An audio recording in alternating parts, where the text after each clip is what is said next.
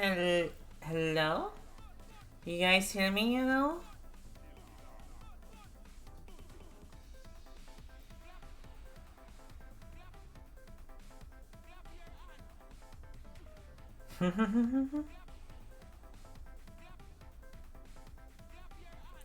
Yeah. Not a whole lot of people here yet, unfortunately, but, you know, that could change. Also, thank you for contributing 6,000. Jesus.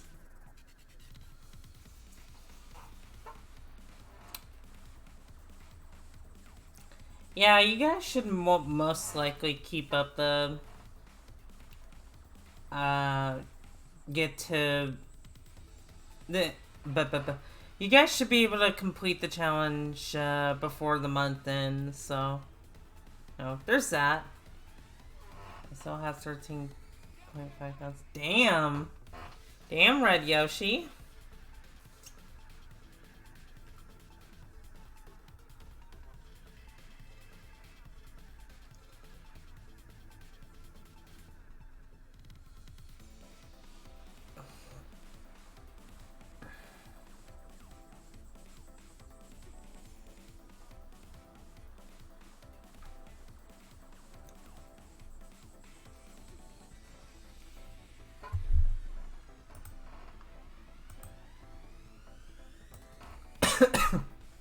Alright, so I guess I'll go ahead and just, like, go over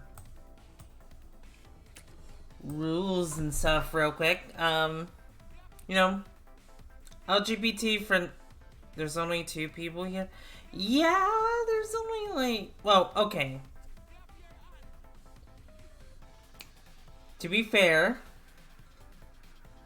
apparently the viewers system isn't always accurate, if that makes sense. It's like, it's weird.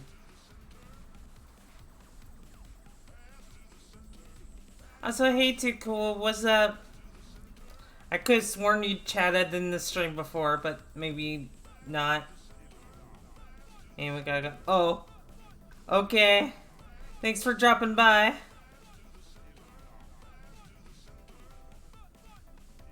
Oh, wait. Did... Okay, you said... Anyway, go. I wasn't really sure what you meant by that.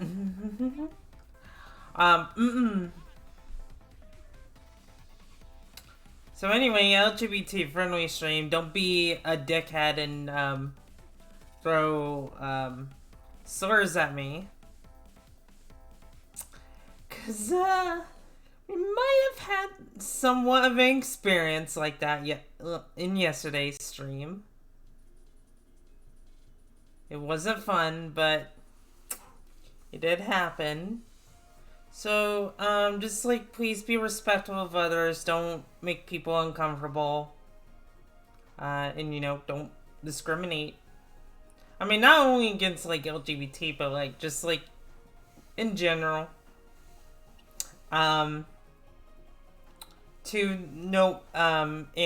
don't bully anyone. Because bullying is wrong. I mean, there can be the playful bully. I mean, honestly, chat sometimes bullies me. Because you guys can be jerks sometimes. Gonna skip the 3rd rule since, I'm not playing a game today, so. Yeah. Kink positive streams, so, no kink shaming. But I also just want to be chill about our kinks, Thank you and have a wonderful rest of the day. And I am gonna be, yeah, that should be fine.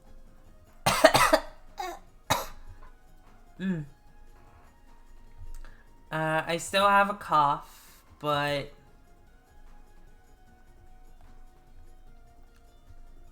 it shouldn't be too bad. So,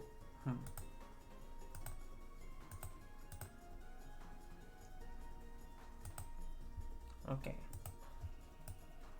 So...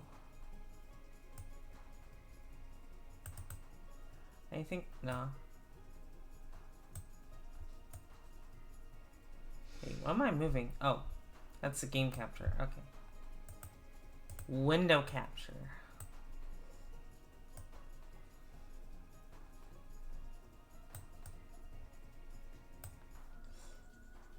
That should be good, right?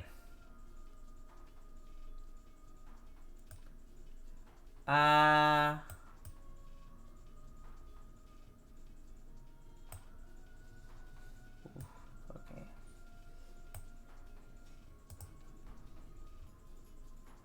Probably gonna like crop some top off so that way. Let's see.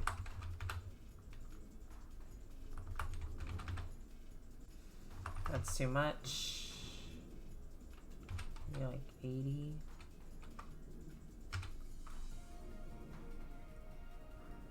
I think that should be fine.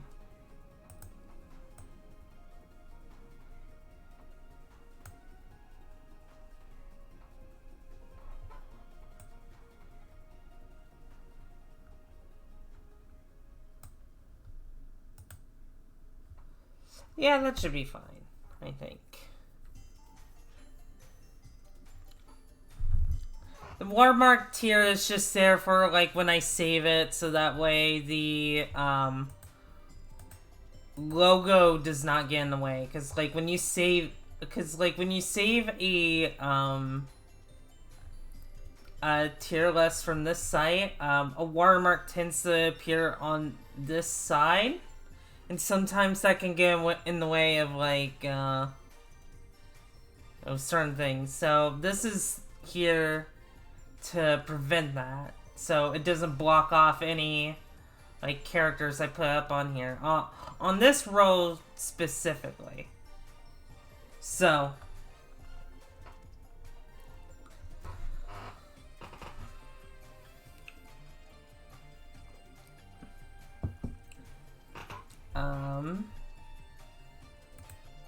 I suppose we should get started then.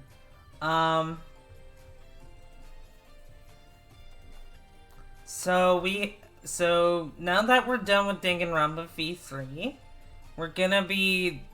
Now I think is a good time to rank each one individually and see, like, what I think about them.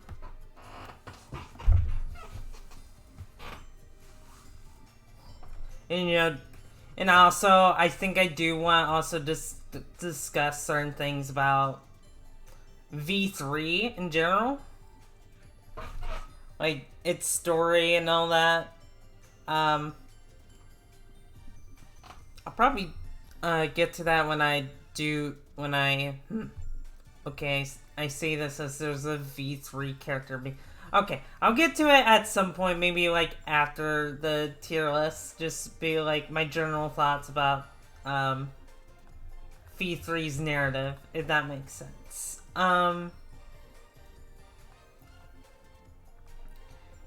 Also, the way this is ordered is really interesting. I think it's like alphabetical.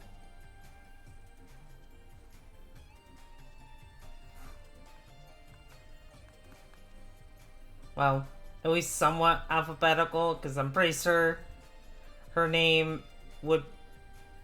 She would technically be over here. I'm gonna keep her there, actually, because I do like her. Okay.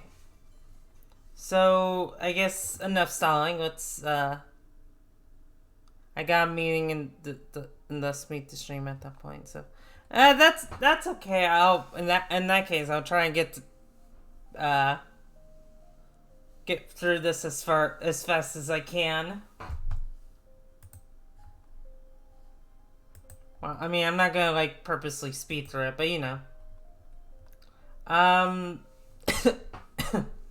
So Akane, I do like them. I don't think I like her as much as Asahina. I mean, there are things I like. I mean, I like that, like... I like her attitude. I like how.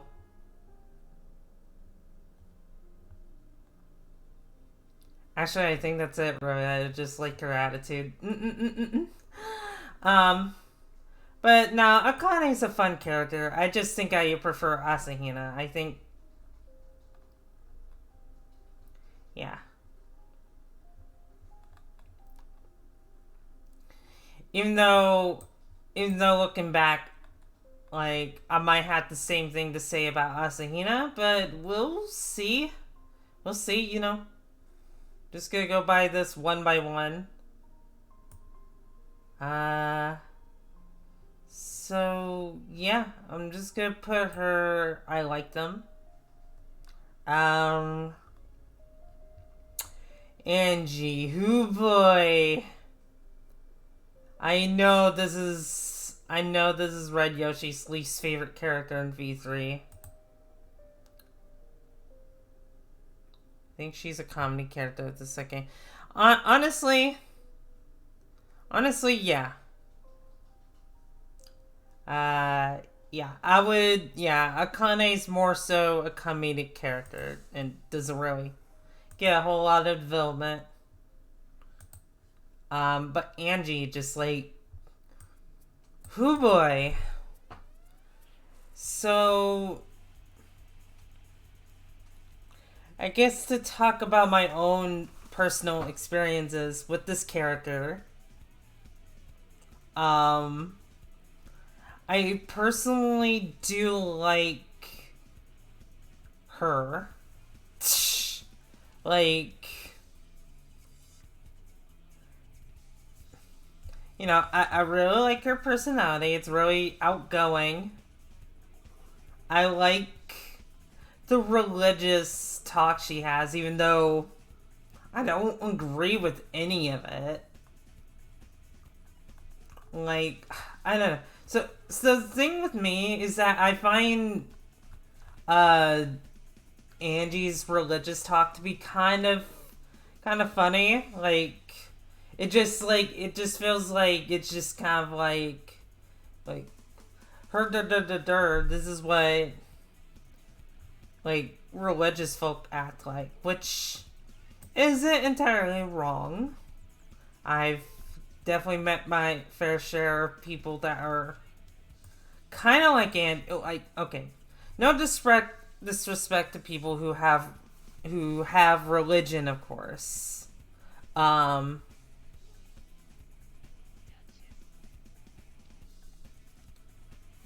because I don't want to be disrespectful about that. Um, yeah, and I think it's fine to be passionate about said religion, but uh, I don't know how to feel about converting people into religion. That's just me, and that's kind of like that's what Angie does, but I don't know why. I just find it so fascinating with this character for some reason. It's weird. It's like a really negative trait, but I can't find myself to really hate her. She reminds me of a character from Ghost Stories. Because I know for one of the characters they had like one of the characters be a devout Christian and like a really hardcore Christian just like trying to like convert people in that show. God, I can remember a quote. But yeah, those were my thoughts pre-chapter 3. But chapter 3, Angie, holy shit. It's just like her managing to get her cult, okay, I'm sorry. Her student council to like follow her orders and do what she says. I'm not gonna lie, it was kind of freaky. It made me wonder, okay, do I really like Angie or not? Because it's like, yeah. For me, in chapter 3, that was getting to the point where I was starting to become uncomfortable.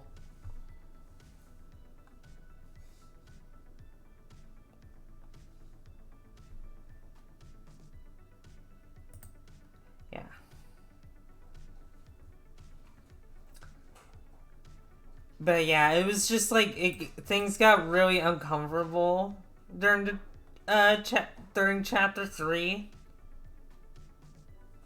And though, if you look back at it, Angie, I guess to talk about V3 spoilers, even though I'm already doing that, like, if you, I mean, her, like, smashing the flashback light ended up being good in hindsight.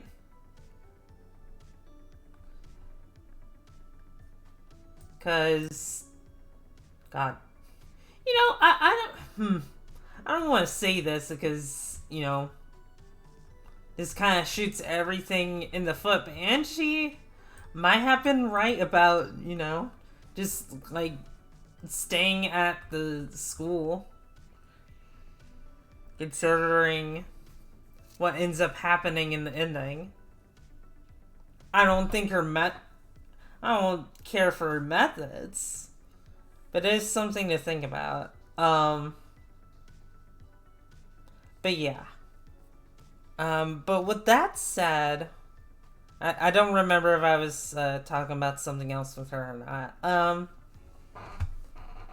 I think I'll rank her higher than Kane, and I feel like people are gonna get upset about that, but yeah.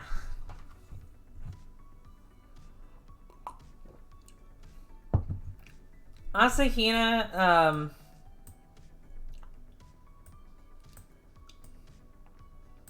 Asahina is absolutely adorable.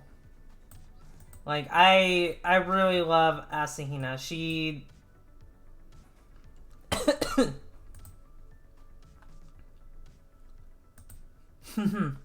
I absolutely love Asahina. She is, like, absolutely adorable.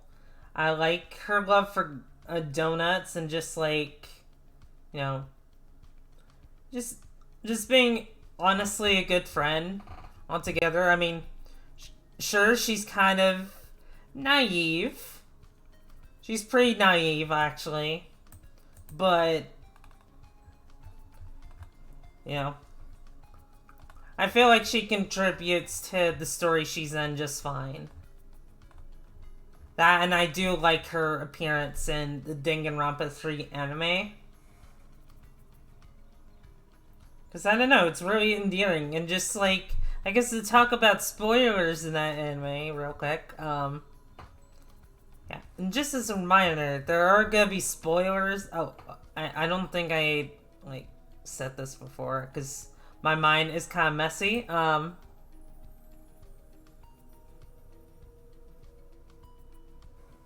in the moment, it makes no sense. Well, I think it's more like Angie wants to, like, control people.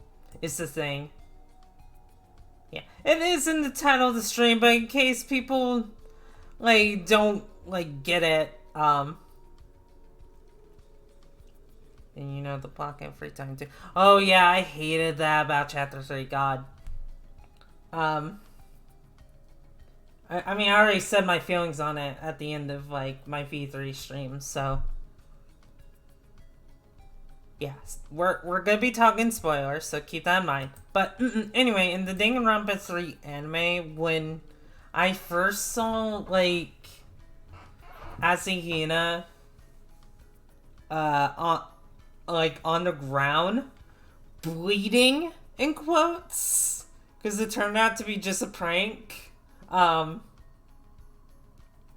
I freaked the fuck out. I was just like, no, don't kill off the characters I liked in Danganronpa 1. Don't do that.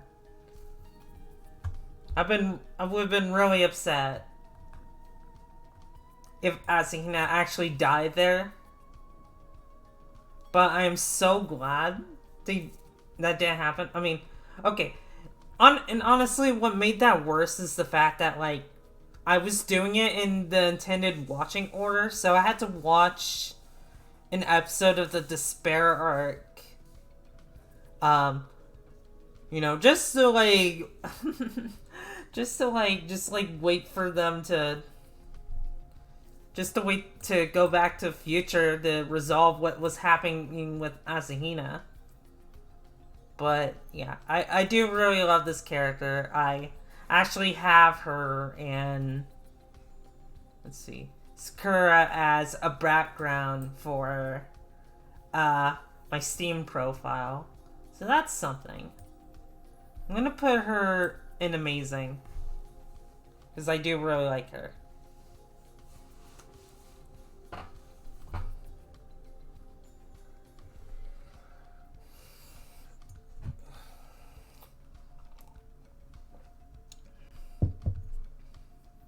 Man, three Danganronpa characters in a row. Okay.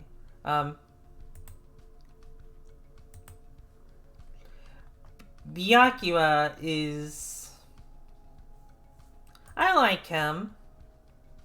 You see, he serves a good purpose in being, like, an antagonist for at least, I believe, 4 chapters. Before he decides, you know what, I'm gonna just join along with these guys against the mastermind, because, you know, why not? You know, I mean, this is something with all the antagonists in Danganronpa, but, like, you know, when he has that antagonist role, you really hate him. Like, Jesus. Like, I remember... Okay, and I remember, like, just, like, not really liking Byakuya at all during my playthrough of it. As time went on, you know, I warmed up to him, and he's okay. I think he's okay. He's not... I don't think he's really my favorite by any means, but... Yeah. I don't really have much to say about him. Other than, I think, the other antagonists... well, I mean... You can say there's a sort of antagonists in the series, but I guess I mean more so just, like, the main antagonists that everyone talks about, like, Nagito and Kokichi, I would say. So anyway, I think I'm gonna put him in alright.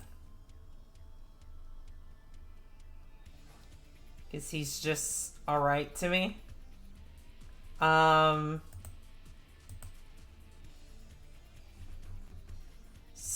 Celestia, oof. So when I was streaming, a friend of mine who was pretty much being my co-host, like, and, you know, helping me just, like, voice the lines and everything, she really liked this character, and, you know, I can see why. You know, I like how classy she is. I like her, I guess, thoughts and relate to, like, gambling and all that. I mean, I think that goes more into, like, the free time events, which I haven't really been doing because, like, personally, I guess, I don't know. Well, okay. I haven't really been, when I say I haven't been doing, I mean just more so just, like, haven't been really going into, because it's just, like, you know, I just kind of, like, go into their character as a whole, and not just, like, not them as, like, like, alright. Basically, what backstory you learn. I mean, and to be fair, there are some I might go into anyway. Because I actually did their free time events. I actually did, like, her entire free time event for her, but I don't remember what hers was, or what that was like. But anyway, so I think she is a fascinating character. She is interesting.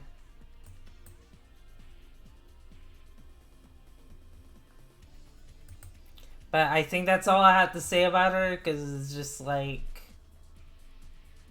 Yeah, I think she falls into the same boat, Byakuya. Which, granted, it's because I haven't played Danganronpa 1 in a while, but it's also like... Yeah, I just think she's an interesting character. I think I will put her in, the light tier, but probably behind Akane.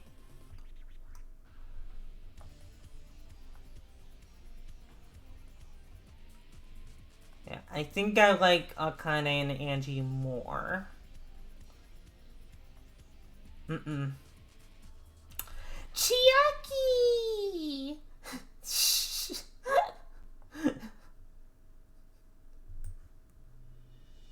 I'm just gonna go ahead and put that there. Yeah. She is absolutely S tier for me. I think she's absolutely adorable. She's a gamer. So, I relate already to that, and it's just like, I like seeing her, like, gush about, like, games in her, free time events. You know, I just like her, how adorable she is in, like, certain scenes. And God, again, spoilers, but I was so heartbroken. Even though she technically didn't die, I was heartbroken when, you know, she had to go in chapter 5, which, you know, really sucks because it's just like, God, it's so heartbreaking. I'm actually almost crying at the thought of it. But it just like, it's like you get to know her. You think she's probably gonna be like the Kyoko of the game, in terms of just like being your buddy. Um, and yeah, and I think Hajime and Chiaki's relationship is really cute.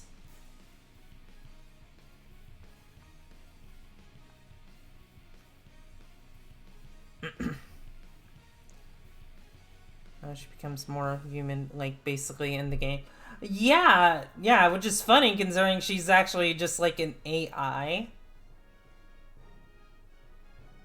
Yeah, an AI that learned human emotion. It was so good. A miracle happened in code, as they say. Yeah. Something I wish they did in Danganronpa 3.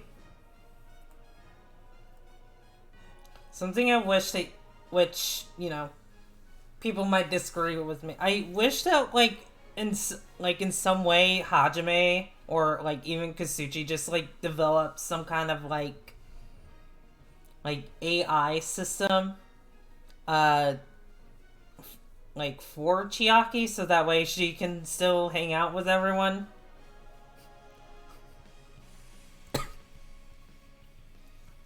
Because I don't think like Chiaki was gone forever. Like, especially since like Hajime managed to like save everyone that like died in the game.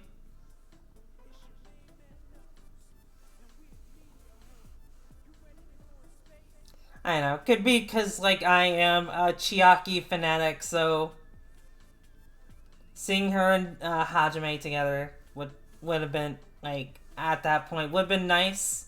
But I also understand that like maybe like at that point Hajime probably recovered his memories from when he met Chiaki at school, like the other Chiaki.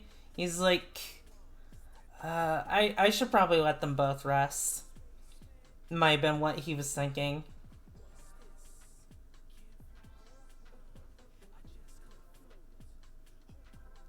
I did. I think I actually did cry a bit when, like, Hajime was with that, um, um, hallucination of. What do you call it? A hallucination? Um, that hallucination of Chiaki when they're on the boat in the anime. I'm referencing the anime a lot. I realize it's just yeah. Hajime, you're her. I think I remember that. I think I remember that quote. I could be wrong. I'm pretty sure I remember that.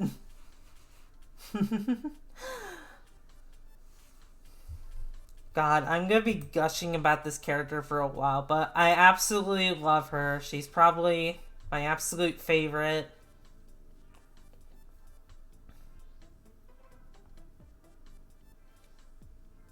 Even though people could argue,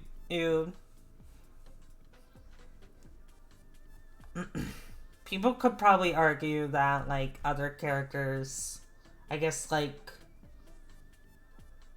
especially in V3, are better written, but, you know, fuck those people. I'm still gonna put Chiaki at S rank. But yeah, I'm gonna stop gushing about Chiaki. Instead, start gushing about Chisa, because I also really like this guy. Maybe not as much as Chiaki, which is funny, because, like, you know, because, like, she had a, somewhat of a good relationship with all the students from the second game, which makes it, yeah, which makes it all the more tragic when you find out that, like, in the anime, on both sides, like, it is really tragic that, like, you find out that, well, first you see that she gets hypnotized into, you know, despair, which really sucks, especially, like, when she just, like, kind of loses herself. And when I was watching that, I was like, okay, so maybe something bad will happen, like, with her hypnotized, but I think like, I'm hoping that she wasn't like that forever. And then, when you go to the future side, by the way, that was just, like, revealed in despair, but when you get to the future side, like, there's this whole thing about her just, like, there's a flashback of her, like, being with, like, children and all, well, dead children, and she's, like, crying about it, because she's like, oh, I could have saved them, I could have done something about it, but then, later, you find out that she killed those children, in a photo, and she took a picture of it and said, and pretty much just said it was me, which was, like, really heartbreaking to see.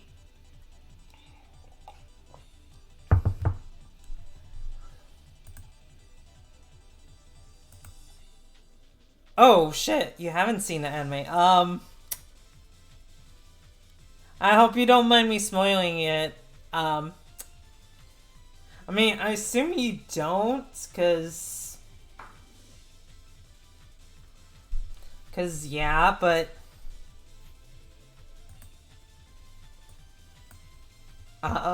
let's see. I really like her personality. I just like how she just, like, you know, gets, like, all of the class, just, like, get them to like each other and all that. It does suck that she's a bit of a tragic character, because, like, especially when you see her in the afterlife just reminiscing, and it's just like, fuck. I think I'm gonna put her in amazing. I might actually put her in front of Athena. I'm not sure. I'll put her there for now and then see what I think afterwards.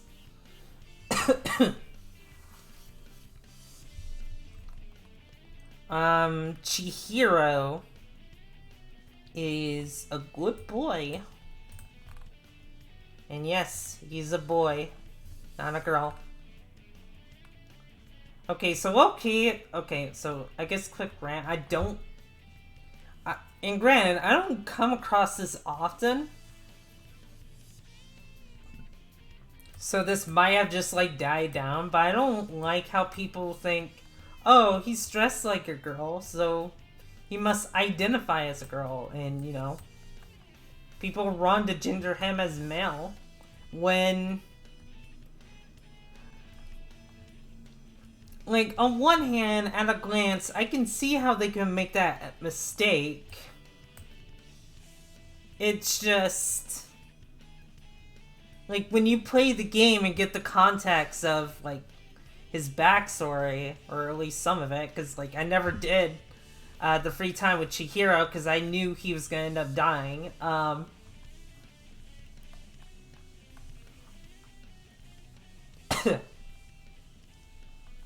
Yeah, I knew he was going to end up dying, and, but yeah, just, like, in context of his backstory, it's just, like, yeah, he's a boy, no, wants to be feminine, because, as the game put it, he wasn't good at being, you know, masculine. Which is kind of depressing, actually. But yeah, not a lot I can say. I do absolutely love them. But I think I love them more because they're a femboy, and I absolutely love femboys.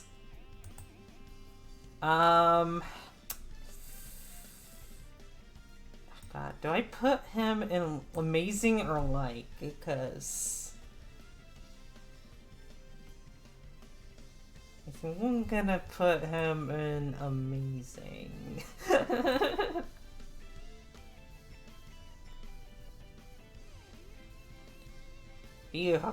Okay, holy shit, Fihiko. I mean, I feel like I'm gonna say this about a few characters, but just like his turnaround in Danganronpa 2 is just like, holy shit, because I did not like this character all that. Oh, damn it, hang on. I did not like this character all that much in the beginning chapters, because, you know, he was just like kind of being a shit and just like, you know, not trusting anyone, just like, you know, being all gangster, basically.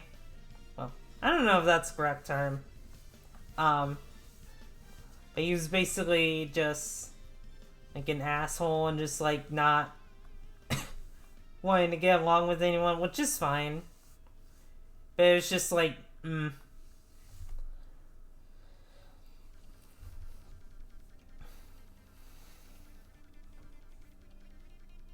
but, like, after Chapter 2, after he loses, God, I forget her name, so I'm gonna just refer to her as Pico. Or Peko.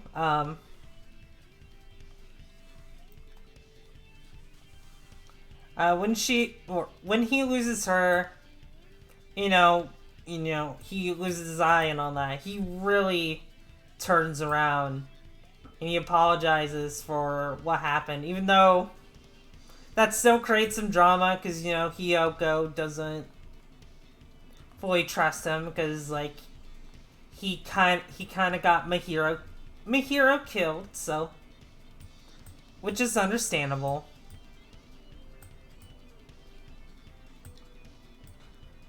I am trying to fix that.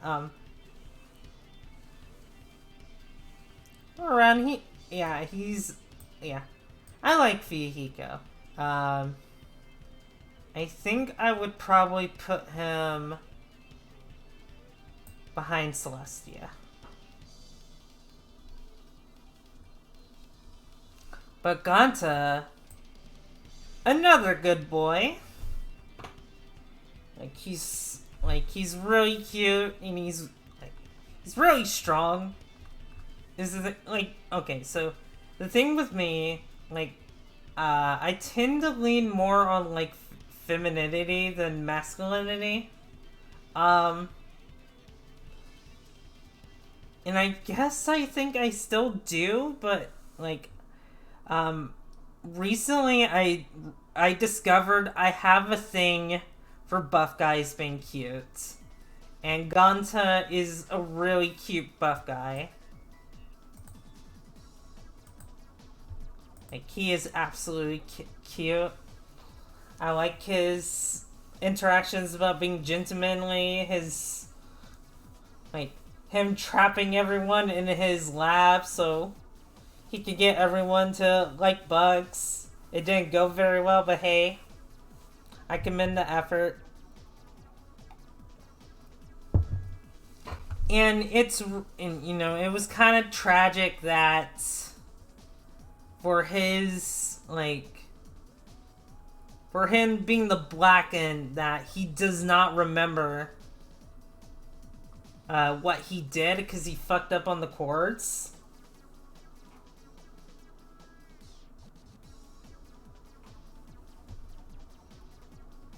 Like, which is already bad enough, but then he just, like, gets coerced in doing murder because he remembers, you know, that the outside world is fucked.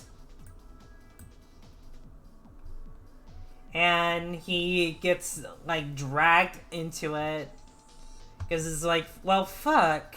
I have to experience this despair, so I have to do the right thing by making, like, killing someone and making sure everyone dies so they can be spared. Which, you know, is really fucked up, but you kind of can't blame him considering what he saw.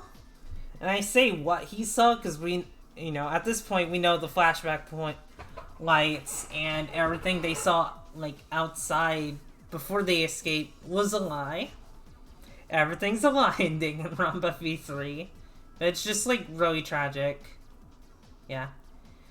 Like, yeah. Unfortunately, I didn't do the free times for Ganta. Otherwise, like, when it was revealed that he was the culprit, I probably would have been a lot more emotional.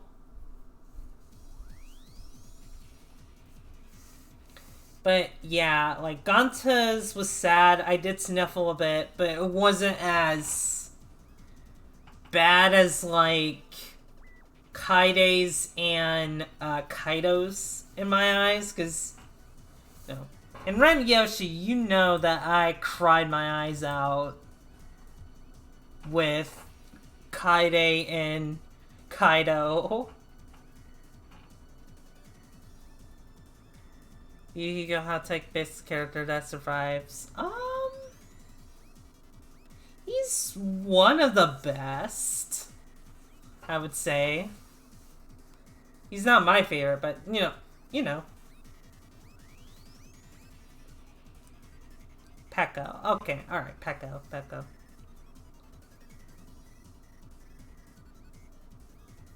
He actually spoke in third person instead. Wait.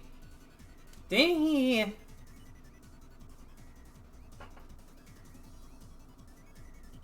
But didn't he still speak in third person anyway? I had to end stream quickly after Kaide. God. Yeah, I mean, I'll probably get to that when I get to Kaide and Kaido. Which, if you can see on here, they are conveniently right next to each other. So, you know, that's gonna be an emotional time.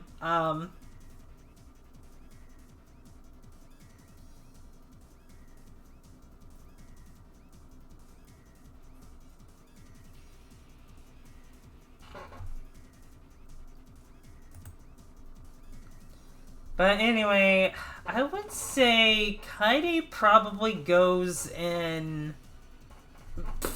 Kaide. Ganta probably... I would say probably like... I would put him in front of Akane, but not, like, but behind, Angie.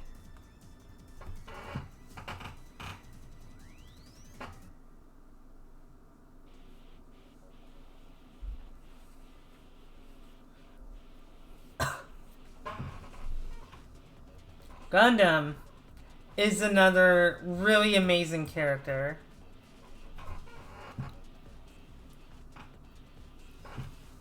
You know, I really love his antics, his, you know, what he goes up to. He makes me laugh a lot. Just like, I remember like seeing him in the first chapter, and just like when he was like trying to break under the cabin, I was just laughing during that. Cause like I remember he was trying to find his earring, if I recall correctly.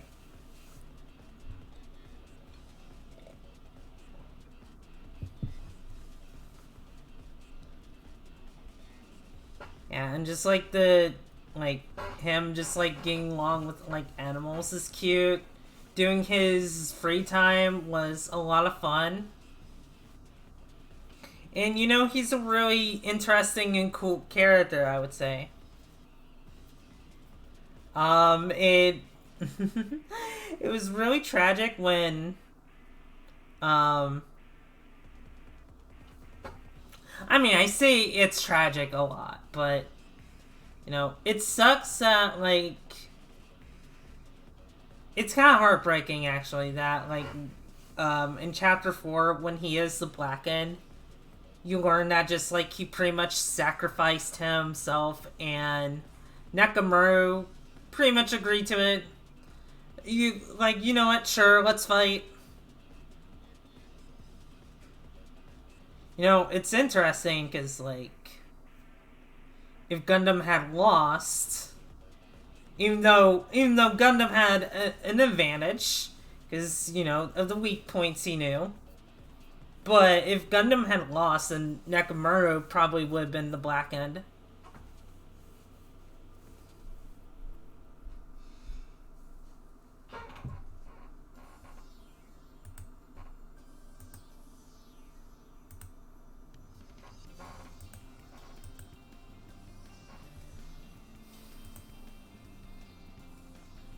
But yeah, it just like kind of and Sonia's reaction to it is just like God. Also yes, I do ship Sonia and Gundam because it's really cute.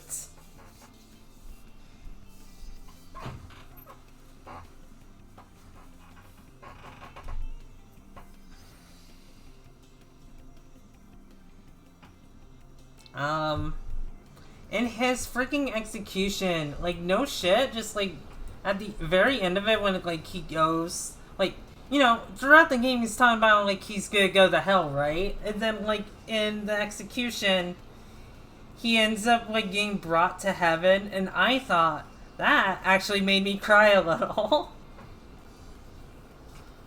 I was like, fuck.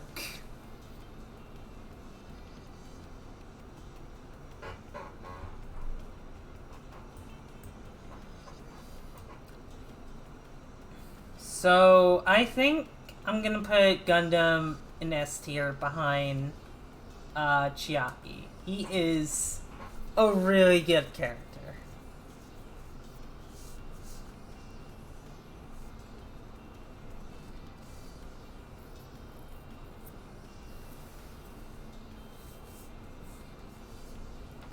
So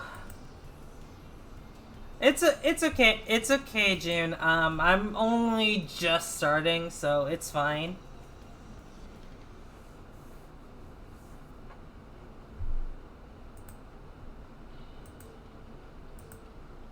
Yeah, Danganronpa character tier list.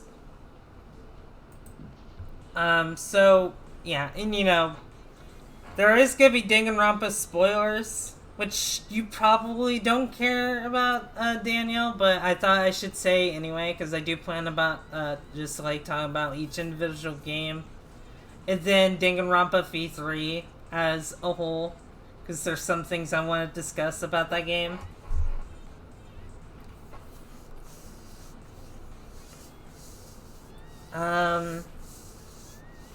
So Hajime, I have complicated feelings about. I do like him, but out of all the protagonists, he's probably my least favorite. Only because he's really not that interesting to me. I mean, like, I wouldn't say he has no personality, because, you know, I see that he does, you know, he's really sassy, he does, like, you know, he's kind of calm, but, like, he does get, like, really, like, angry thoughts. He does get angry. But it just, like, it didn't really do much for me, personally. Like, I enjoyed, Makoto more. Which, you know, I'm aware Makoto's a generic, optimistic protagonist, but it's also, like...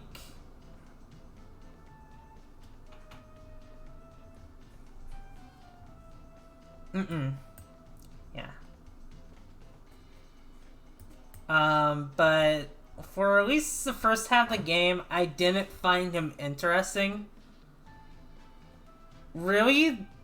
Yeah. And I know it's kind of ironic considering I do ship, him with Chiaki, and you know, I still do, because I do think they're cute together. But I didn't really find him interesting during the first half. During the second half, I think is where he gets more interesting because of, like, what he's going through. Because, like, he gets told by Nagito that he has no talent. Like, at all. He's a research corps student. It's like, huh. Alright, that's interesting. And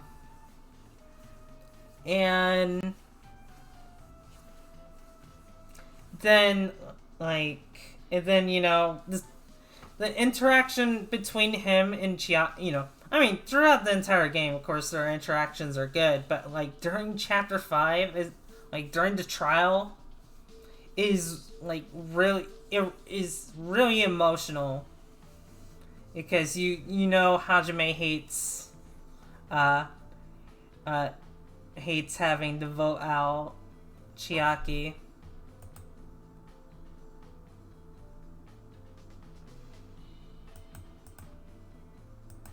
Yeah.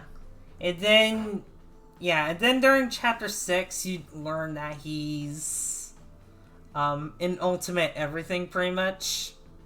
He is Izuru Kamakura, which is his own character, which, thinking about it, kind of makes sense, considering he's kind of technically a different person.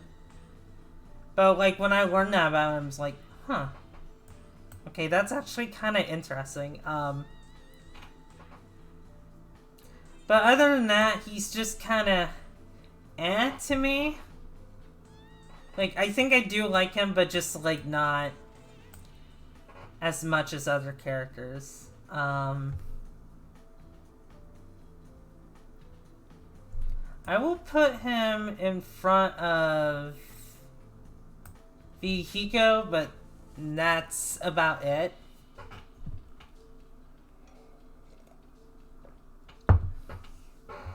Alright, so... what's his name? Hifumi? I think his name was? God, it's been so long. Yeah. No, he's gross. I think he's really gross. I do not really care all that much for Hifumi. He's kind of creepy to me. I don't really have much to say about him, honestly, but he's just, like, kind of really creepy to me.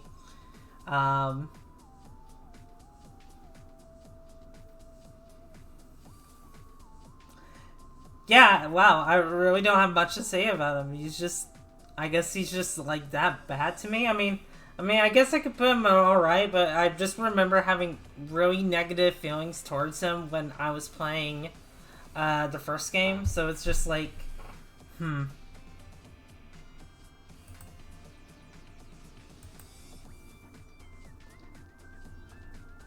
Yeah, nothing much, you know? He just gets to have my first discussing, on here.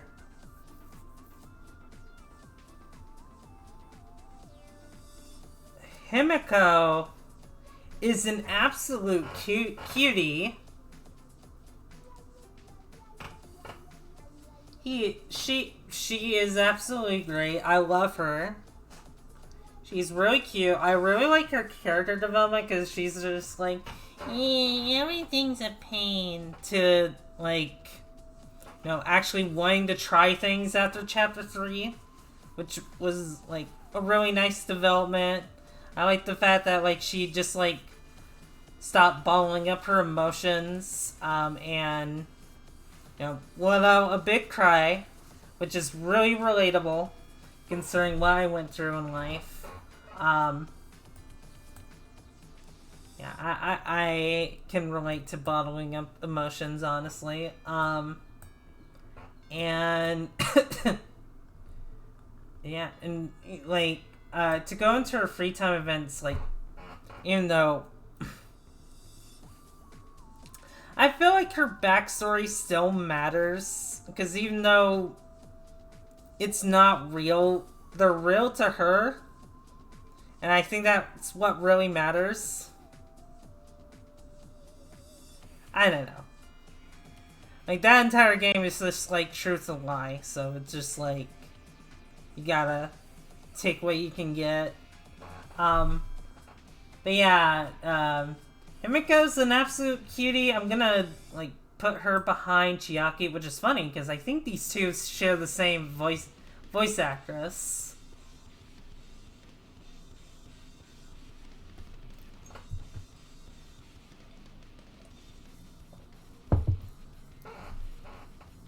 Alright, Hiyoko. I might get some shit for this, but I actually do like her. She is a little shit. She's a little spoiled brat, absolutely. She's very insulting towards everyone, but I can't help but, like, okay. I don't remember my feelings on her when I was playing Danganronpa 2. I might have just didn't like her all that much. But looking back, like, I did find her insults really, really funny looking back. And, she was pretty entertaining.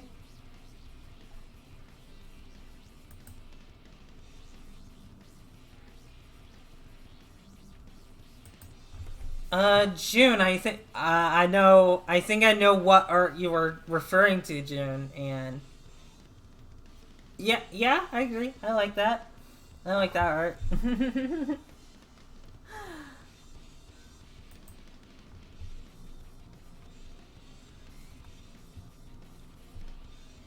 So yeah, Hiyoko, yeah, I think she's a fun character. I'm gonna put her in. I'm gonna put her here. I think I'm gonna. Maybe I'll like. I'll put her here for now, just like with Chiza, and see how I feel after the list.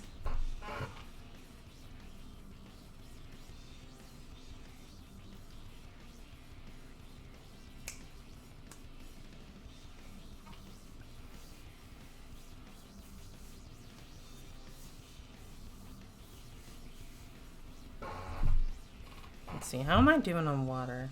I have a little bit, it'll be fine. Alright, so Ibuki,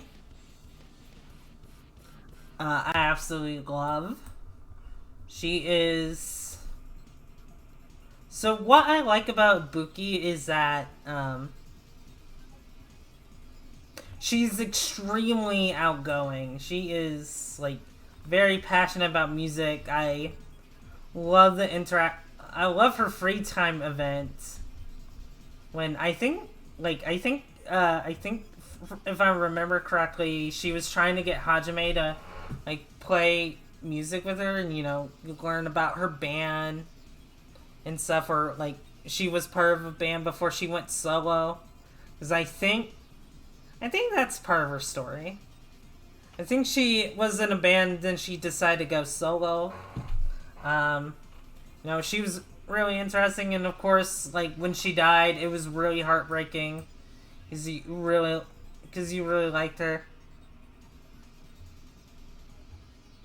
She ended up getting the gullible disease, which sucks. Um, and yeah, I think she's absolutely great. I think I'll put her in S tier.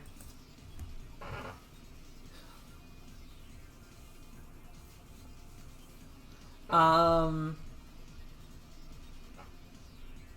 Junko. Okay, so here. Wait, actually, is this? Yeah, this is the right Junko. It's like, wait, is this actually Makuro or nah? Makuro's later. Um, I would put Junko. Alright, so here's what I think about Junko. Okay, so when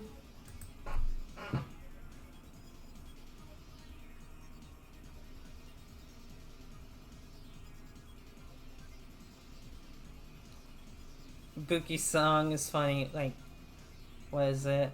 I had a baby and I have no idea who the father is. Wasn't that it? um.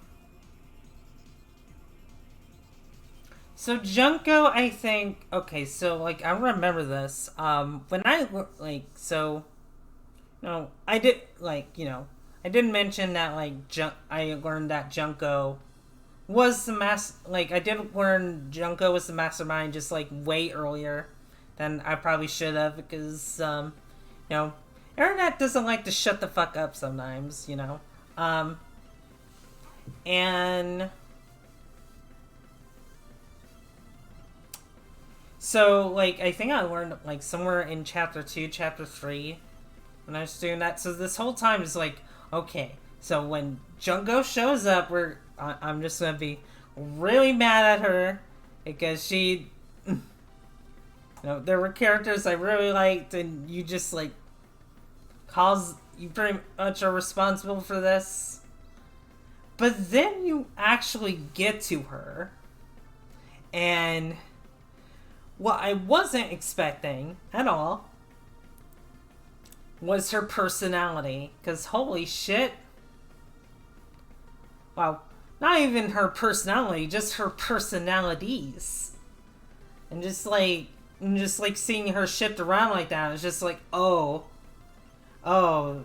okay, I'm not gonna lie, I think I actually do like you, Junko. I do like you, in fact, back then, like when I did a Danganronpa 1 tier list, she was in S rank. And you know, Danganronpa 2 by proxy, I was just like I really like Junko in both of those games. However, by Danganronpa 3, I think I was getting tired of her.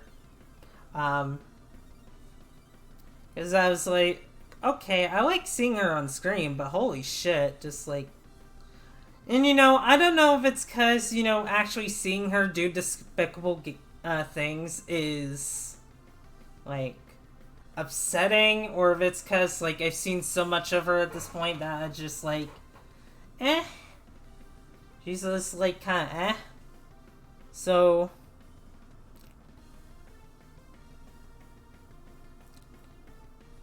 yeah, and I don't know, I felt her being the mastermind of everything, or being behind everything at that point was getting a little tiring at that point. That's why when I saw that she was the mastermind, quote unquote, in V3, I was just like, again? Yeah. And just to make it clear, I do really like Junko.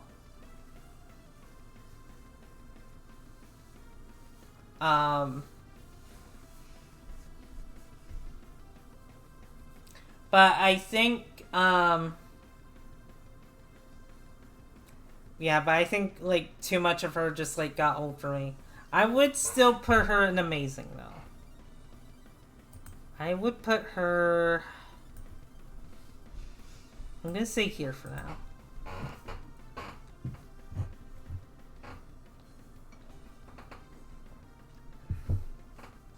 Alright, so we're getting to Kaide and Kaido. I'm gonna quickly get some more water before I get into it, because, you know.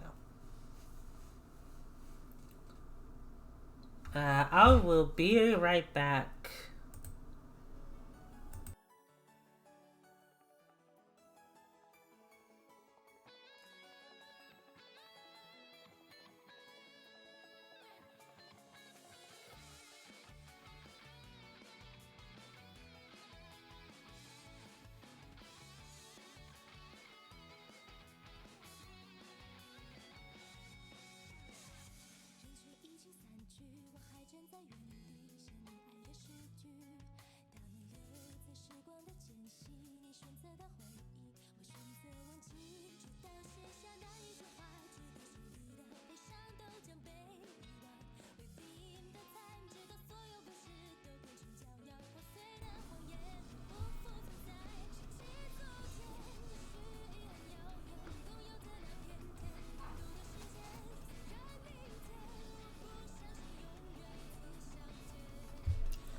Alright, I am back. I just went to grab some water real quick, and we should be good. Alright, so I guess back to the tier list. Kaide. Kaide was...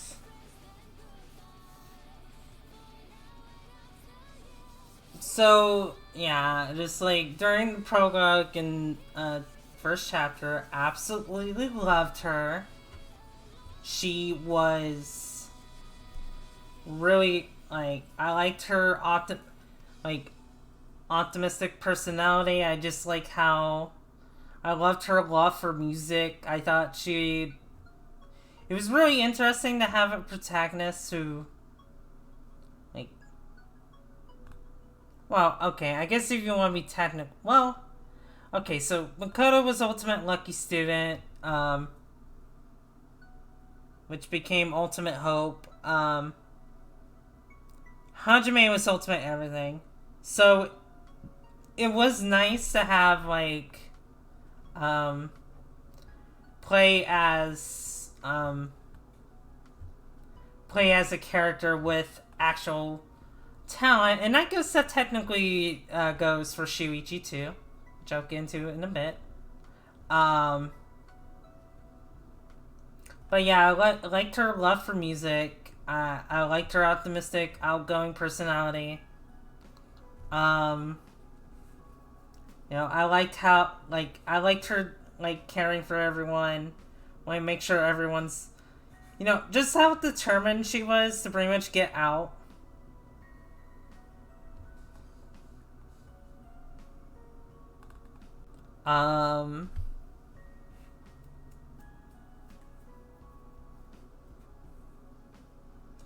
And when it turned out she was black, okay.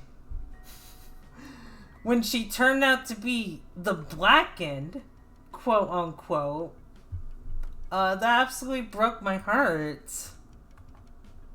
To learn that, like, the person I was playing it up to this point was, like, actually ended up killing someone without me realizing it. And yeah, like, I was completely choked up. It only got worse when we got to her lab, and it was pretty much just like,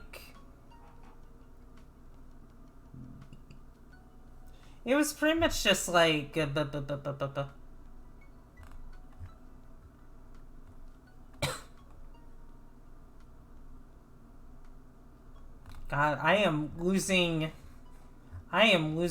my focus on this.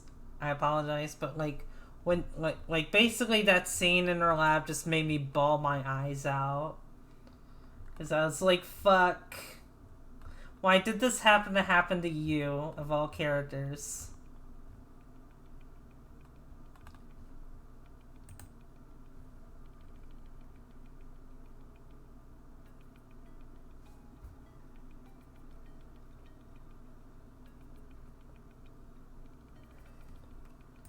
I mean, I think I would have put her in S either way. But, yeah. And just to clarify, just like that whole thing with her actual self, in quotes, not really caring for humanity, I'm not going to really count that as part of her character. Because, like, she pretty much just, like, became a different person when they all... I mean, all the characters pretty much got different personalities when they, you know, got the flashback light on them. So, and I still ranked some of these higher than others, so, yeah. I will put her... I'm gonna put her behind Himiko. Well, actually, maybe in front of Himiko? I'm actually not sure, actually. I'm not sure where I would rank her. Because I do love them both.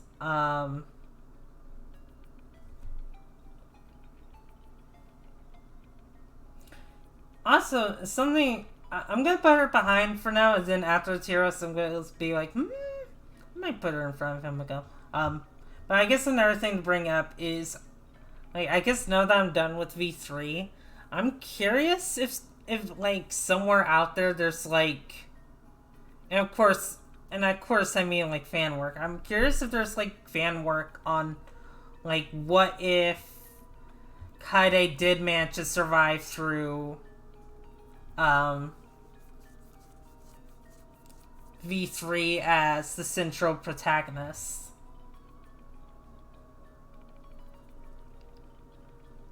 I'm not sure how much would change, actually. But, You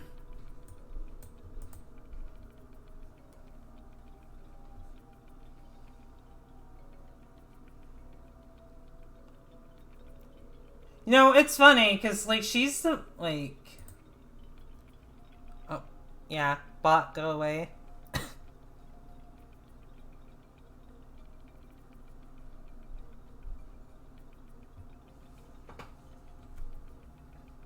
Yeah. And, you know, maybe at some point I'll do a tier list for executions, like, where I would rank those. As of now,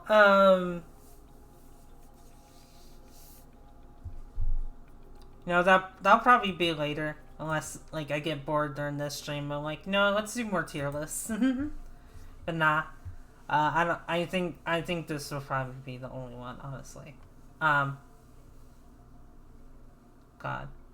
But yeah, I was gonna say, the funny thing about her is that, like, you know, she's the optimistic one. She's, like, pretty much hope, in a sense. Like, she kind of embodies hope, and she was the one that ended up dying first.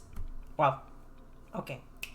She was the one that was the blackened first, which sucks. Even worse when she didn't actually do anything. When you learn that twist, which is even more frustrating. I have to say, even more frustrating.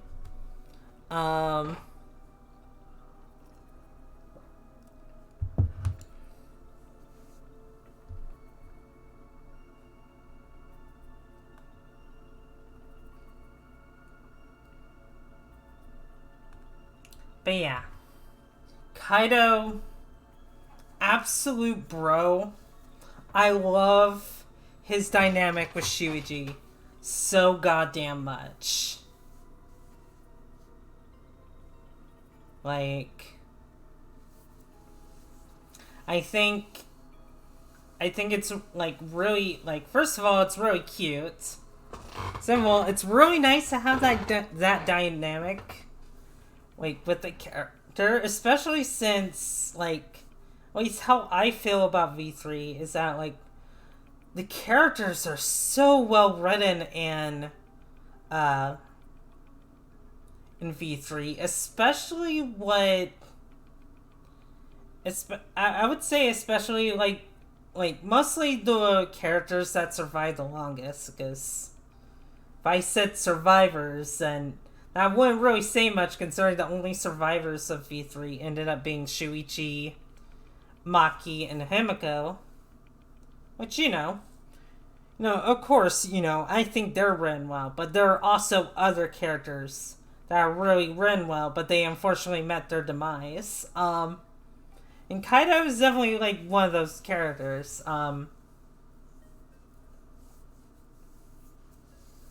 And yeah, I just like how he just, like, he's pretty much just, like,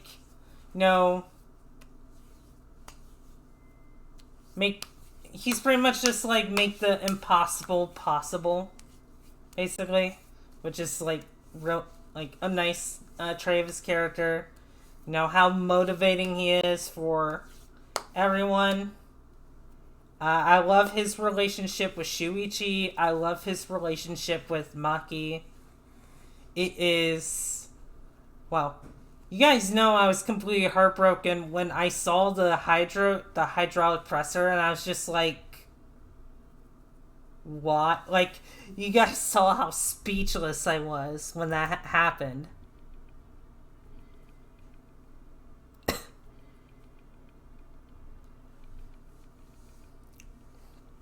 Possible is possible. All I gotta do is make it so. Yeah. And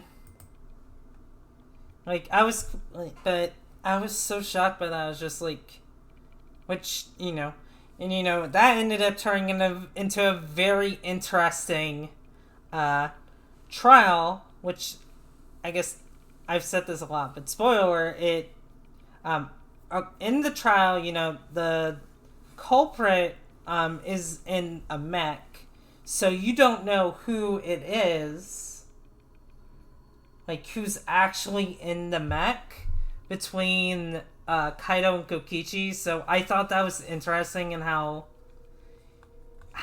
it just like kept like flipping back and forth, going like, okay, it's Kaido, no, it's Kokichi, all right, it's Kokichi. It's like, wait, no, it's actually Kaido. And then, like, at the end, it's like, no, it's actually Kokichi again, which, was, like, at the end, it's just, like, Shuichi actually covering for,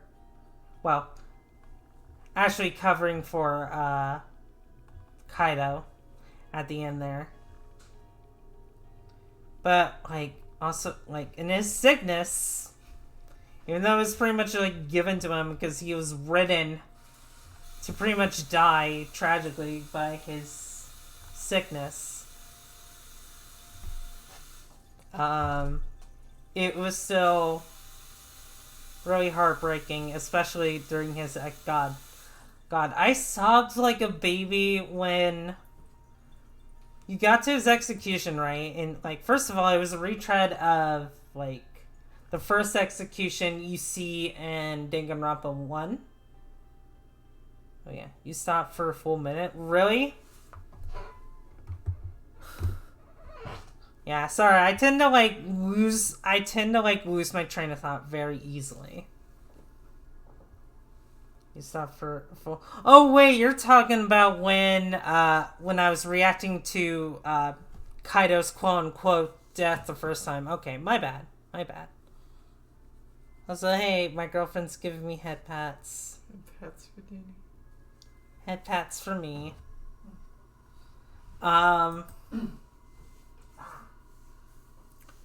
But yeah, because at first it's just like a retread of that. But then you get to see his... when you see his reaction to, being out in space, because, he always wanted to go to space, because, like, he's the ultimate astronaut. You see him looking out at it, and that was already getting me to tear up, but then he pretty much, like, dies with a smile, and God, he dies with a smile, and I just, like, was crying so much for this character.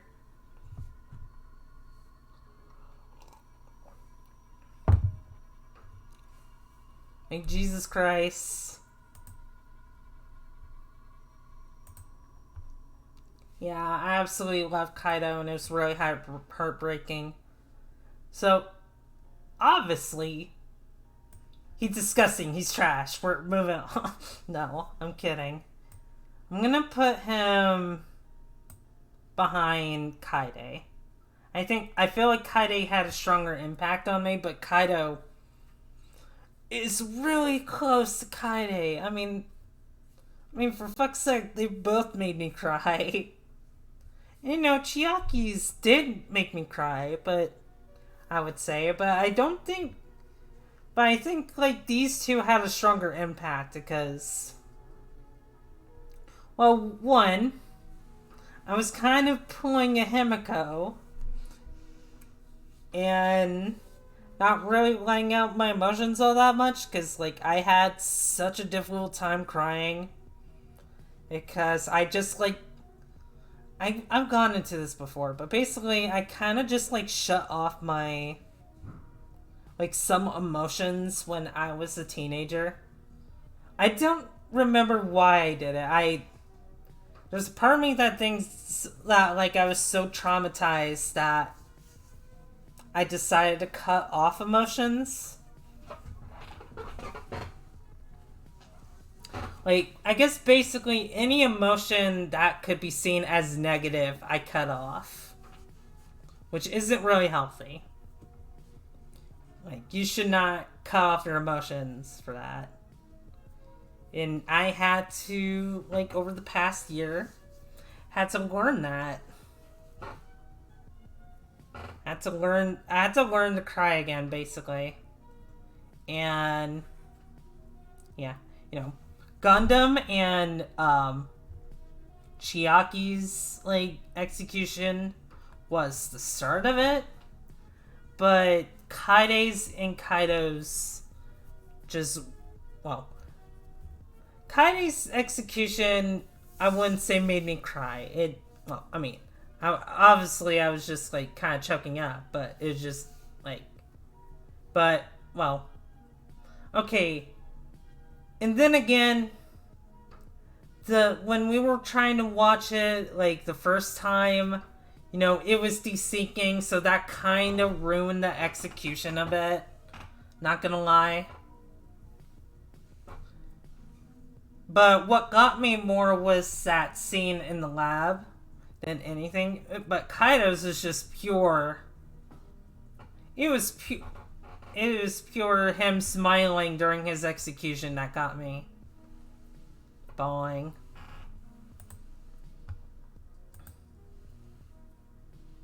I think I was in middle school when I cut off my, technically in middle school when I cut off my emotions too.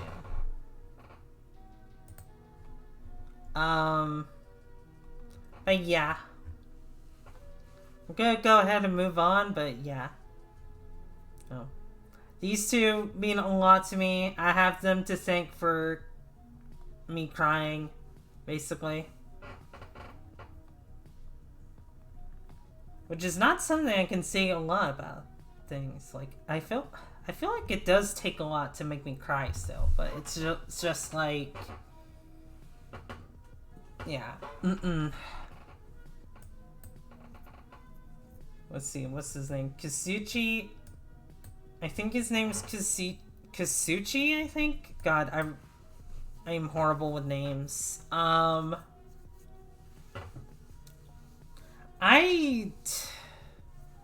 do I even put this guy? So, I'm gonna say something that might upset people. I do not care for this character.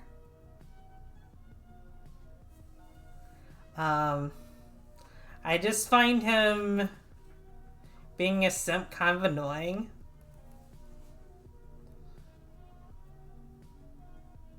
Which, you know, might make me a hypocrite considering, you know, when I get to Tenko, but... And yes, I do have some things to say about Tenko, surprisingly enough. So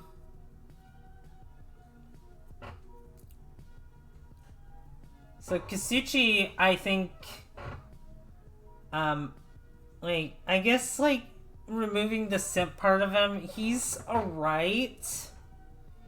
He's, like, I think he's alright. And that's what I have to say to that. He's just alright to me.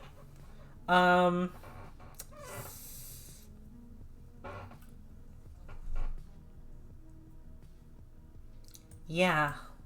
I don't really have much to say about him. Just like him being a simp is annoying. I can't decide if I want him to be alright or do I want him to be disgusting. Or, well, I don't want him to be disgusting, but like, do I want to put him here or do I want to put him here? I think I'm gonna put him here because like he's not as bad, nowhere near as bad as Sufumi, first of all. So.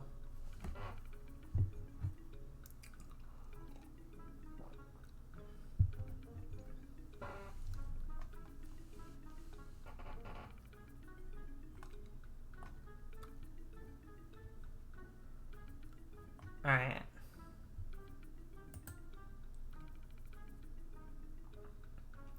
I know, and when like well-written fictional characters do it at that, fuck.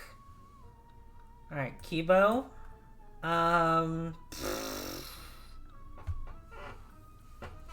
That's a good question. Where would I put Kibo? Because up until the end, it was just like...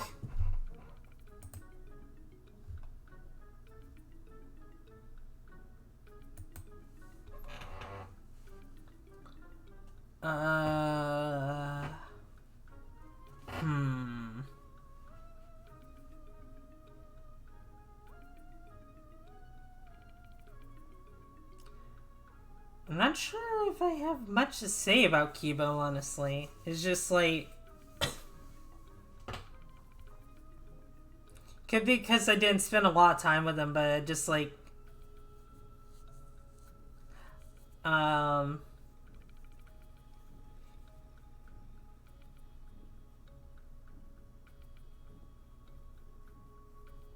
He did get bullied a fair bit. Like, fucking Kokichi and, like, I guess everyone else. I found his outlook on things interesting. And towards the end when, like, it turns out, like, he's just pretty much serves the purpose as, like, you know, the view of the audience or whatever. I forget what they call it exactly, but I do think he's interesting and likable. I will say that. I don't think he's my favorite, but he did go through a lot, and it's upset like he's had to sacrifice himself in the end, but you know.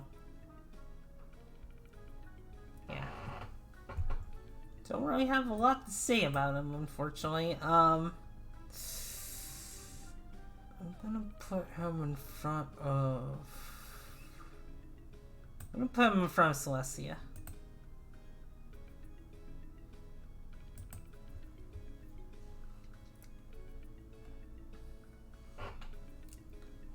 Kurumi, don't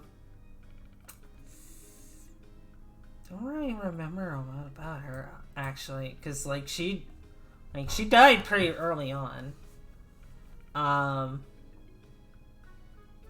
No, like, she's a maid, she takes care of people, and you pretty much find out that she was the president of Japan, I think she was the president of Japan, or something like that.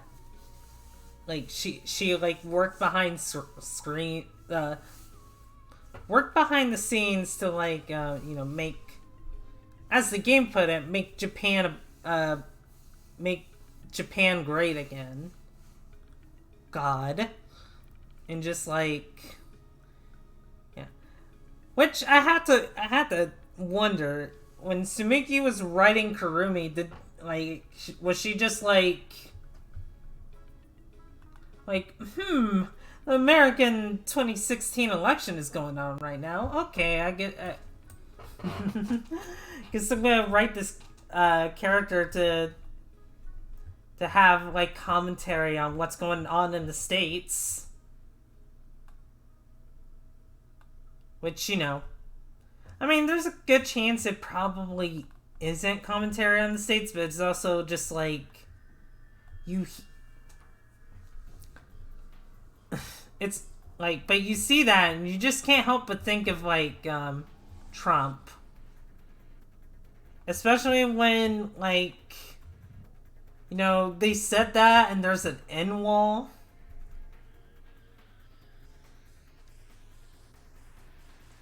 God, if Danganronpa V3 didn't have that twist at the end, that story really could have gone somewhere.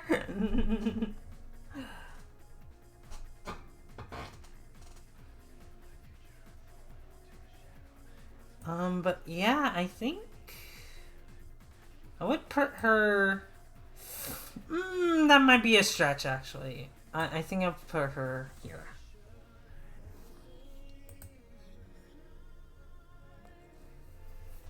Alright, I will. Okay, I guess to go back to Kibo, I will say his relationship with Miyu was really cute. I will say that. I mean, it also got pretty sexual at times, but yeah, it was pretty cute. And I think they had a good dynamic going on. I mean, he's a robot, so I guess it's only natural for the inventor to like him.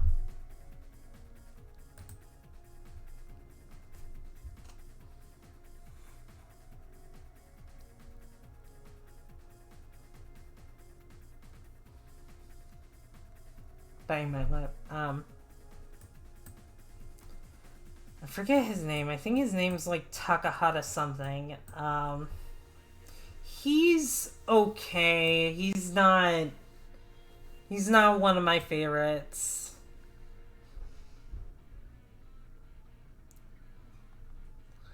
I know, I was never really fond of him when like he's constantly shooting out orders at everyone. Especially when he becomes like possessed. It becomes like possessed Taka.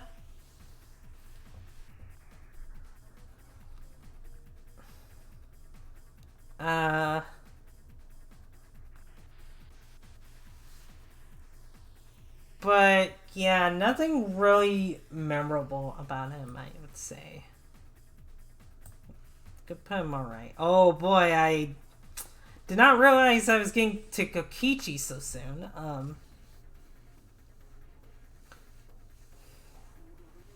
So I think Kokichi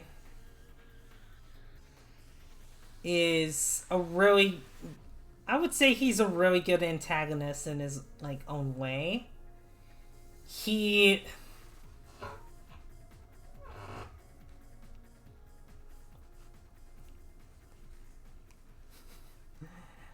I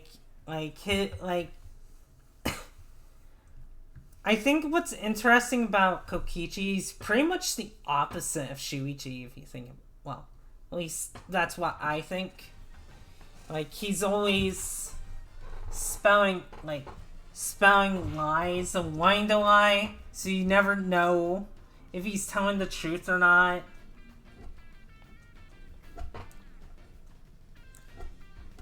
But like, he always lies about everything. It's what makes him interesting is you actually, God, and you know, again, this goes into the theme of the game, like Truth and Lies, but you actually don't know, like how. I would say you don't actually know how he feels for the like. I think he's still an antagonist either way, but you don't know if he's like, you know, like he actually has a lot of malice, or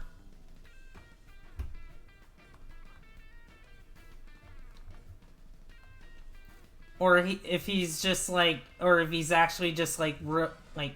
I mean, I guess this plays into him being,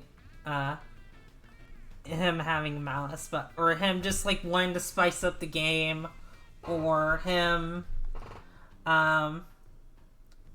generally wants to try and escape, but he's using his own means to do it, you know.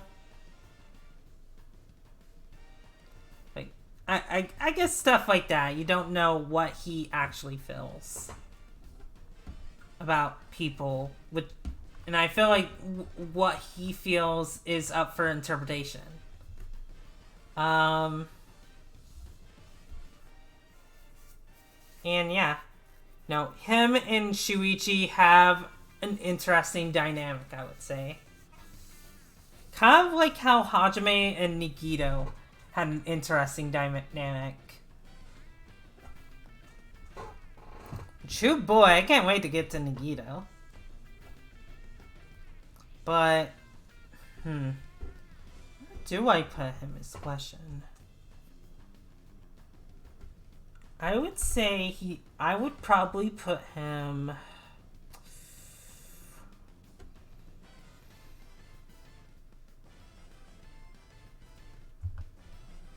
I'm gonna put him behind, Ibuki.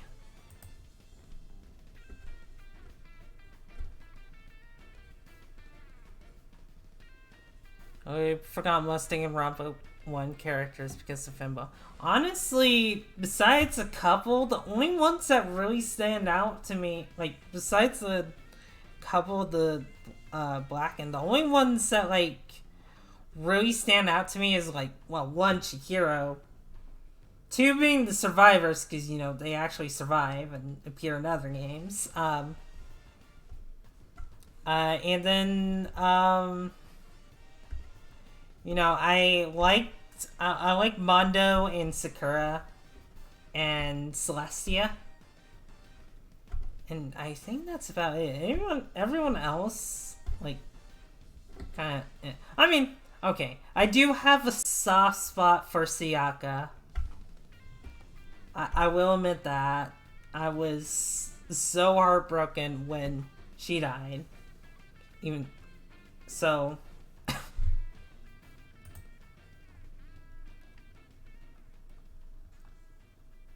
Kyo.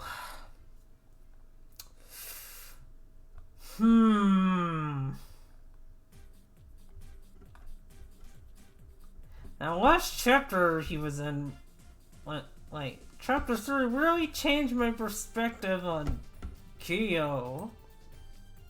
Even though it kind of makes them more interesting, but holy shit.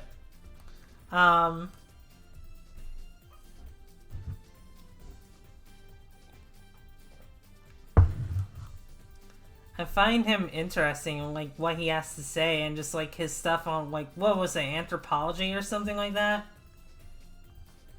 I legitimately forgot what he was the ultimate of specifically. But I thought that was interesting, and him being a serial killer was alright. And him having incestuous, like, relationships with his sister was alright. Honestly, I think that's just how I feel about this character. He's alright. Put him in front of these two, but...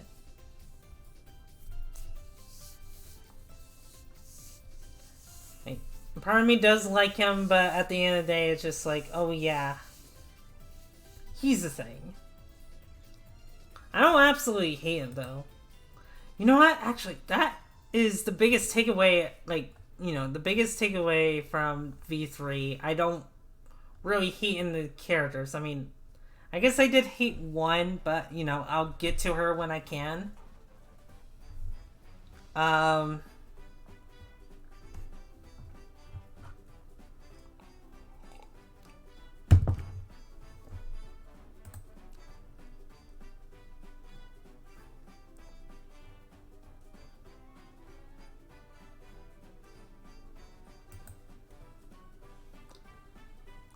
all right, so Kyoko, you really good part of Danganronpa.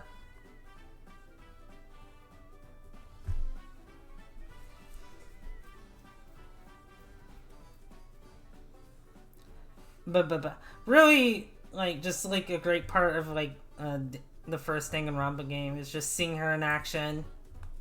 Like she's so cool. She's kind of like, well, I wouldn't say she's level-headed. I don't know. I wouldn't say level-headed because she does get angry about a few things in the game. But it's also like interesting to see her in work, just like seeing her deductions on things. I like Shuichi. And honestly, she's just a really cool, interesting character. Yeah.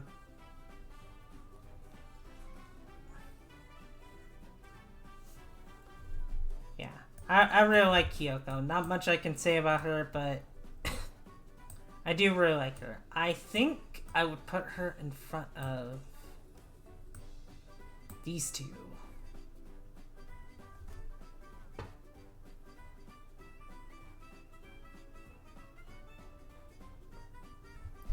Leon. I remember liking this character during the first chapter before just like, oh, you killed Sayaka. Great. Barish. I mean, there's a part of me that still likes him, but it's just like, not really much I can really say about him. Do you like him more than these two, though? So. Mihiro, okay. We're getting close to Maki, which is nice.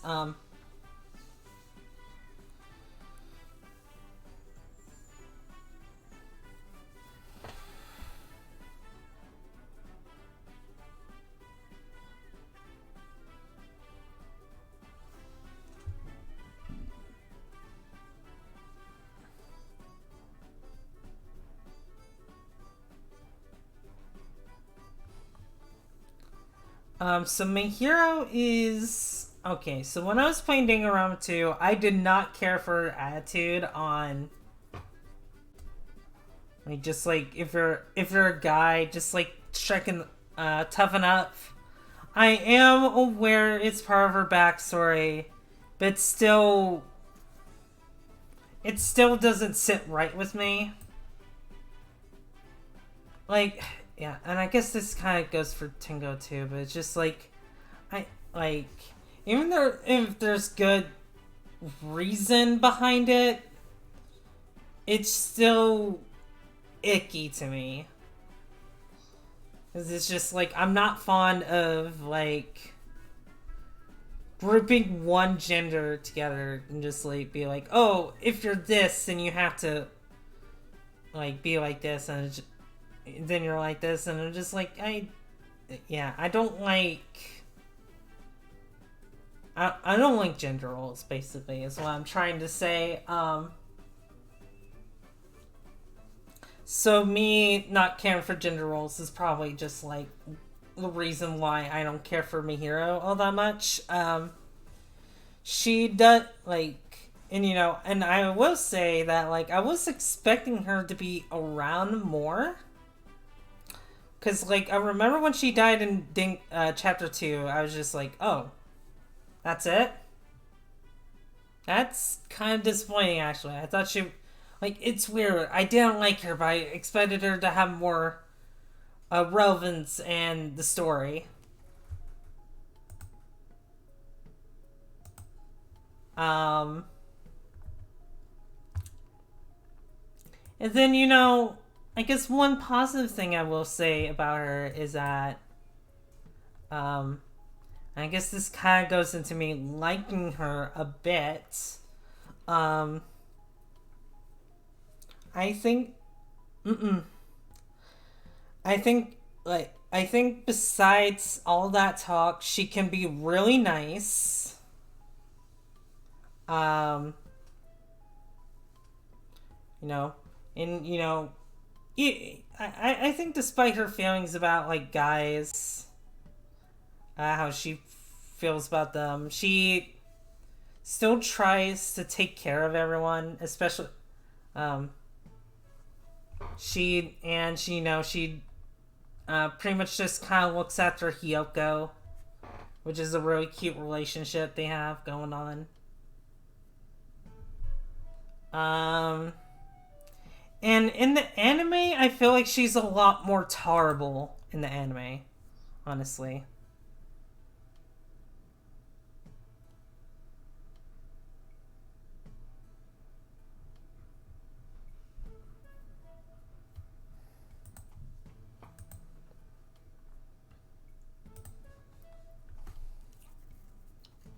Um, but yeah, around I think, God,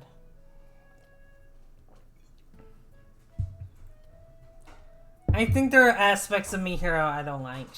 Or aspects of Mihiro I do like. The whole gender thing rubs me the wrong way, but while she's not my favorite, I think her being here makes sense.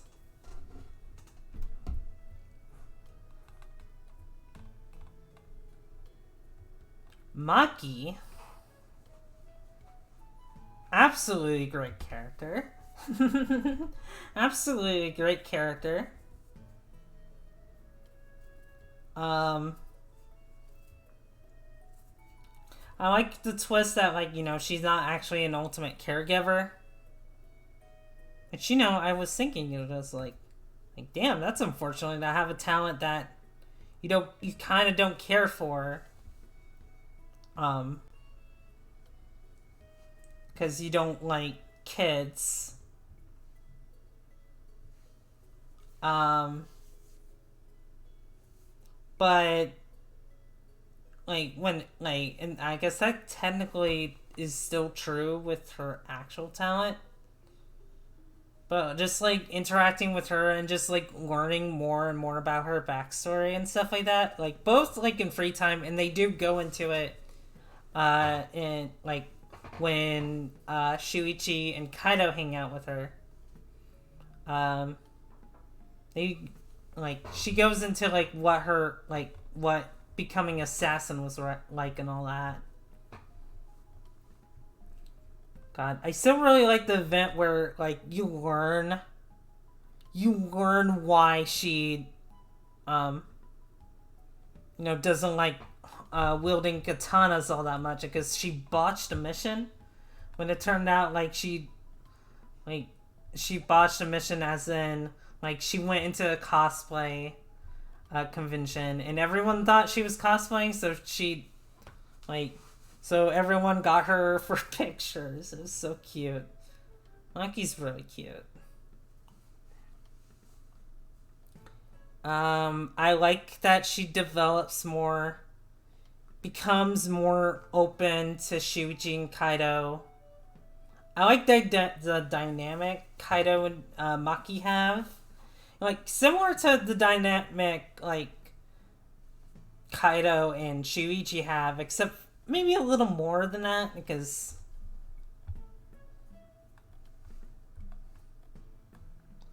Maki did end up getting feelings for Kaido.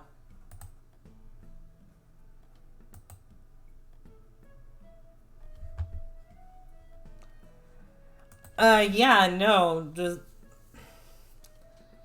no, that event just like is the reason she doesn't like holding katanas, because like she botched it that one time when it was just due to unfortunate circumstances, or unfortunate timing of her, rather, just like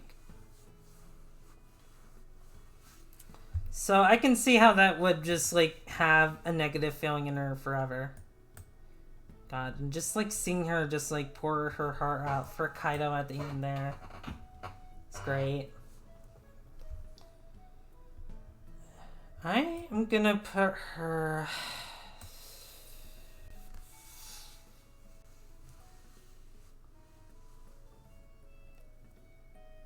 I think... God... Okay, do I put her in front of Kaido or after Kaido? Or maybe do I put her in front of Kaido? Actually, you know what? Yeah, I think I'm gonna do that. As much as I love Kaido, I was around these two more. And again, so was Kaido, but you know. I love these four. I should make that clear. I mean, they're S tier, so of course I'm gonna love them, but you know.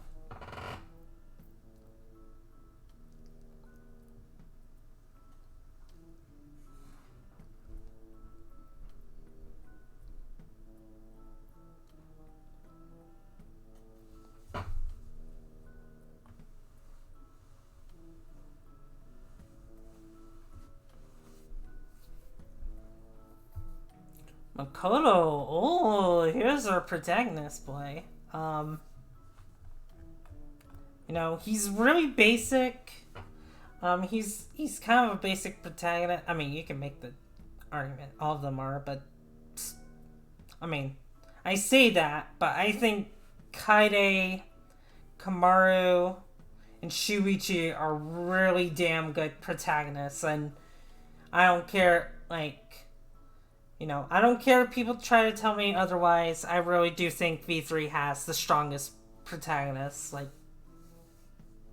in the series.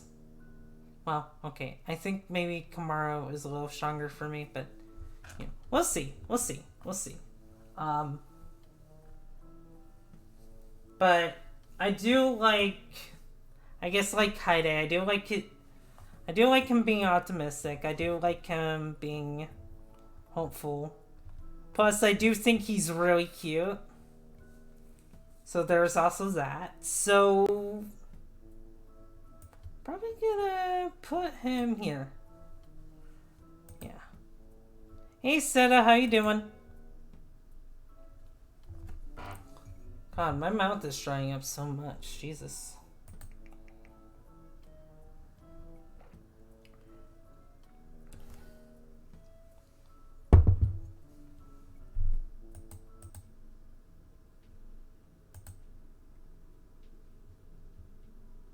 Yeah, but yeah, nothing much. Just doing Danganronpa tier lists.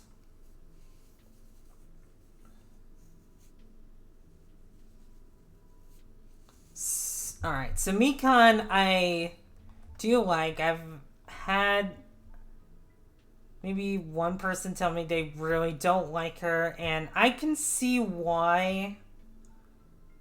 Because I can see her constantly apologizing for everything she's doing. Her just, like, ending up in ridiculous scenarios. Or, you know, what she ends up being at the end of chapter 3. No, I can see that reasoning. I personally, I do like her. I feel bad for her, if anything, because it just, like, feels like,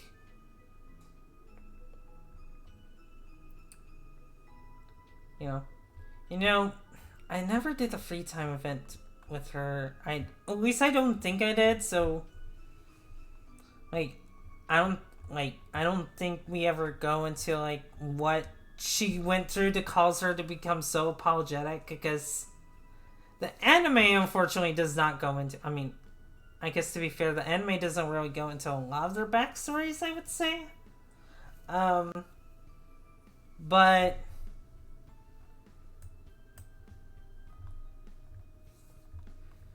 I do like her. Oh, why did I do that? No, don't do that. I do like her. She's... yeah. I do think she's really cute. Not really much I can say about her, though. I do feel sympathetic and bad for her. I think she deserved better than what she ended up getting. Let's see. I'm gonna put her from Akane.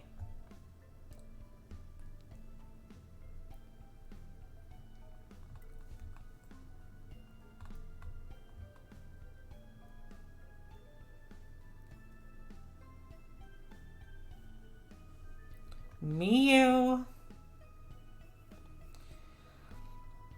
I actually absolutely do love.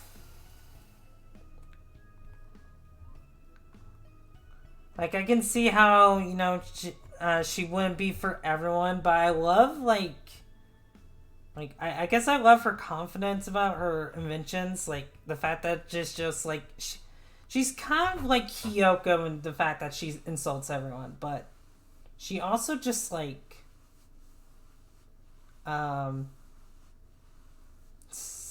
she's also kind of a wimp because, like, whenever someone, like, you know, insults her back, she just, like, whimpers.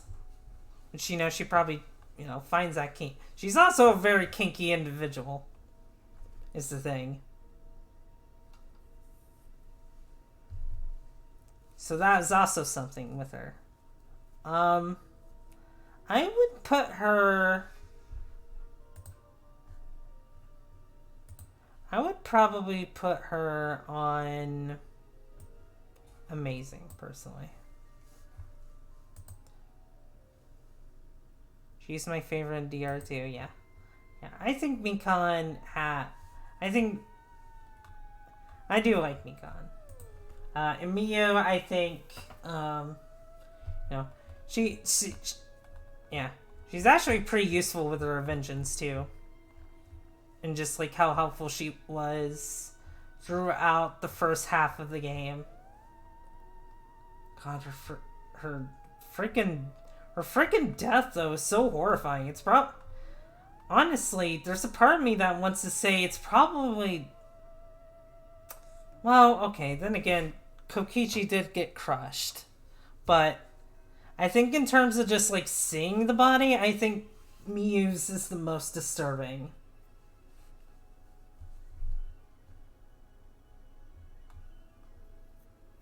Mondo. I really like the the promise he keeps to Chihiro. When the secret gets out,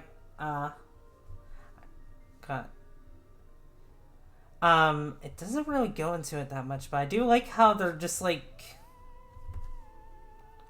how buddy they are. You know, I do think like his promise to Chihiro was pretty tragic. I do ship those two together, admittedly, because then again, correct me if I'm wrong, isn't it just like a thing that's like every you know, the killed and the black gun end up getting shipped together often because like you know, I don't think it's for everyone, but like I remember that Sayaka and Leon were shipped together, and it's funny because considering what ended up happening. Of course, that's not with every character, of course, but you know, Mondo, I like. I think I'm gonna put him in the back though.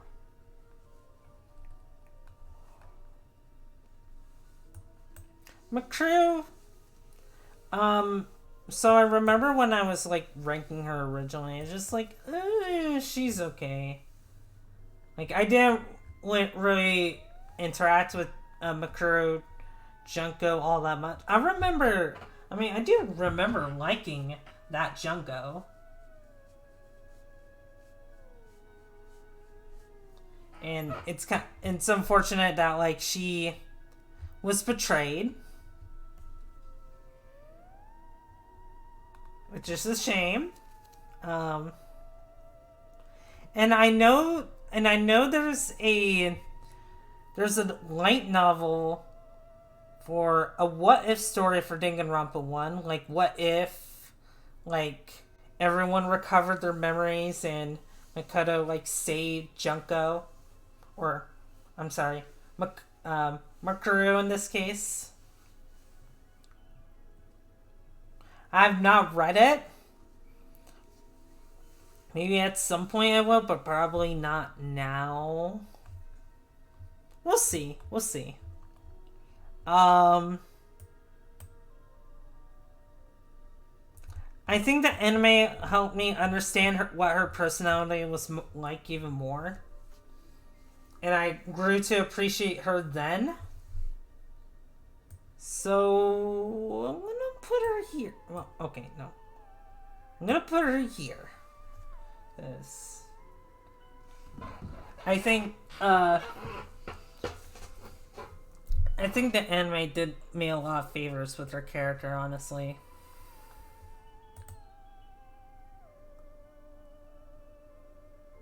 Does that mean there are three-way ships? There probably is. I mean, I wouldn't be surprised if, like, Shuichi, Kaido, and Maki get shipped together, like, all together. Because of, like, their bond. Let's see. Nagito. Oh, boy, Nagito. Whew. I absolutely love Nagito.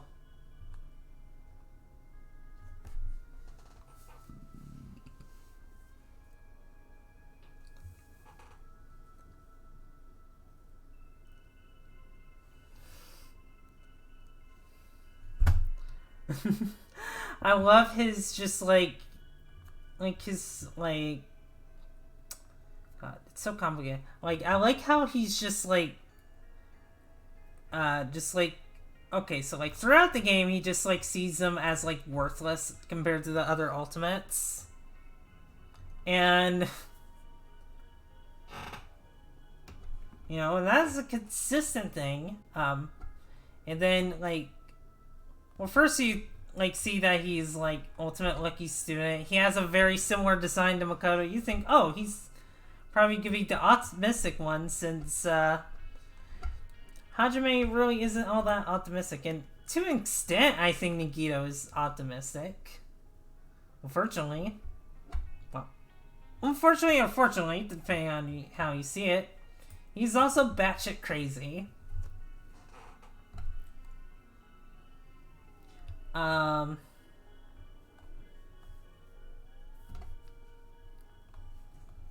He is absolutely batshit crazy, but I find his antics really entertaining. He makes a really good antagonist slash ally. I don't know, it's really interesting because like I remember just like during the trials, he's always like well, I guess specifically after the first trial, he's always just like trying to lead it into finding the culprit, but he's like being really vague about it. He's not like Kokichi where no, he wants like with Kokichi he wanted everyone to be against each other, but Nagito wanted everyone to unite, even if he had to be the enemy for it.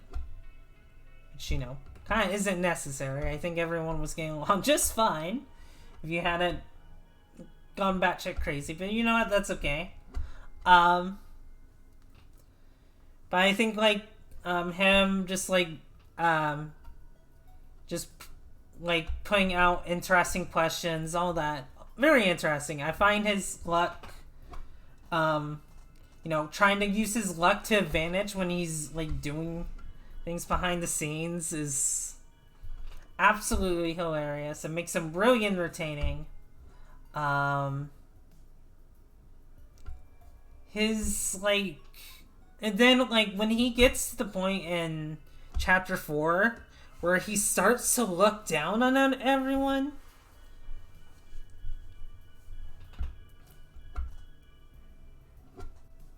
Like he used to be really fond of these guys, but then like he learned something about everyone, which I think we all know what it is, like remnants of despair.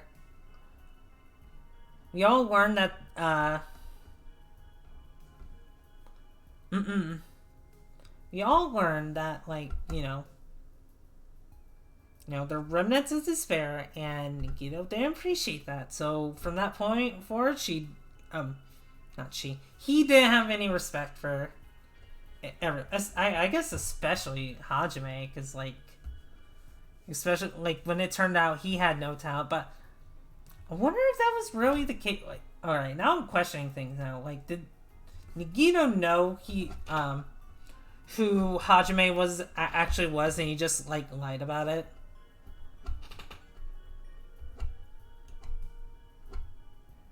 Which, yeah,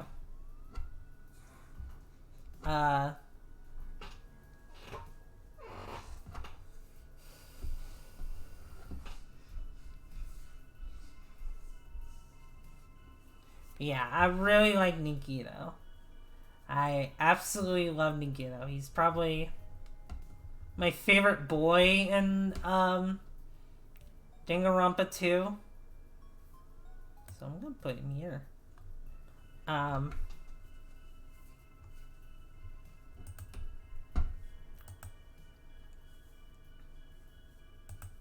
Yeah, and his other appearances are just as entertaining. Like, he's entertaining in Ultra Despair Girls. He's entertaining in the Danganronpa 3 anime. Every time I see him, I just can't help but smile, because it's just like, I know I'm in for a treat. God. Chapter 4 is one of my favorite chapters because you switch to Nagito's perspective.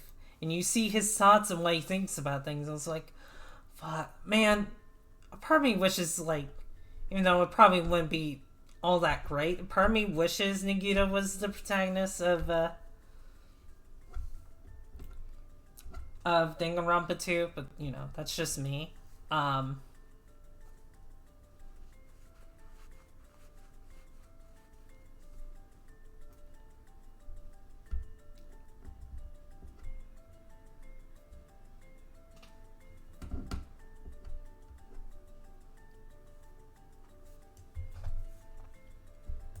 But yeah, I absolutely love chapter 4 of Danganronpa 2 for Nagito. Yakamaru. I like his relationship with Akane. I like how he sacrificed himself both times. One for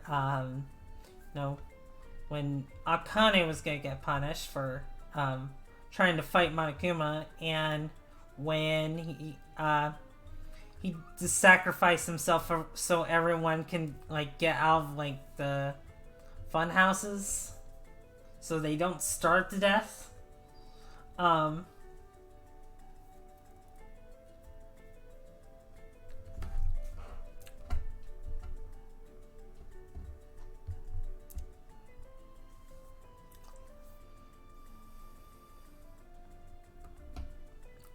And yeah.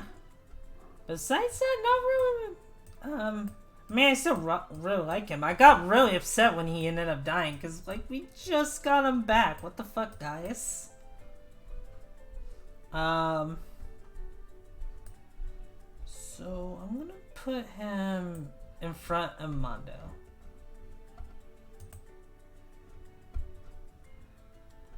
Oh, Mini Mario was cute. I did like Mini Mario.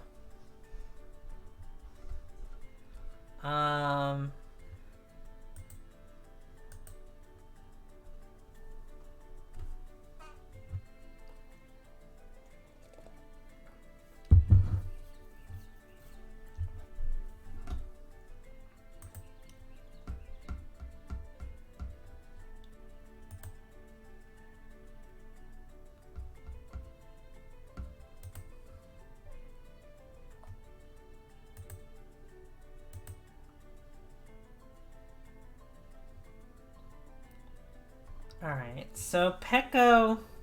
So it's funny, I thought she was gonna be the Kyoko of Danganronpa too. Cause like just the way she acted and just like all that was just like, oh, she's probably then again in hindsight, Hajime and Peko didn't really hang out all that much. So and like she didn't really help with it. From what I remember, she didn't really help with the investigations at all. Or at least all that much. So it was like, yeah? Besides that, like, I do remember doing her, like, some of her, well, okay. So I did do, like, that, island mode for Danganronpa 2, for at least for a bit. So I think for a majority of Danganronpa 2's cast, besides a few, I think I did max out their hope fragments. But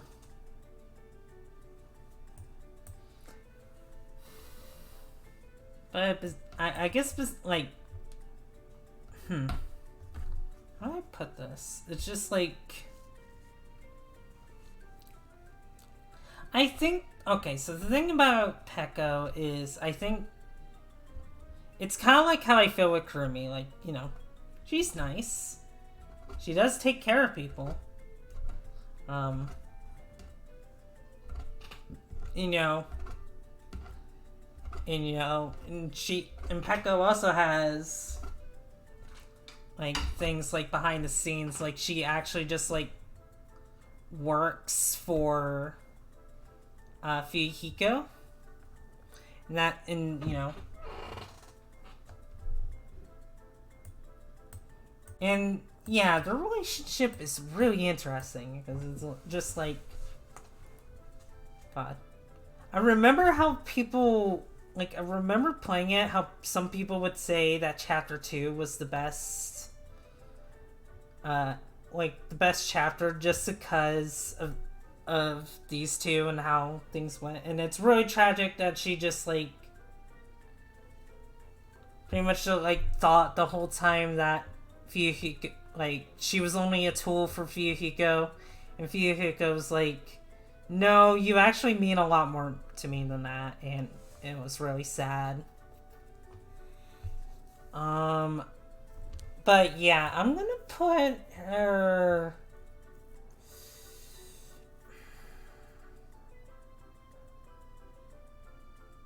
what put her by? Well,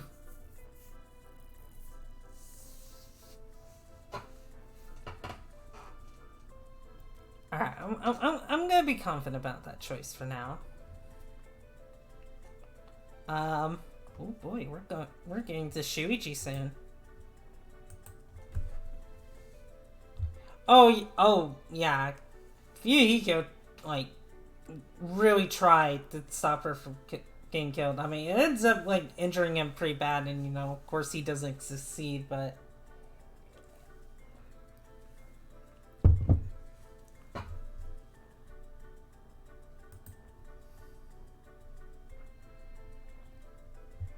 alright, so Rantaro is really cute, and I would say that's about all he's got going. It's so weird.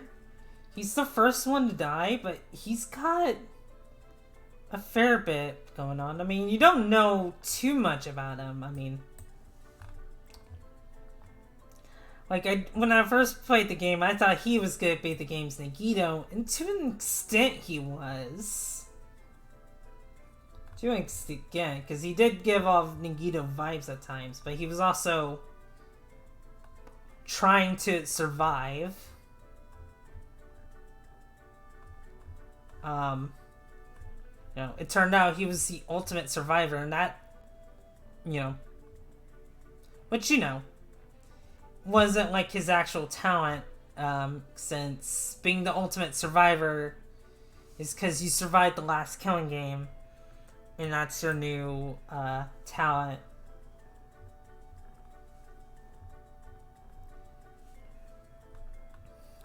God, V3 has some just like interesting story beats that, like, even though everything's a lie, there's still some stuff that just like still sticks out.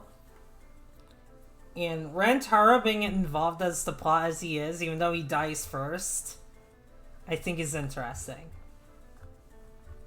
I don't know much about him, unfortunately, because fucking died first. But yeah, I'm gonna say here. Even though you can argue some of these characters had more development than him, he's cute. Very shallow reasoning, but he's cute. Whew. Ryoma. I do think he's alright. Well, okay. So like I said, you know, I would say I like, or am alright with all of the Danganronpa 1 cast.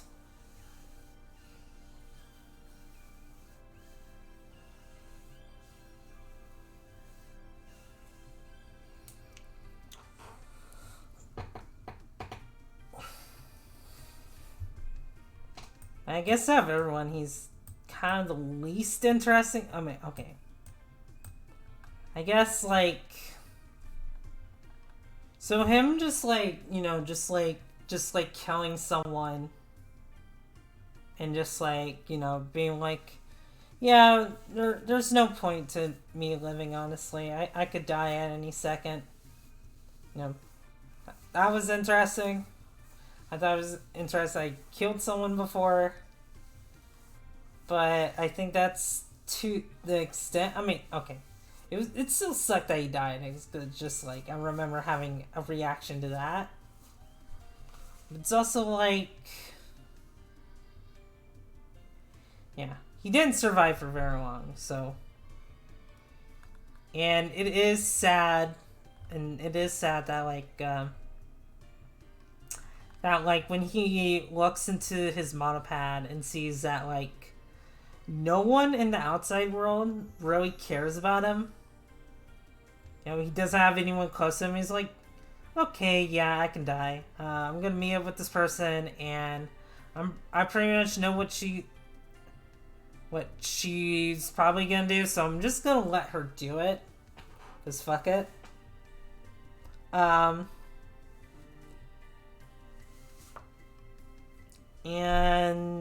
yeah. That's about all I have to say about him, honestly, so...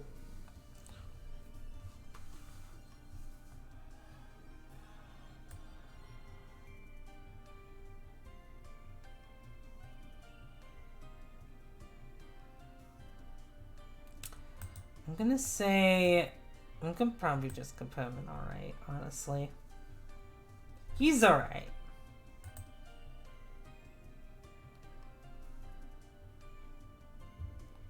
Right, he was a tennis player. I forgot about that. Oh yeah, another thing. Oh god. Okay, so I guess to go back to Ryoma. I remember first seeing him, he's like, oh, he's gonna be like the token pervert character, isn't he? And no. He's not. He wasn't like that at all. I thought he was gonna be like Mineta from My Hero Academia. Which, you know, I can't stand. I can't stand Mineta. But he ended up just being so different. Even his voice caught me off guard. It's like, whoa.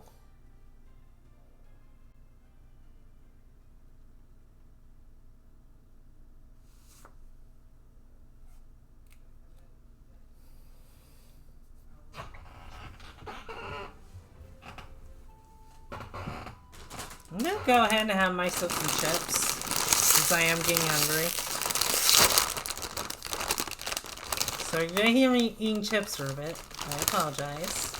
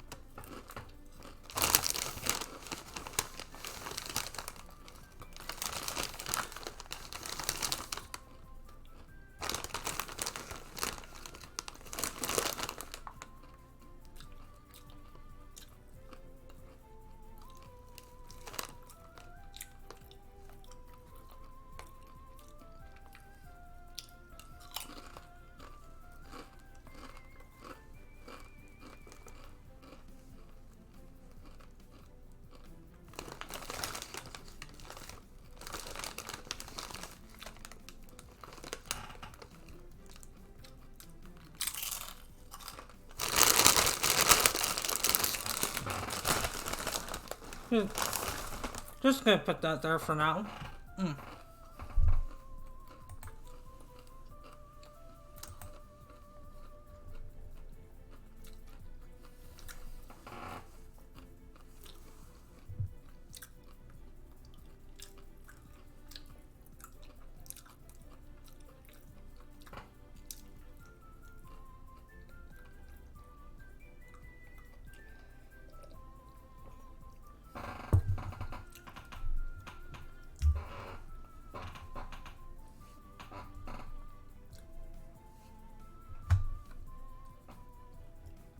Alright, so Sakura.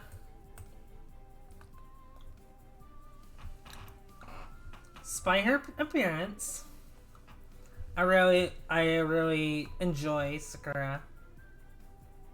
I liked her relationship between her and Asahina. I ship them, actually. I think they're cute together.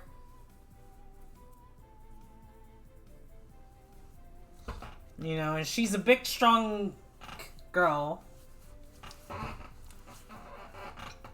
So I think that's pretty cool.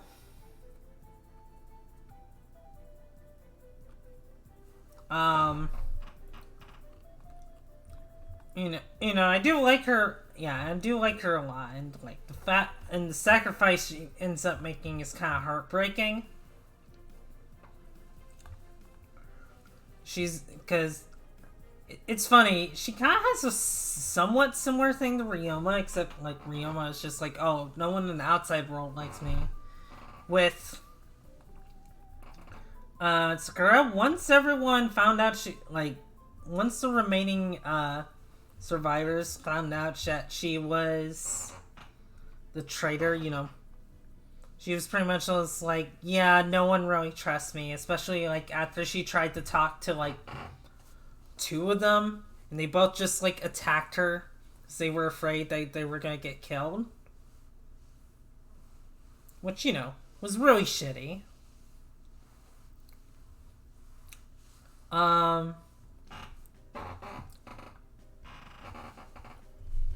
She's like, yeah, you know what, there's no point of me being here. You know, I'll leave a note telling about the mastermind's plans, and then I'm gonna die. And yeah, she pretty much just like killed herself, which is unfortunate.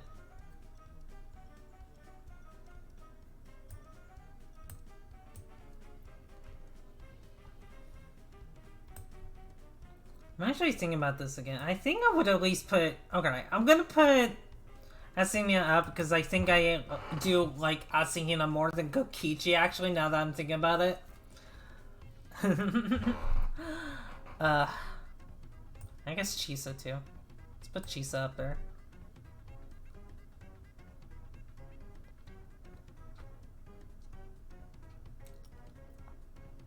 Honestly, I think I can say it like this, yeah.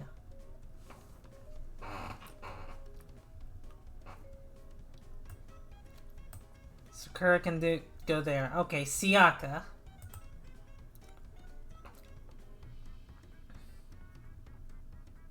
Was a muscle woman and a secret femboy.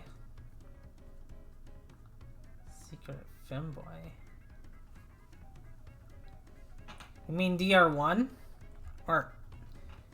So I don't remember there being a femboy DR2. I could be really misremembering, but...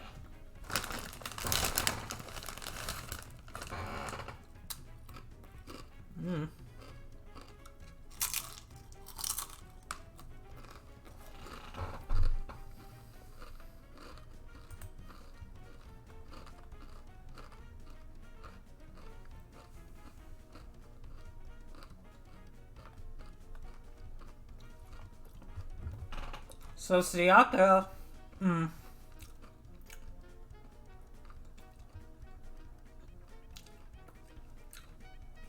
I didn't really like her when I first met her. I even had a bit of a crush on her, admittedly. You know, I've said before, but I was completely heartbroken when she was the first to die. Because that first thing just really gave me an idea just like how brutal this game was gonna be these games were gonna be to me, so. But I don't like, and this has nothing, this necessarily doesn't have anything to do with Sayaka, but I don't like how some fans are pretty much just like, oh, she betrayed Makoto and everyone just so she can get out. Like, that's just so shitty of her. The fact that she was, like, going to frame it on, Makoto and all that. She's kind of a bitch. And I disagree with that a lot. True. It was not right for her to backstab Makoto. I agree with that. But you also have to understand the situation they're in. Like,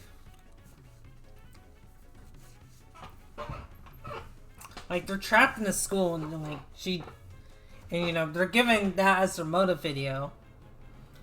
And you know, Sayaka just like sees her old like idol group members, so she has no idea what happened to them. And she's like, okay, I absolutely have to get out. I'll kill someone and, like, I'll switch rooms with Makoto, kill someone, and then frame it on him.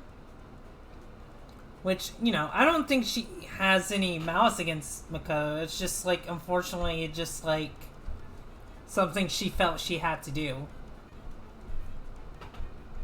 And I don't think she intended to, like,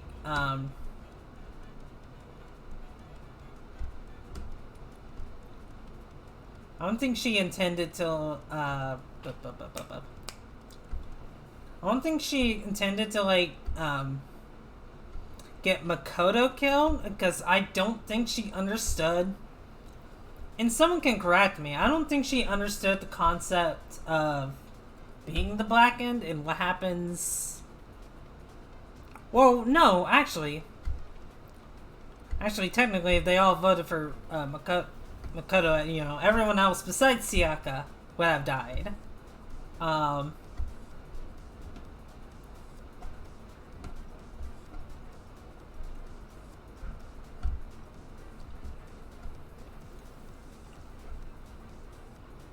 Which is interesting to think about.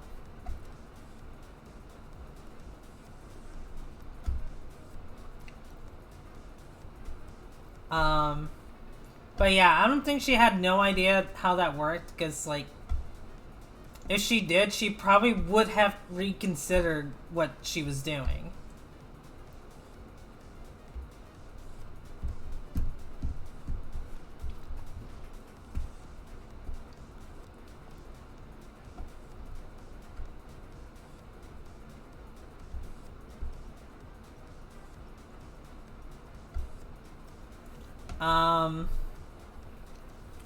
Let's see, what else? I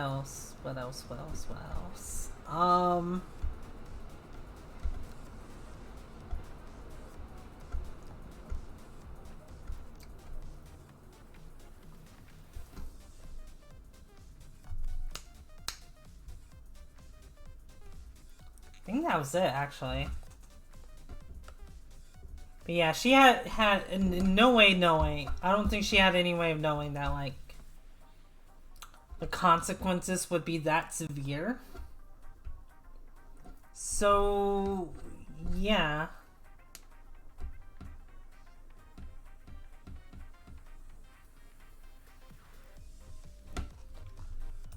Yeah, I just don't get the hate for Sayaka.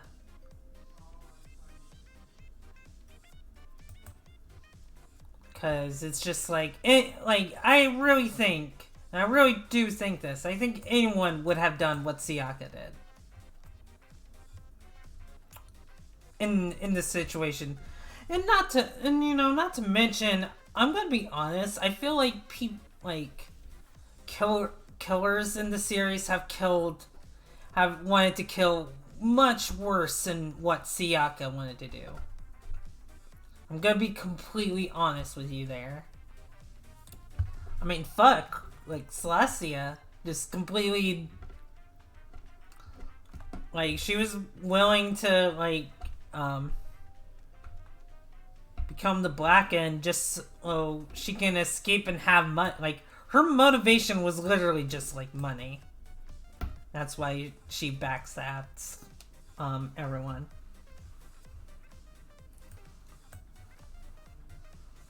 Yeah, would you say? Yeah, I would say backstab for Celestia.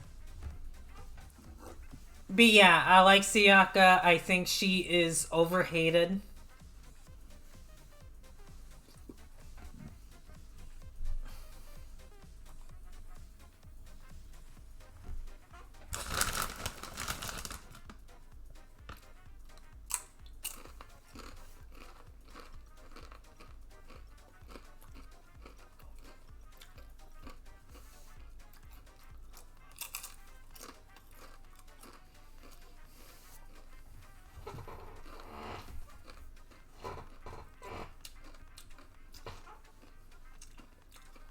Battery's getting low, so I should probably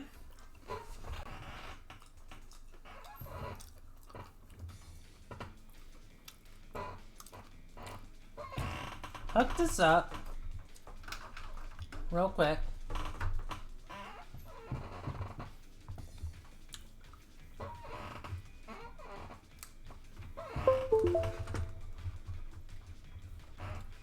Whoa, okay. Alright. Let's try that again. I think that works.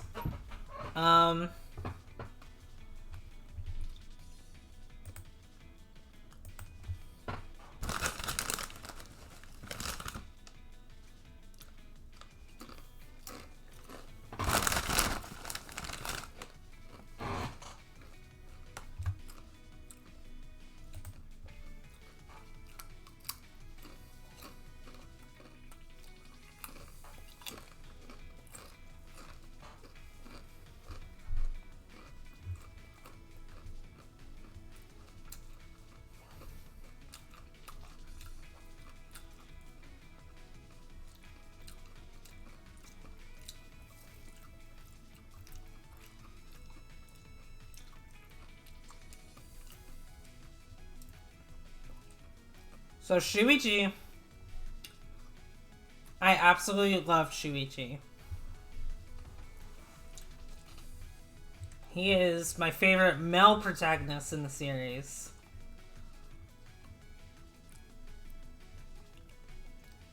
Like, I remember when it was shifting down, I was kind of worried. I was, like, kind of worried that, like, oh. Like, I kind of worried that he wasn't going to be as good as Kaede, but he still ended up turning out really good. He is a really good protagonist. I love Shuichi a lot. Just, like, he's really cute. He's probably my favorite boy in Danganronpa 3. Or Danganronpa V3, rather.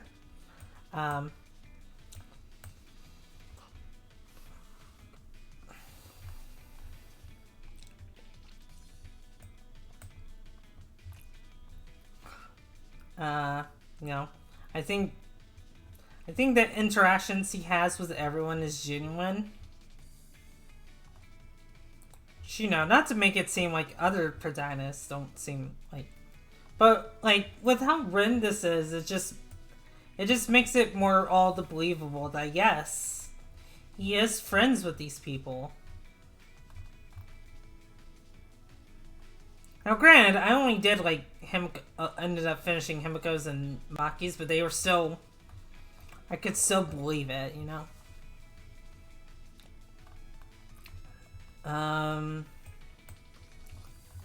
I love how he's pretty much just like about like truth and lies and all that. Well, okay. He's like, he just like, he seeks truth, unlike Kokichi, who wants to tell lies. I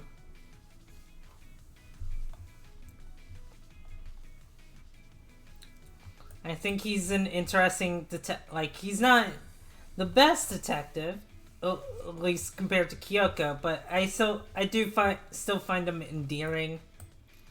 Like I said, he's really cute. He goes through a lot of shit. I mean, usually the protagonist goes through a lot of shit, but like, Jesus.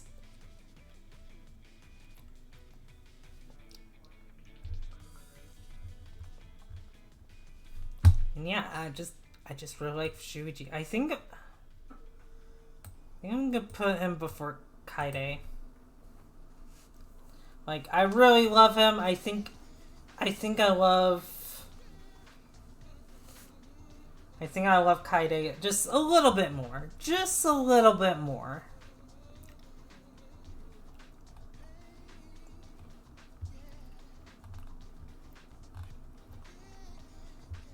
So now we have Sonia, the princess who's obsessed with the occult. Yeah, she's really nice. She's really kind. I think she is really funny. Especially when she geeks out at certain things. It's really cute. I don't really have much to say about her, but I do really like her a lot. I think I would put her...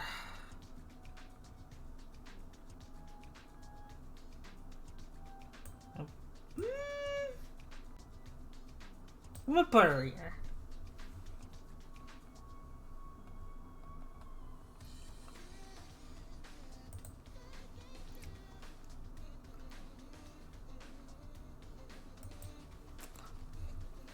Oh yeah, that's another good thing about the character, I would say.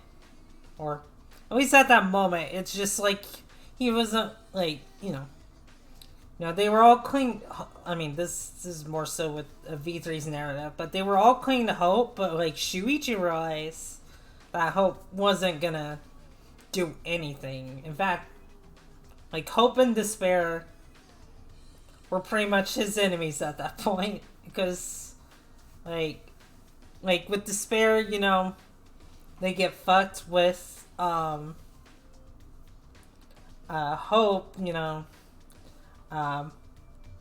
only like 2 of them would make it out. So like,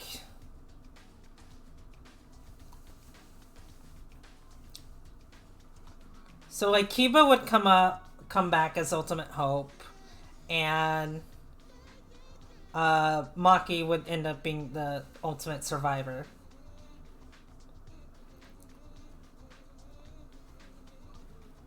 Which is really interesting, because you have to wonder what an Ultimate Survivor Maki would be like.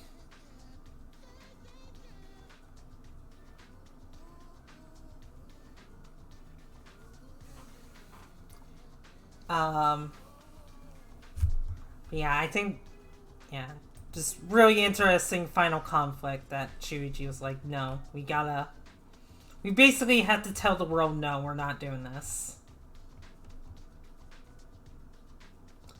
Oh boy, Tenko.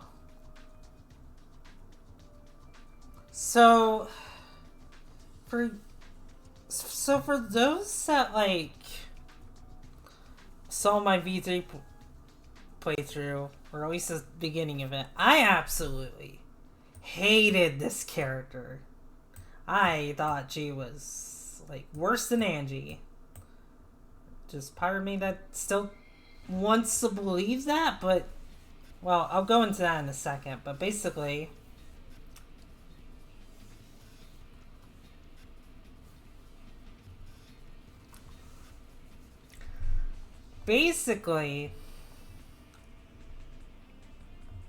God, I am losing my train of thought. But like, she just like, I don't like the degenerate mouse speak. I just do not care for it. like my hero, probably the worst aspect of her character.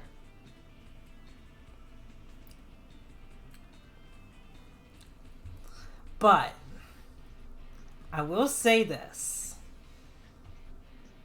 First of all, the relation, like she does simp over Himiko, but I feel like it's done a lot better and less annoying than Kasuchi's simpiness was. I do kind of find it cute. That she's usually willing to protect Himiko.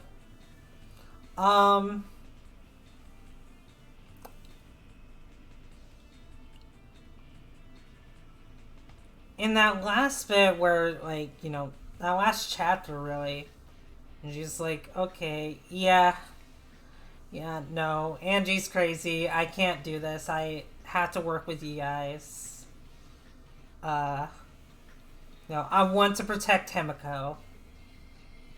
And she was willing to do that. And she was even like, no, I'll do the ritual. No, I'll do it just so Himiko is safe. She has her last words with Himiko, goes in, and then pretty much dies.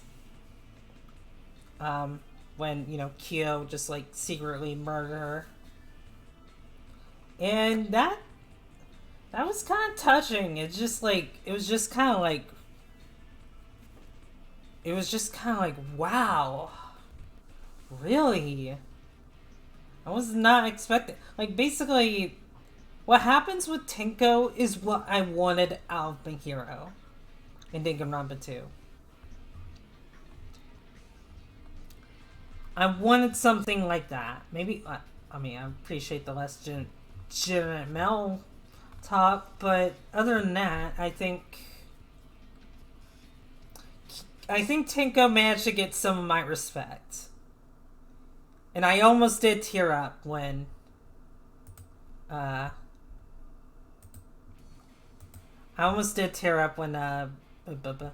she did die, because I was just like, fuck, why do I feel more with Tenko than I do Angie?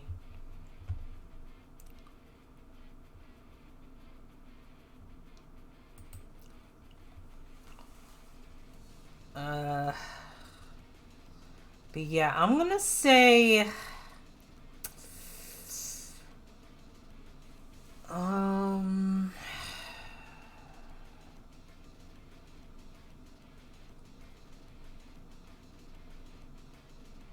well, actually, I think it might be appropriate if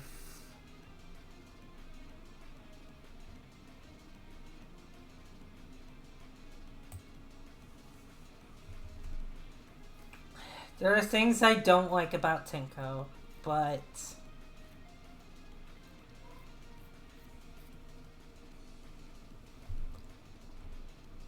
I do appreciate. But we're pretty much almost done in terms of mainline Danganronpa games.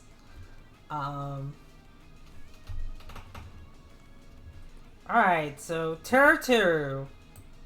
Disgusting. Okay. Maybe I want to put him in alright.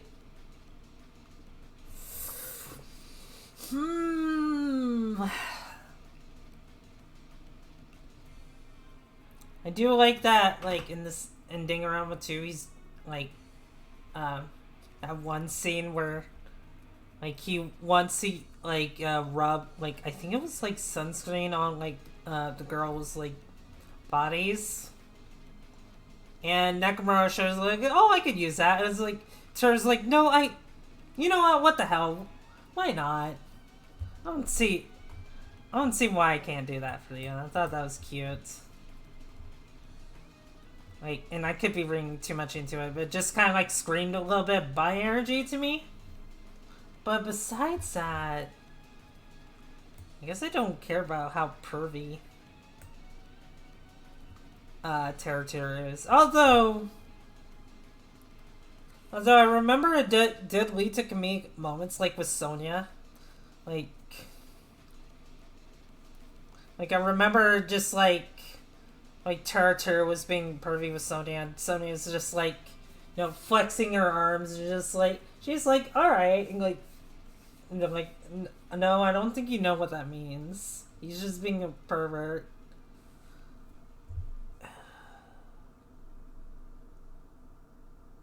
I think I'm just gonna put him in alright. Like, he is. I don't like the like.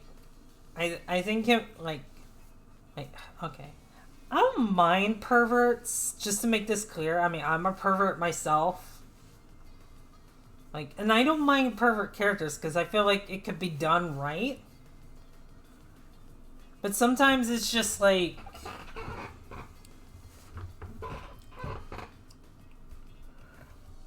I guess I want a little bit of coolness with the perversion.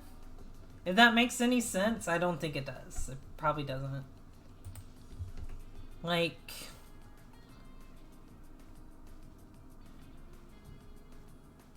they're literally Miyu, but really, you see. Alright, I see who, like, honestly, with Teru, I see more of, like, Hifume.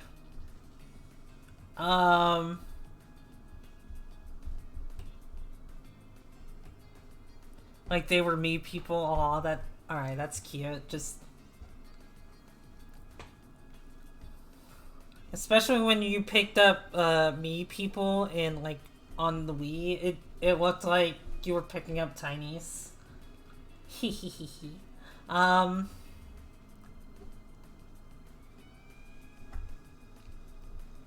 God, what was I gonna say? Alright. To name one example of a perverted character I do like, and and keep in mind, I've only seen one season of this anime, but Meliodas from Seven Deadly Sins, he is a pervert. Actually, Miyu probably would have been a good, would have been a good example too. Meliodas is a good, is a pervert, but like there are traits about him that I like because like one God, I am losing my train of thought. Just like one, I think he's really cool. Like, he's like really optimistic, just like really chill. Like, just like wanting to do what he wants to do for his friends, and wants to save people. At least from what I remember about the character, it's been a very long time since I've seen Seven Deadly Sins. So, yeah.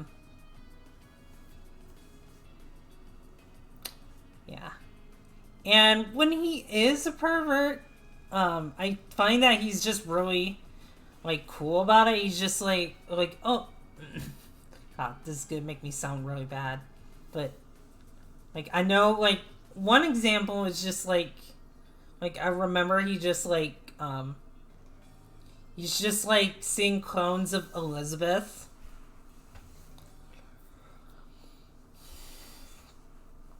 And, and at this point, like, for context, like, the real Elizabeth, no, this is gonna get lewd. The real Elizabeth lost her panties, and she's like, oh God, where did that go? Oh no, I hope Meliodas doesn't notice.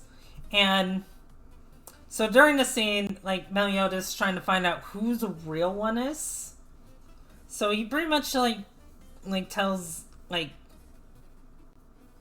God, what's that one game? I think like he plays like a round of like Simon Says with the clones, like, okay, touch your head, tap your head, and then he tells them all to jump, and you see how this is a problem with the real Elizabeth. So like all the clones jump except for the real one, because like she's like, no, I can't jump up if I don't have fannies, and just like Meliodas is just like, hey, and just destroys the clones. And after all that is said, he goes over to give Elizabeth back her panties.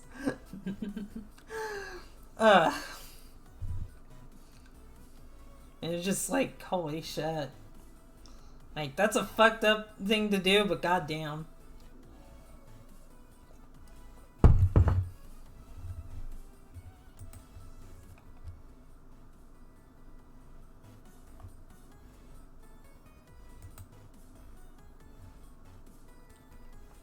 Messed with the music by accident, by the way. So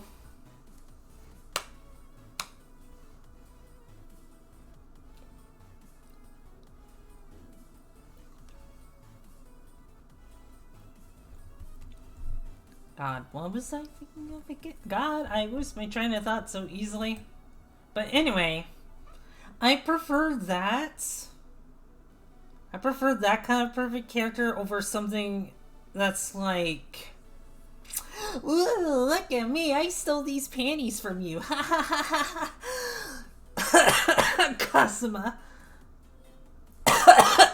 Minetta. Oof.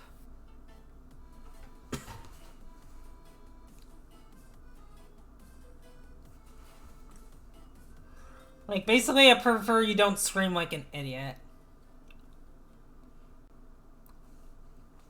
I think Mia is also a good example of, you know, being a good pervert, because, like, her perverted antics are entertaining.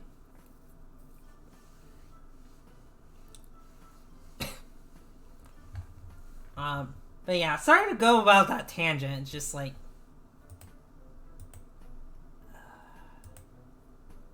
I think I will put him discussing, but I'll put him over Hifumi, because I do think Hifumi is significantly worse.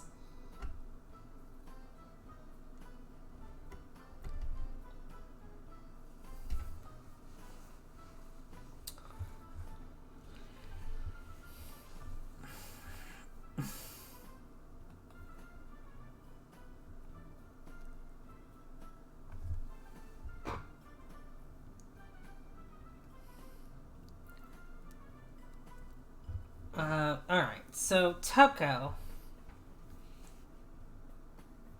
In the first game, I thought she was okay.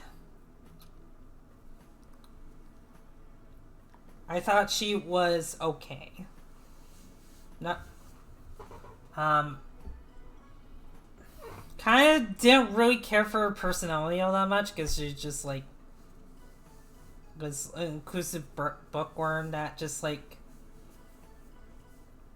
thinks highly of her writing, also doesn't like really get along with anyone, which on paper that sounds fine. It just, she tends to be kind of insulting at times, which isn't the worst this series has done, because he goes there. But she was kind of mad to me in the first game. Ultra Despair Girls, at least in my opinion, does a lot for the character. Like, and granted, you could probably learn some of this in Danganronpa 1, but you you learn more about her. You see how she feels about it. You understand her perspective on things, because like not only was her childhood life not all that great, but she also she just kind of like survived the killing game, so like she has a different perspective than what Kamaru does. Like, she actually survived through everything and wants to fight, or just like is just like, okay, yeah, like I don't trust this. you guys are cowards, you know, stuff like that. I think makes it more endearing about the character. You know, she does go through, you know, and she also just like goes through character development, which was I thought was lacking in one.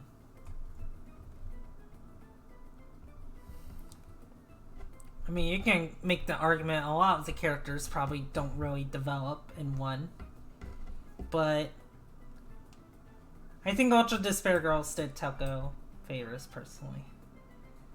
I would put her.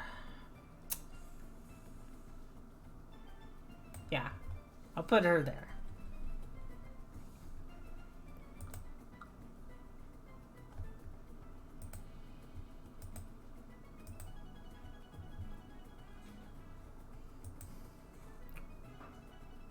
Oh yeah, she has a cute relationship. Byakuya. Personally, I more so ship her with Kamaru. I personally ship them together more. You know, just a personal thing. I just think it's really cute. I remember like talking to a friend about that, and just like he didn't really care about shipping them only because like he only saw them as friends, which is fair. That is fair. I just can't help like, but with my brain, I kind of can't help but just like, you know, have a gay relationship in my mind sometimes. Okay, so Sumigi. Okay, this is going to actually be really interesting because so my thoughts on the character like beforehand, like I thought she was cute, and I guess that's all there was to it. I thought she was cute. I thought she was helpful. I didn't really consider the fact that she was a bit of a plain Jane, as people put it in my chat. Like when I was streaming the finale, I was just like,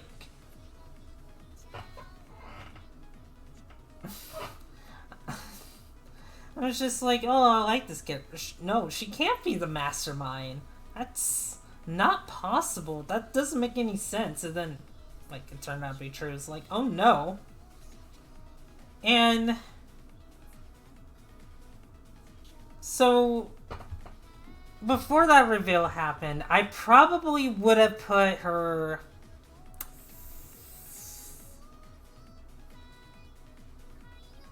probably here. No, actually, I like her a lot more. Actually, I'm gonna put her here. Actually, now that I think about it, I do like Sayaka more than Mihiro. Now that I think about it, I probably would have put her somewhere around here. Probably. However, after that reveal that she's the mastermind, and kind of a unique one at that, honestly, basically she kind of takes Junko's place for me. I think I'm comfortable putting her here. Put her there for now.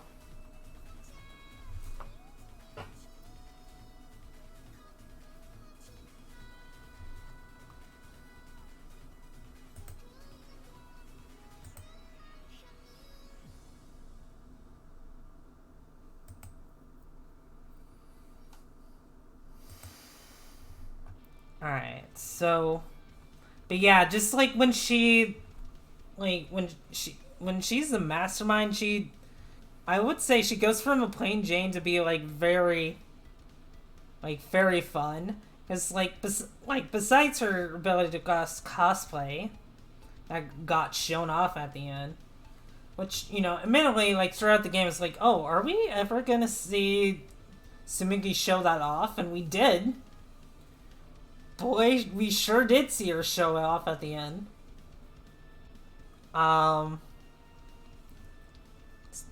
Which makes the twist all more interesting. No,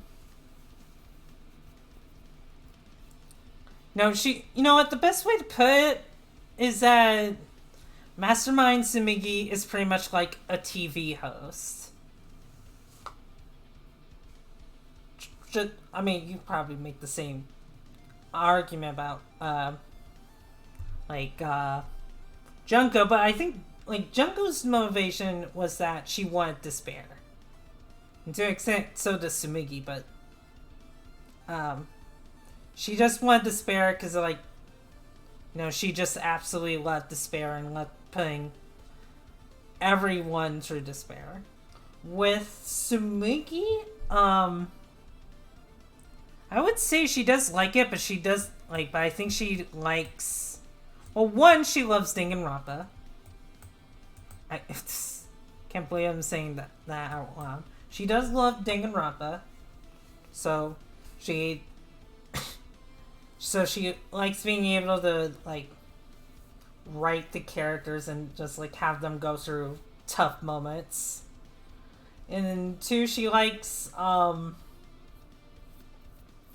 showing like she just like pretty much just like giving the world what they want, just like in terms of like entertainment and just like and all that.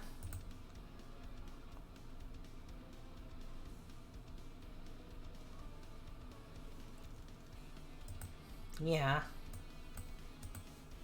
Because everything about Tsumigi is like fun and it's refreshing.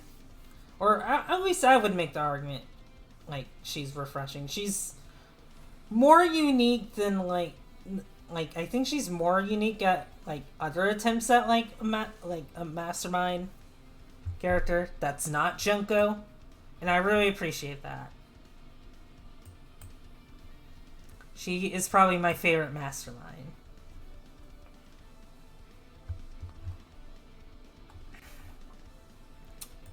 So, in context, this is the ultimate imposter. I forget his name. Like, it's his actual name. But the ultimate imposter, which is interesting, don't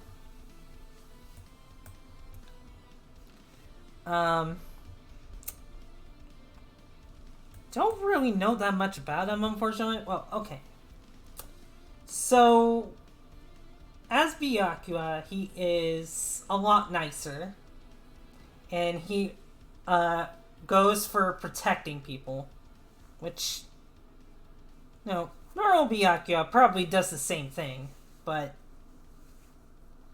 like, I remember when I was playing DR2, it was like, wow. Like, even though your memories are gone, you still feel this way, huh?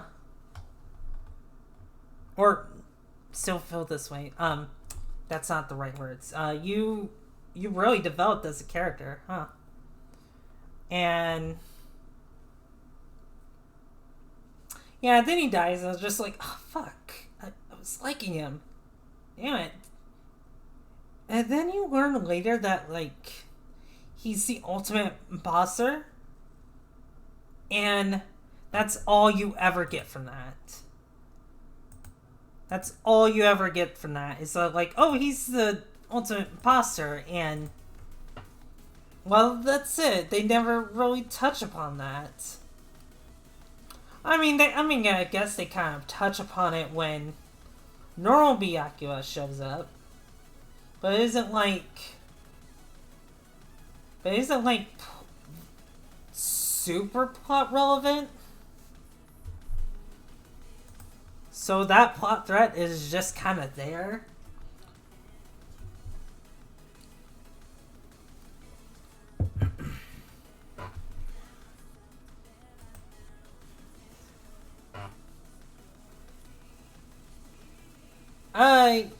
More or less. I mean, I feel like it's not really fleshed out in Danganronpa 2. The anime fleshes him out a little better. We do learn like his true identity, and you know you do see him like impersonate other characters. Like mostly with, hang on, I can just like find him. Like this boy, this cute boy, and this guy.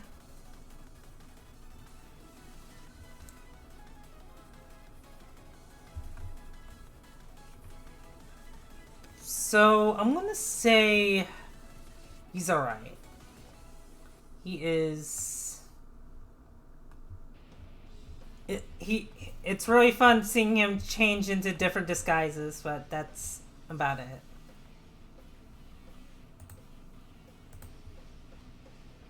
Yasuhiro. I'm probably gonna make some people mad when I do this. But I don't like Yasuhiro. I'm sorry. I do not like him all that much. I mean, I guess he's alright. It's just... God, I don't know how to explain it. It's just like, some people at Tato have said, oh, we really like Yasuhiro. He's a fun character. I'm just like, he doesn't really do it for me. I find him too much of an, like, and not really the good kind of idiot, just like, kind of, just like, And he calls, like, Sakura ogre. And then in Danganronpa 2, when you see a statue of Sakura, it's just labeled ogre. Like, maybe it's a part of me just being really petty, but I did not like that. I just hate it. That's her legacy now.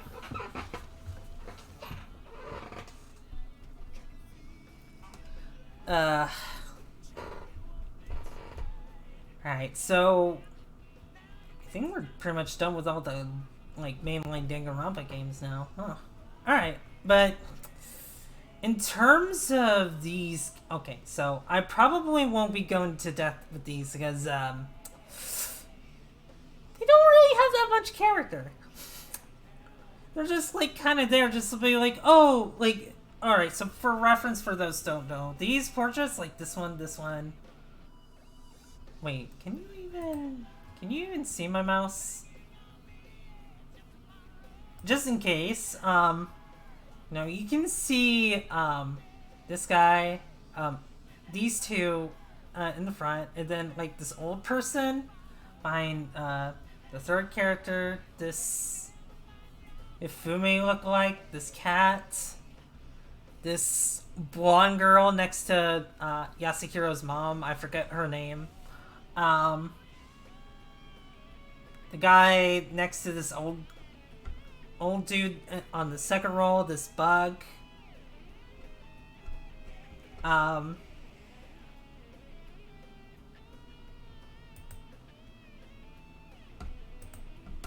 Let's see, what else? What else is there?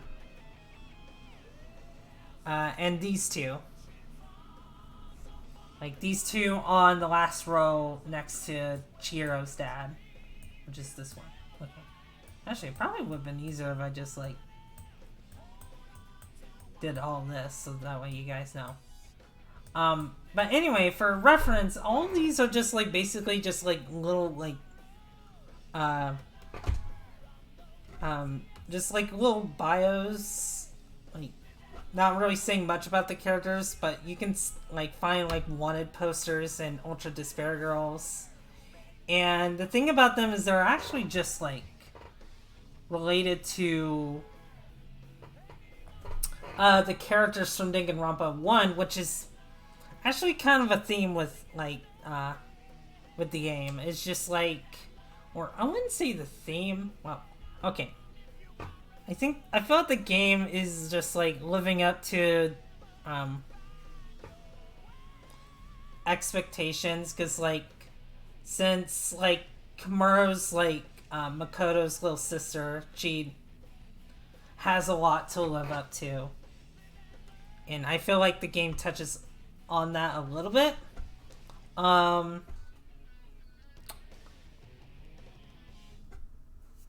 But, like, you find these, and, like, the thing is with these is they're all related, like, I think I already said, they're all related to the main cast of Danganronpa 1.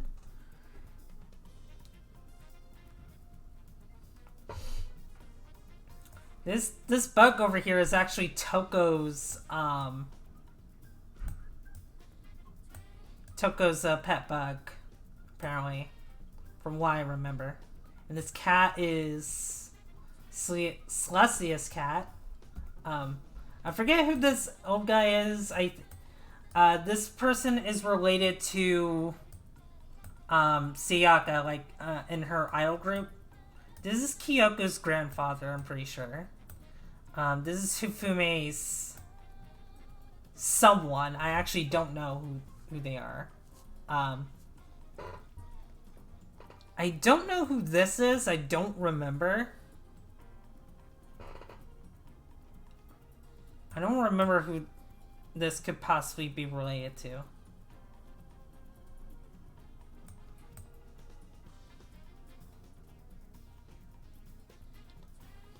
No. I brought up the bug. This is, I think, Sayaka's fighting partner.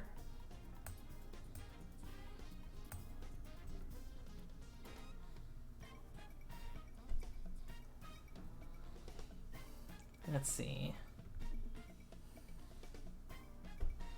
I think this is Taka's dad, and I think this is someone related to Leon. And you know, we also have Yate, who's Asahina's brother. We have Chihiro's dad, and I think that's it.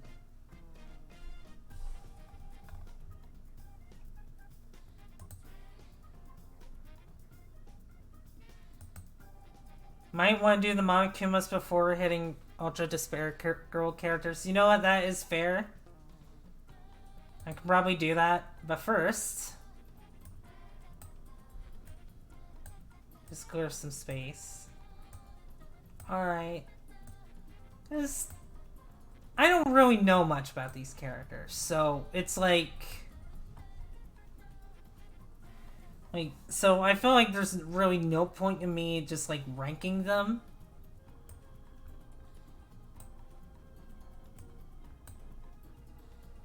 Not even in particular order, I would say.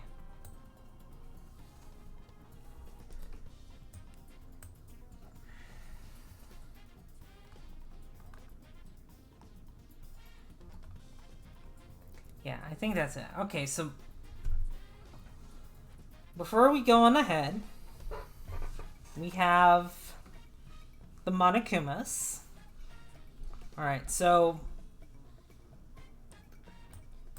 God, I don't think I'm gonna have much to say about them. Monokuma, great character.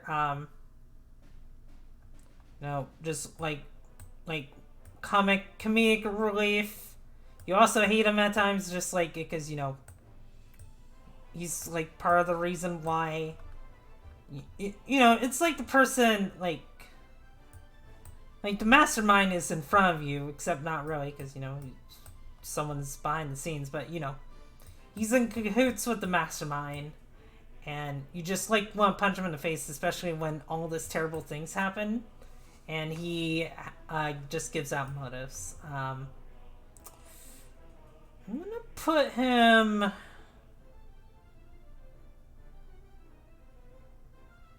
put him here. Manami. Okay, so my history with Manami is complicated. I do like her. She can be really annoying sometimes, though. I have terrible Chapter 4 flashbacks. But yeah, I like her. Put her here.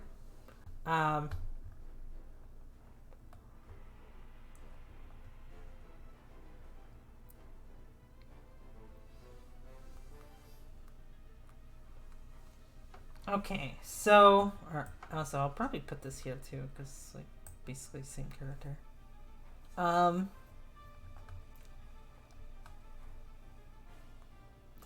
Monodam, I really love. I don't know. Maybe it's because I really loved voicing him, but I did have fun with Monodam. I thought he was really tolerable. And yeah. gonna put him here, actually. Yeah. Right here. Yeah, probably put him here.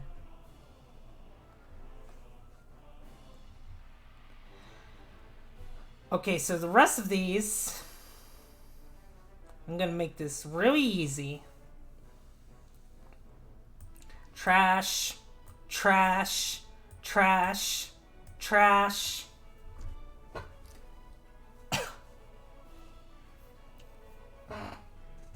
Well, okay.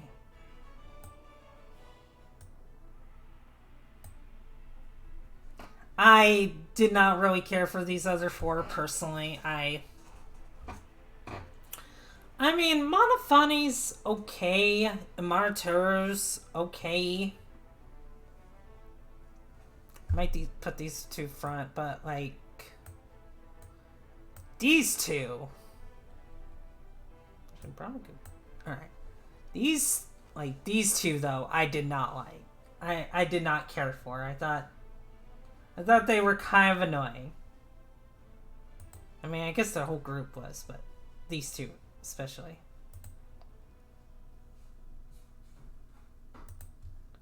And I think that's all the Monkumas. Yeah.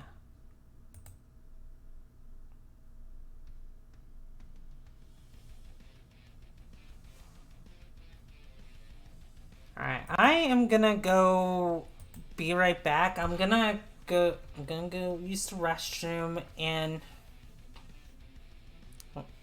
only redeeming thing about them is fun reactions, and I don't know. Oh yeah, when they explode, it's really satisfying. But yeah, I think I'm gonna go to the restroom, get myself some water, and then I'll be right back. Yeah, I know, this tier list is taking a lot longer than I thought. I mean, I'm having fun. It's a lot better than that one Monster Girl tier list I was doing, which fucking sucked. But yeah, I will be right back.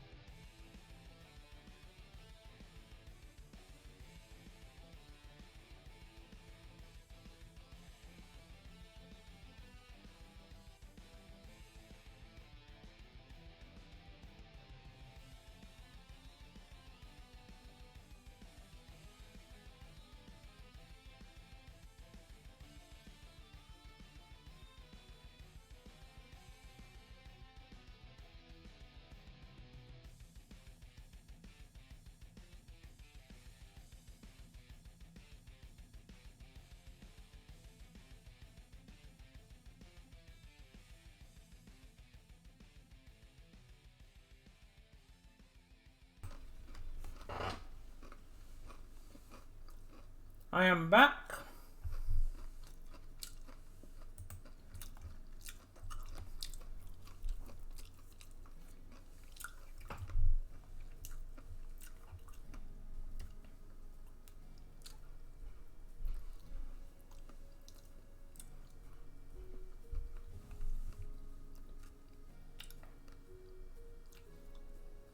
So,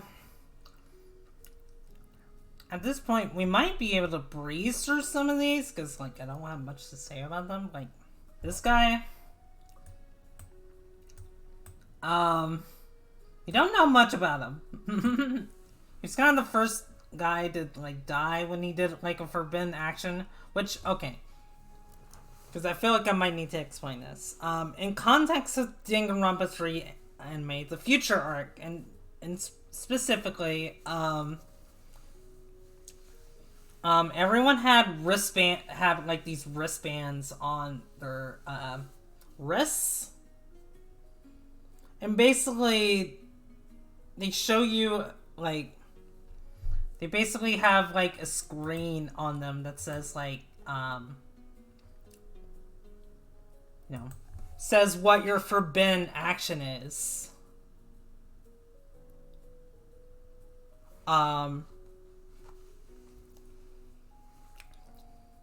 So, like, for example, well, I guess to explain forbidden actions a little bit more,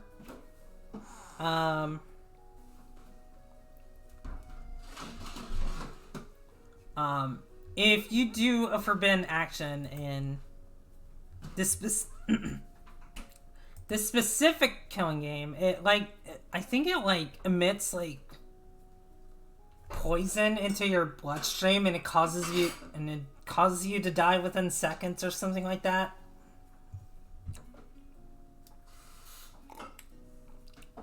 So if you do a forbidden action, you pretty much die. And as an example, Makoto, I believe, from what I remember, he wasn't allowed to run. He could only walk. So that caused some issues. And this guy ended up dying because of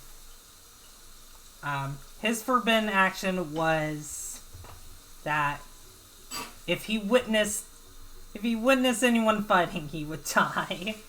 And yeah, in a Cohen game, as you can imagine, people fight. So he was like the second person to die. Just gonna put him here. There's just really not much to him. I remember liking this guy because I remember he was really cool. Then he fucking died.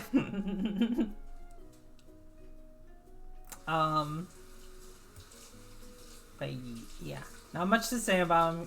I thought he was really cool, and that's about all there is to him. Alright, so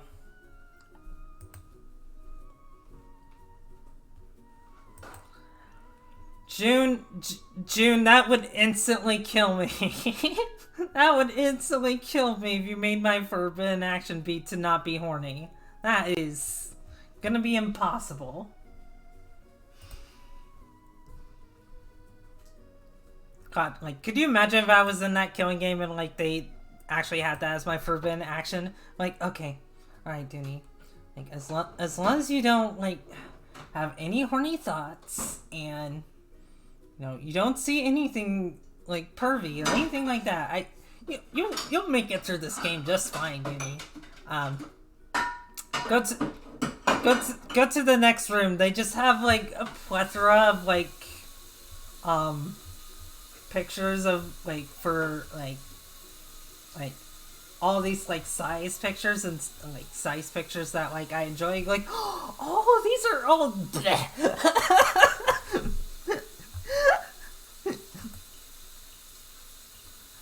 like, oh, this is amazing. Oh no, I'm dead.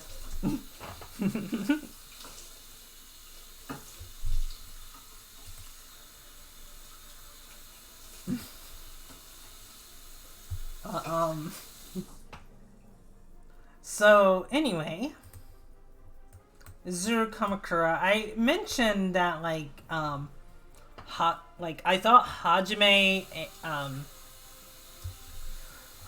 was more interesting in the second half of Danganronpa 2, and this guy is kind of part of that, even though he's technically a different character. So, like, I can see that.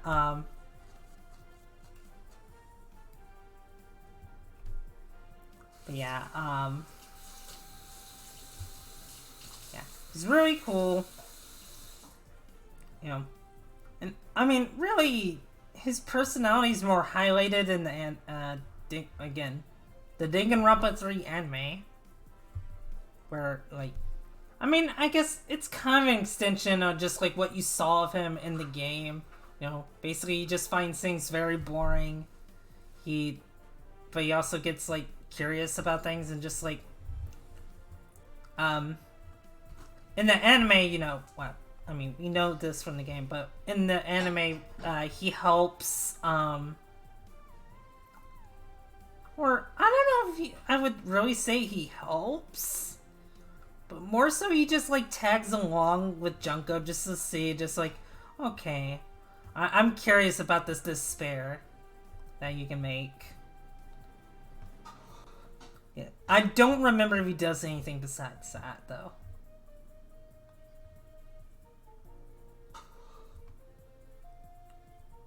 I do think he's really cool, especially, like, in the anime, he wears, like, this black suit, and it's just, like, looks really cool.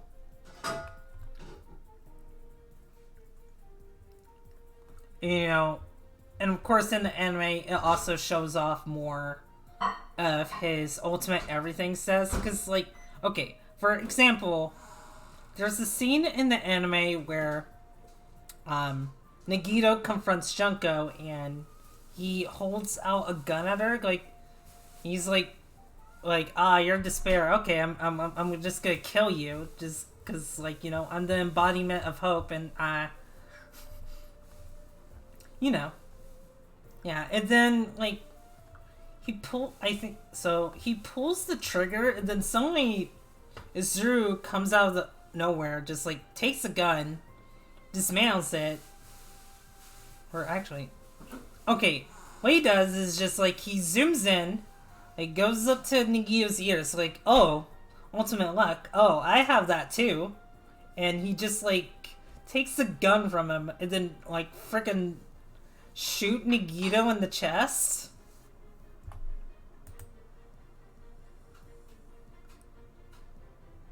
Can Dooney not be horny in a room full of Shantae stuff is the ultimate?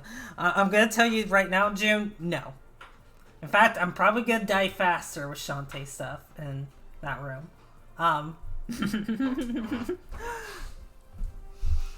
But, like, he just, like, shoots Nagito, but, like, you see stuff like that, for example. And, you know, of course, Nagito's fine. He has, like, Nagito has ultimate luck as well, so he wasn't gonna die from that.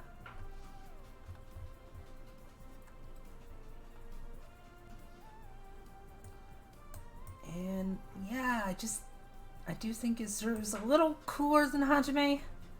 Just a little bit.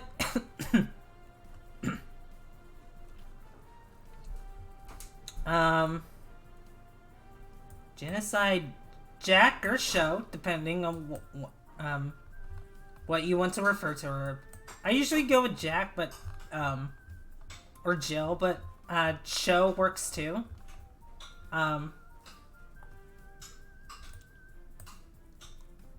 Yeah, she is very entertaining.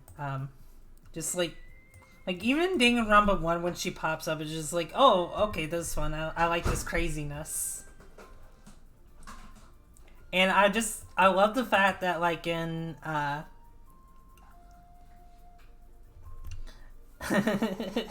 like the fact that in Danganronpa 1, just, like, she, like, Genocide, Jill pops up, like, hello, I'm back, like, and Junko speaks up to, like, who are you? Like, oh, hi, I'm Mastermind. Like, oh, nice to meet you. She's just kind of like a bundle of craziness that you can't help but smile at, and it's really good in God, my voice is cracking a lot. It's really good in Ultimate Despair Girls too, or Ultra Despair Girls, because that's just more wacky hijinks with her. I mean, that game's kind of like wacky in general, like more wacky even for Danganronpa standards, but yeah, she is fun character.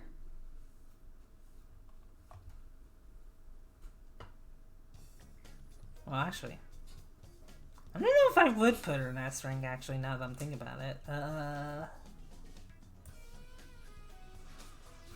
Put her at least here. So, again, okay. Alright, actually, now that I'm thinking about it, I think I like these two about the same. I know I used to like Genocide Jill more, because like I used to not feel very fondly of Toko until she got character development in Ultra Despair Girls. Since she got that development, these two are probably on the same level for me, I would say.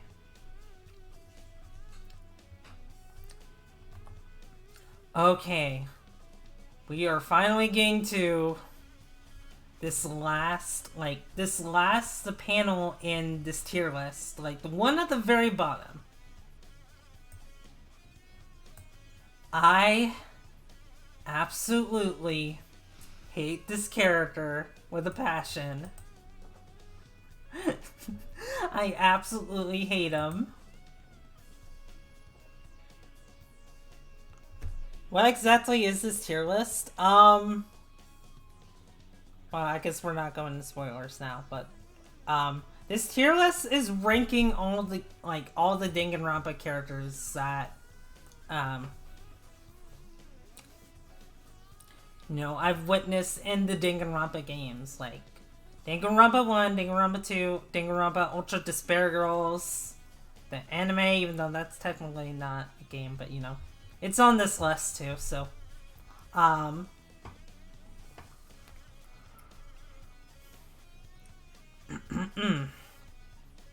anyway,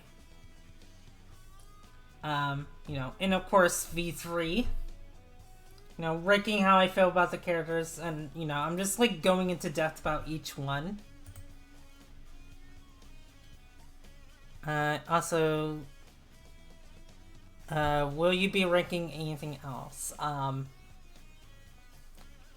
In terms of tier lists, probably not. At least not today, because this already took me like 3 hours to... almost 4 hours to do, actually. Just to get this one done. So... yeah, just like... it's a thing. Like, later, I might just, like... yeah, you can rewatch this whole thing just to understand my feelings about these characters more. Yeah, you might be, like, if you haven't already seen the tier list, you might be surprised at some of my opinions on these characters.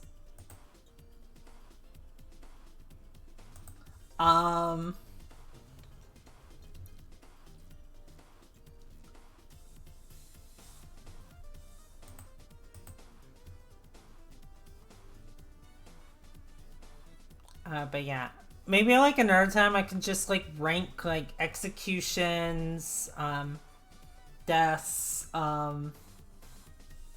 maybe even the games, maybe or like the Danganronpa media.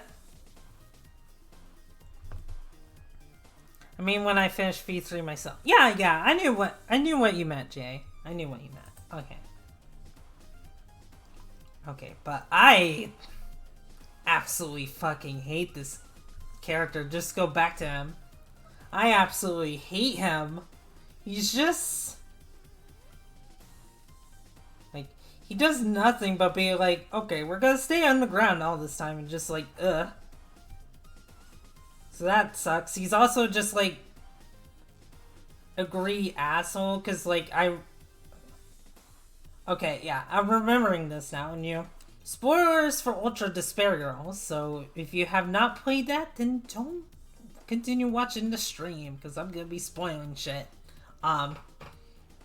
You find out later that he, like, the reason, like, he's not contacting, like, he doesn't want to contact Future Foundation is because,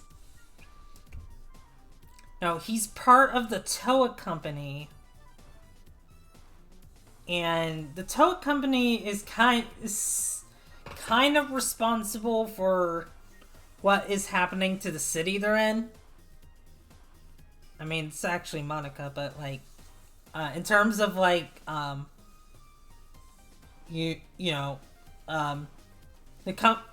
I'm, and this is me if I'm remembering correctly, the company is also responsible for producing the Monokumas. So, considering they went, like, on an all-out attack, you can see how that can look bad on someone. And he's just like, okay, if Future Foundation finds out, then they're gonna go in, find out where this came from, and then shut us down, basically. So he's kind of a greedy asshole.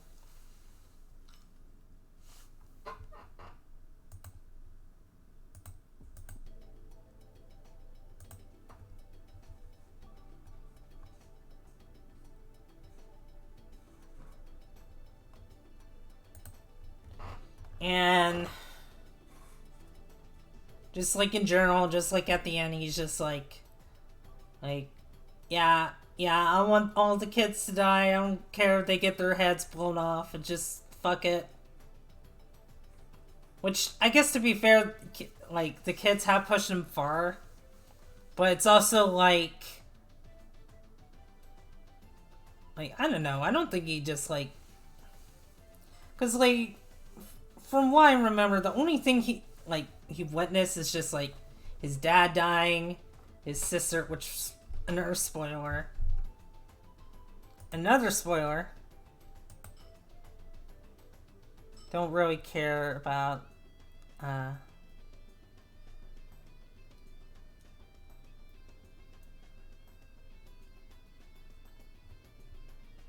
So, yeah. So anyway, Monica is his little sister. That is, like, revealed, so, like, so I guess there's just animosity towards that as well, but it's just, like, Jesus Christ, this dude is just so unlikable. Like, there's so many things unlikable about him, and it's just like, ugh. That this guy exists.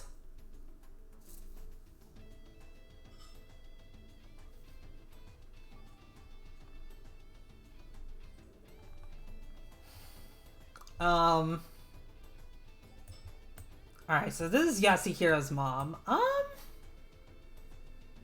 like her. She's... Actually, probably gonna put her higher than that. I think that's good.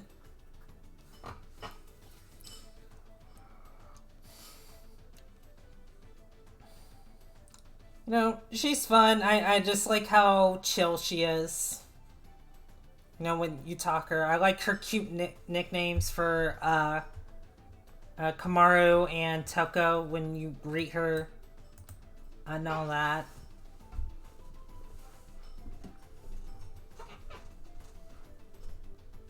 I would say that's about it, though.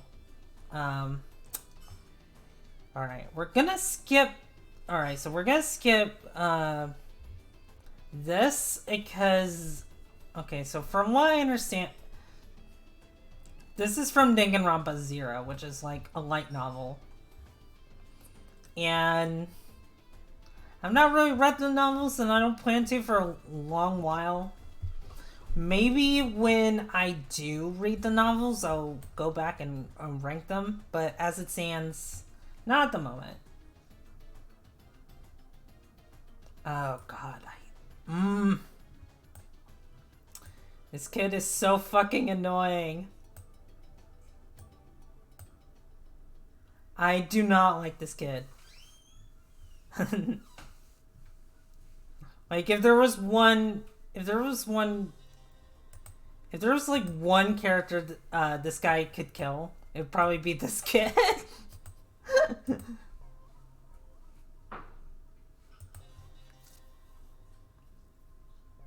Because, like, God, like, you know,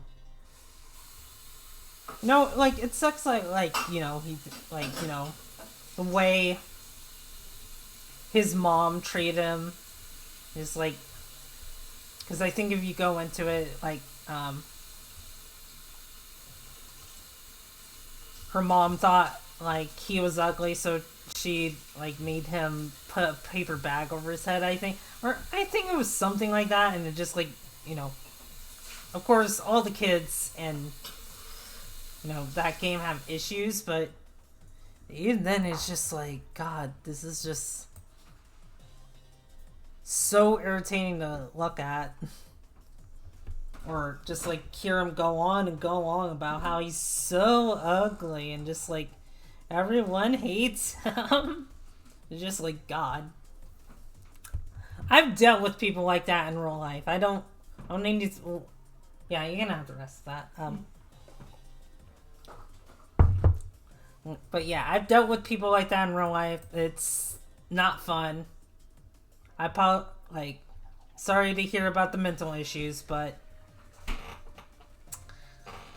You know, it's not exactly healthy.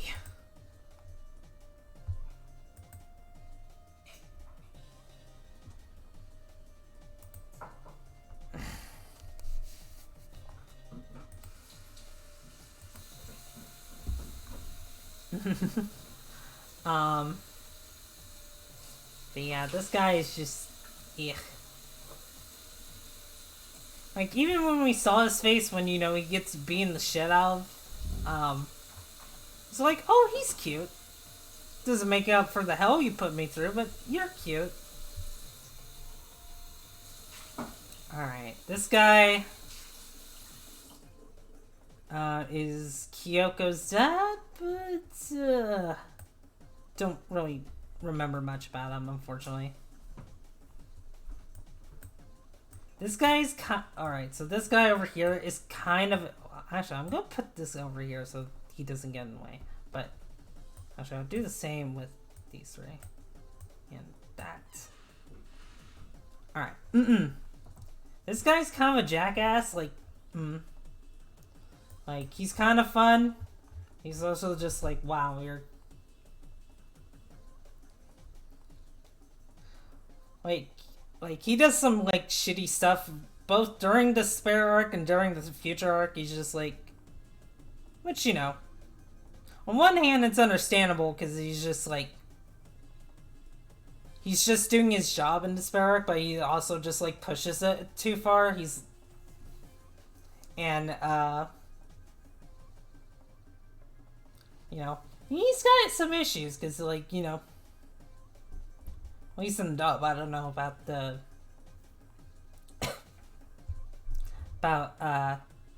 like, the sub version. He has, like, a bit of a crush on... Or... At least I interpret it as a crush, because, like, considering, like, what... Yeah, it would have to be in the crush, because, like, because, you know, I guess more spoilers about the anime, like, you know, this is why he's crushing after. It's just, like, so, like, he goes to confront Junko after this whole, terrible, like, during this whole terrible tragedy, right? He confronts her and go, like, okay, I'm gonna beat the shit, well, actually, I think she actually beats the shit out of him somehow, and,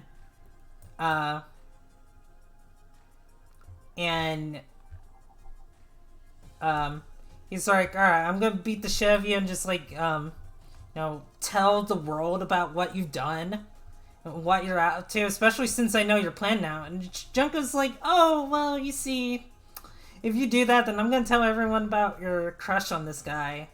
And it cuts to a flashback of, like, Junko spying on him through a window where, He's he's admiring a picture of his friend.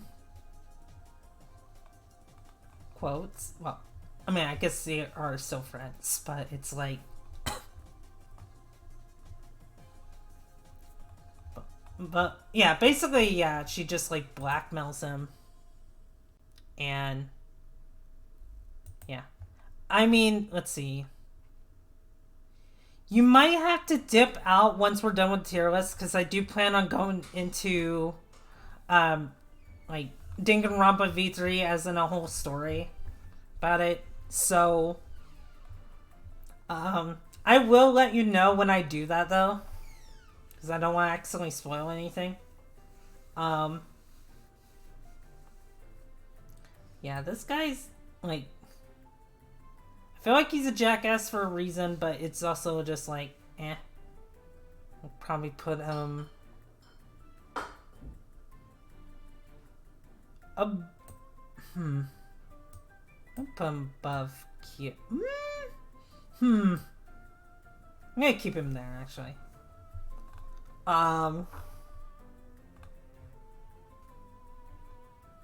This guy is okay. He's a nice guy until you learn he's the mastermind, and he's kind of boring. He's kind of a boring mastermind. So, eh. Okay, I do like this guy. I think this guy is cool. There's really not much about him, but like, he knew Kyoko's dad, and it does become a sad scene in the anime, which actually got me to cry a little bit. Yeah, this guy is really cool. I'm gonna put him here. Actually, no. Here. Here. Okay. Kamaru, my girl. I absolutely love Kamaru as protagonist. She is probably my favorite protagonist in the series, if I'm gonna be honest. I like the development she goes through. I like her personality. Like how quirky she is. Like just like whenever like she does like a puzzle and she's just like makes it this thing to like just be like really competitive about it. Like, I'll show this kid I can do it. And Toka's like, you're being challenged by a child. Oh, why are you so pumped up about this? And she likes manga, and she may or may not be able to see dead people.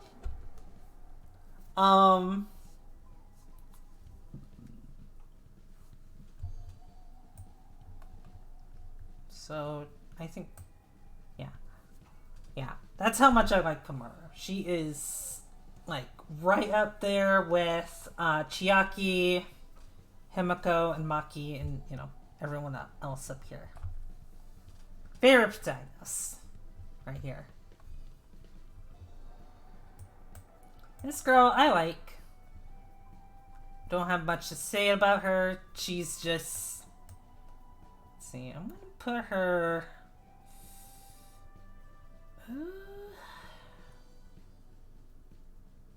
Okay. Okay, Dooney. Okay, Dooney.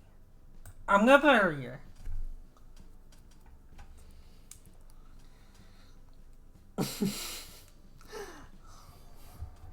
I do like her. I do like her,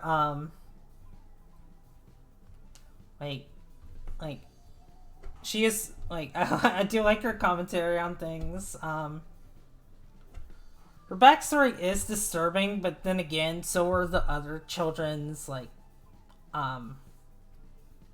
backstories as well. Hers might be the worst, because, she has some sexual trauma in there.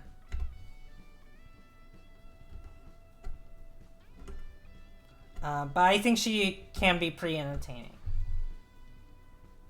Actually, I might put her over Kyoko.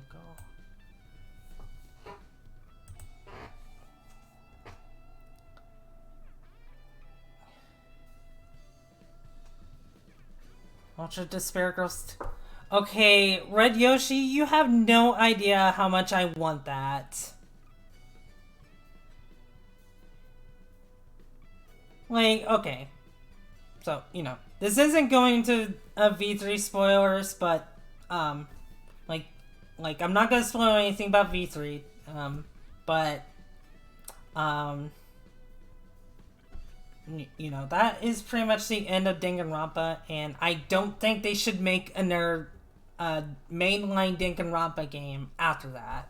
I will most definitely agree with that, because it's just like, yeah. But I'm not gonna lie, I'm kind of hankering for an Ultra Despair Girls 2. That is the one thing that I would be okay with if they decide to do that, because for one, it's an entirely different game. They could, and I feel like they could probably do something with it. Like, I don't know. I just, like, I would love to see more stuff with, like, Kamaru and Toko, like, other characters. Kaede, who would play a game like this? I would! I mean, I know the first game's kind of jank, but I still enjoyed the game. I still really like the game. Could be because, like, I really like Kamaru's development, but yeah, it was fun. A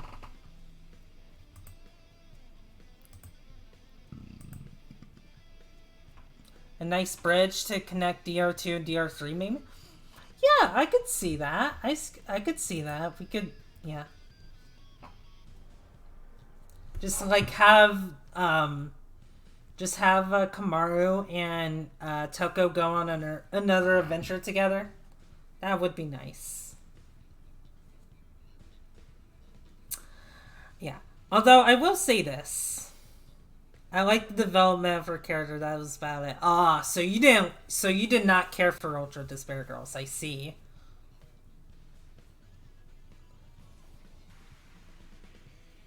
That's fair. It is kind of janky.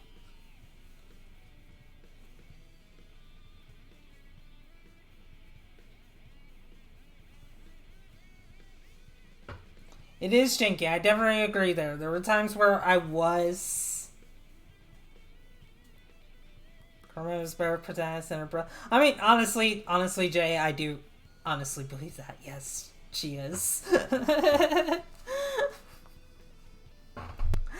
But now that is fair, Red Yoshi. There was times I was frustrated during the game, but I did like it, and just like. If they were to decide to, like, come out with an Ultra Despair Girls 2, I would not complain. I would accept that over them doing another mainline Danganronpa, honestly. Which, I guess if they did do a mainline Danganronpa, I wouldn't... I don't know.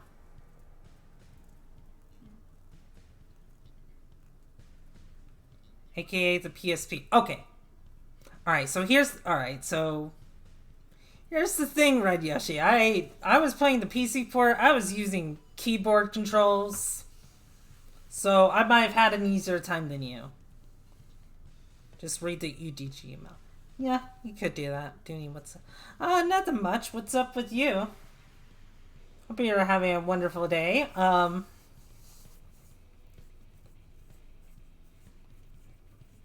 Okay.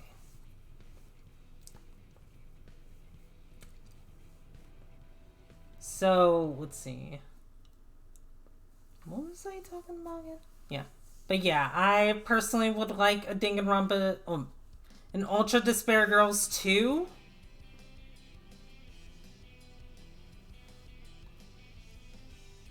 I had this idea for you, Dooney. Erase your stunts. Okay. Alright, let's hear this amazing pitch you have. What's this pitch you got for me? Get this.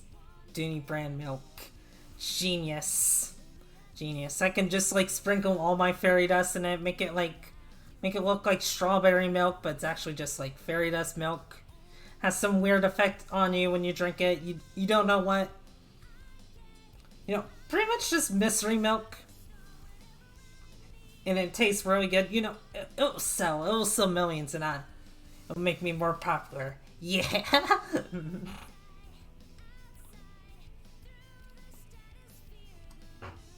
I swear, if I actually just like do a cowgirl outfit at some point for some reason, I might do something with that.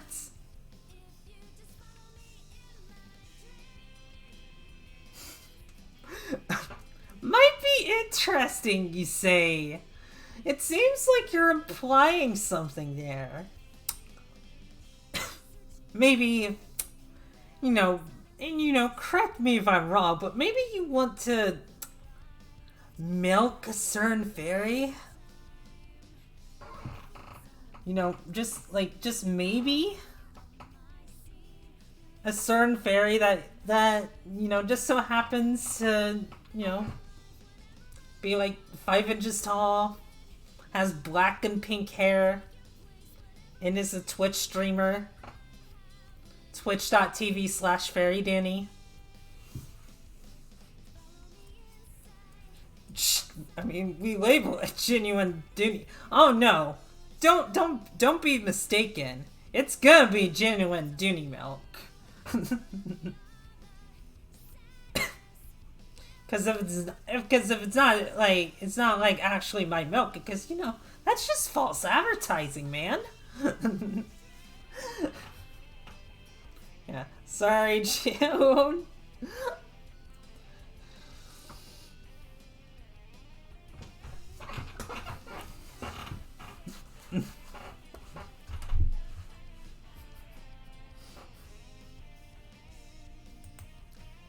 Very much a bit drunk. Gee, I couldn't have possibly guessed.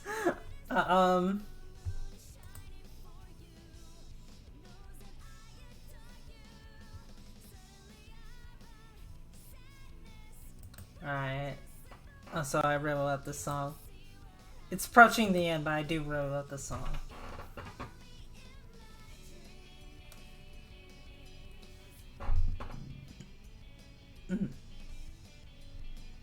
Yeah, anyway, enough of Ultra Despair Girls, too. Okay, where do I want to put this guy? Because, God, this guy also really, really sucks.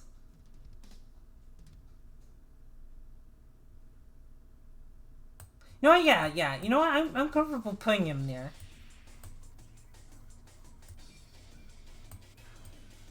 God, every time this character speaks, I want him to shut up. I really want him to shut up.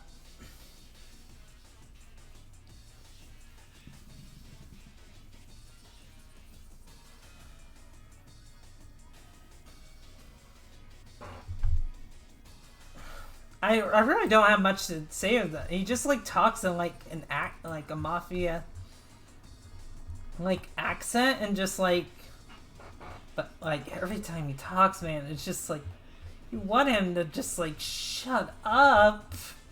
God, okay, so moving on from that, this guy is okay. Probably put him here. Maybe put him here, I would say. Yeah, that's about right. This guy, this kid.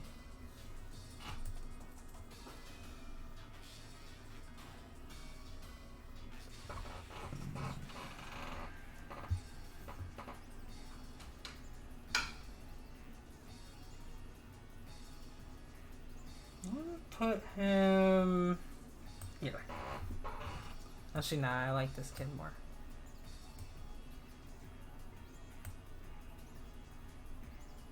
Yeah, I'm gonna put him here. Not much about him, just eh.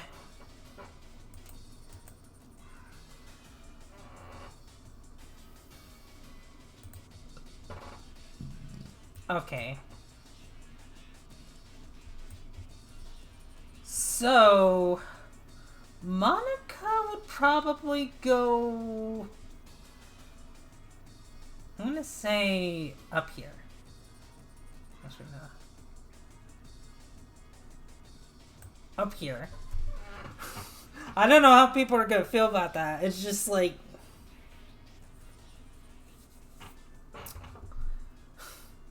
Like, I don't know what it is, but just like... She is, like, really evil. Like, she's, like, a really evil little girl.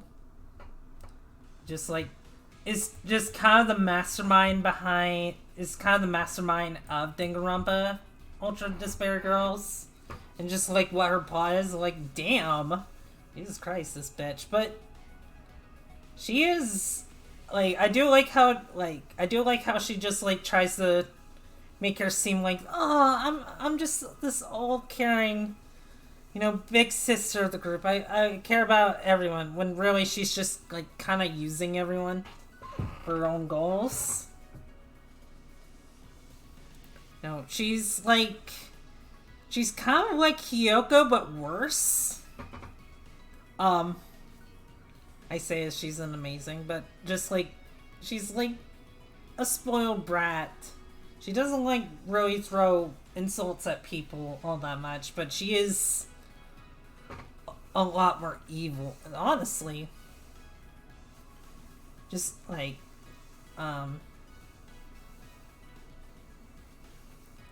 possibly even more evil than Junko, but that, you know, that's up for debate. I'm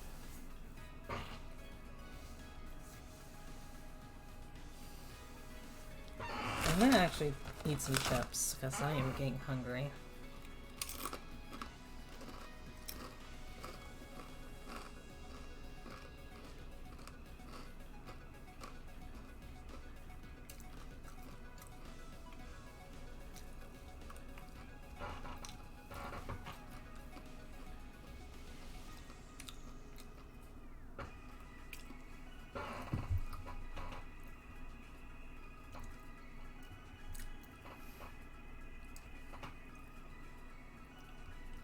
Honestly, I just like how evil and just like her plan and all things considered.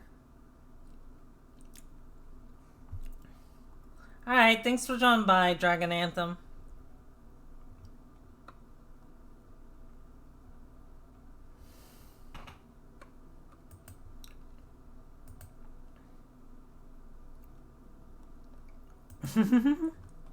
Yeah, honestly, I'm probably gonna have a little bit of soup and then maybe go out, get myself some candy later.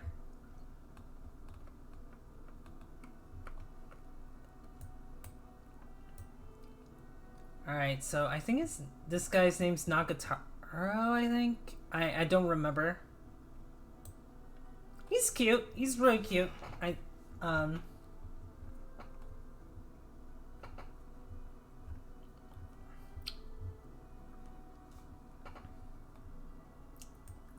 No, he's just kind of like...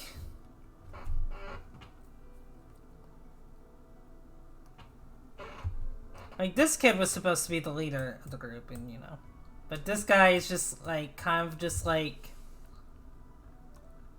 Alright, like, he's pretty much just, like, okay, we have to go about this in a way, just, like... You know... Like, obviously, we want to make the adults pay. And, you know, all that. But, like, he, like, questions, like, what... Like, out of everyone, he questions what Monica is up to the most. Just, like, like, should we be searching for the dead body? And then she just, like, cries about it. Just, like, oh, okay. I love you, Monica. Just, please don't do that. And... It goes in a few fucked up directions with that, honestly, so... Oh yeah, that scene where, like, Nagatoro learns, like, Monika's true intentions and, like, he just, like, gets really mad and starts slapping her, but Monika's just, like, laughing it off, and it just, like, really scares him, so he ends up, like, working with, Kamaru and Toko to get them out of the city. .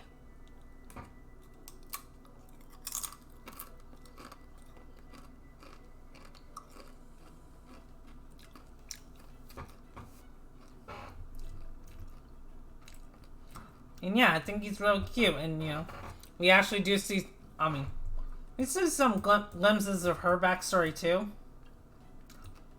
But, Jesus.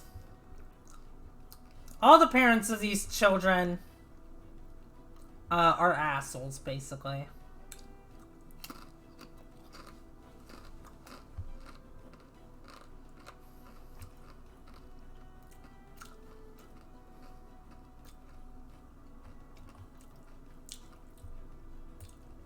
So this one is cute. This is Fuyuhiko's sister. Which, if you remember in Danganronpa 2, there was a case. She was involved in a case because, like, it turned out like she ended up dying, and no one knew really why, or at least until like Fuyuhiko was like, "Oh, my hero ended up killing my sister," so yeah. But really not much else to her. I would probably rank her at least above these two because she's cute, and that's about it. So unfortunately, this one's cute looks is not gonna make up for it. For her character, because oh my god, I fucking despise. I mean, of course, you know, it's in the bottom tier, but oh my god, I hate this character so much.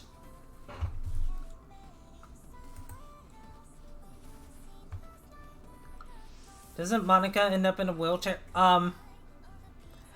Jay, she, like, okay, she was in a wheelchair the whole time. But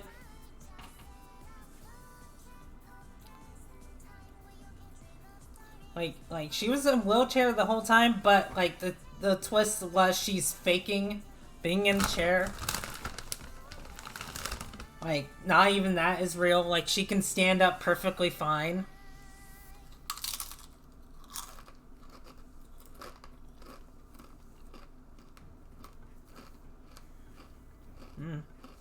Don't mind me chewing chips.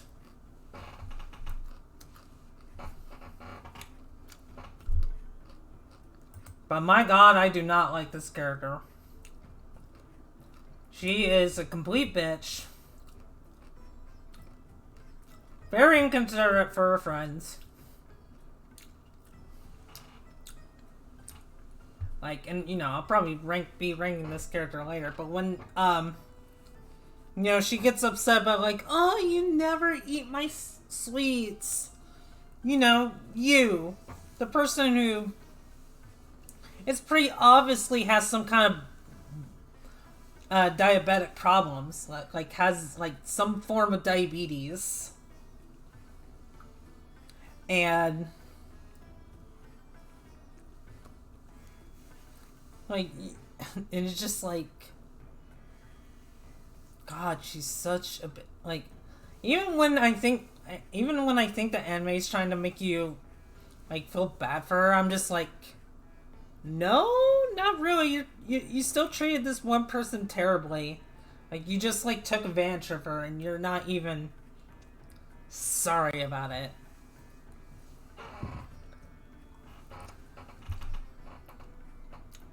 Like, Jesus Christ.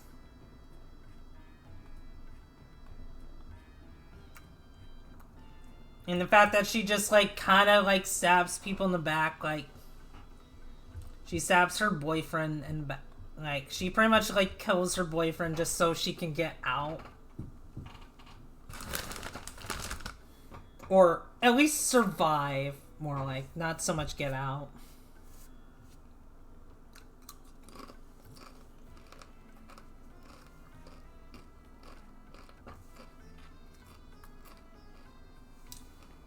Or I think it's like, so her forbidden action was no one else was allowed to leave the um, place they were at. So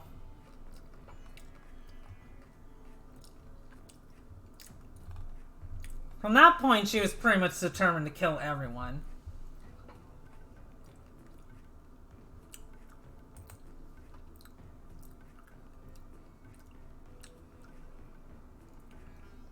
We're just still hating the girl. I'm done talking about her. I remember in the anime she was controlling that robot girl. She was controlling her. Funny enough, I don't think the robot girl's on here. I mean, I guess not much should be said, even though these two are on here for some reason, but whatever. I think his name's Ryuta. Yeah, he's really cute. I like them. Not much to really be said, per se.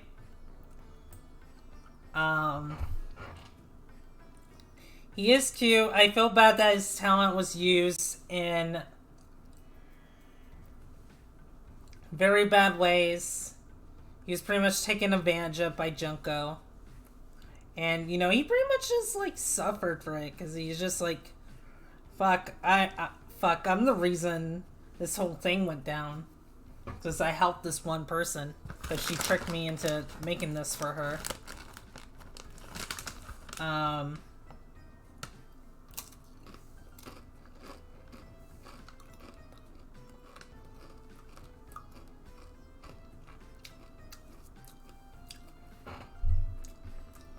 And then at the end, he's pretty much just like, okay, I'm gonna undo all her work and just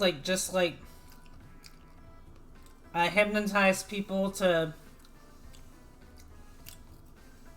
feel hope, which is a problem because then it's just like, you know, there's just pretty much forced to like feel that way, pretty much, which is like Makoto's problem with it. He's just like, no, that's not hope. That's just like controlling people to have hope. And so things get intense from there. But yeah, he's cute. All I have to say. This is Mihiro's friend. Not really much about her.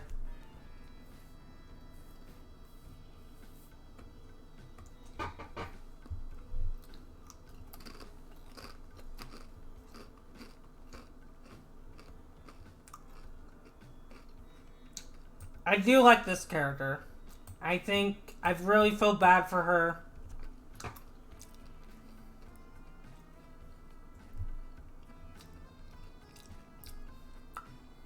You know, she gets mistreated by this bitch. And, like, she gets expelled from school when she didn't mean to do anything wrong. And, yeah, you just, like, really feel bad for her, because she... Let's see...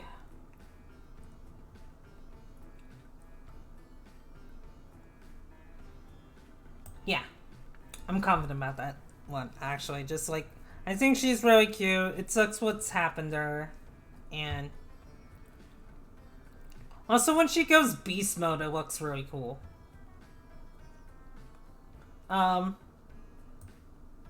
Let's see. I think this is Shina Kuma. I think it's Shuna.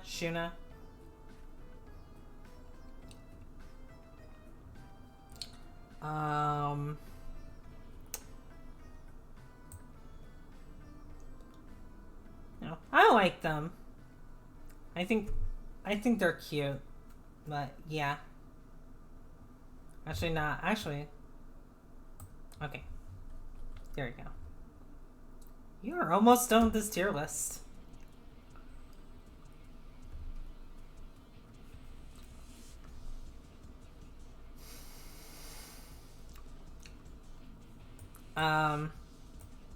We have this guy. He's alright. Okay, I do actually think he's pretty cool.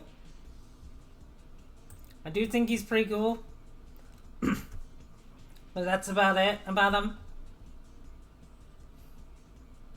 Cheers, father. He's cute.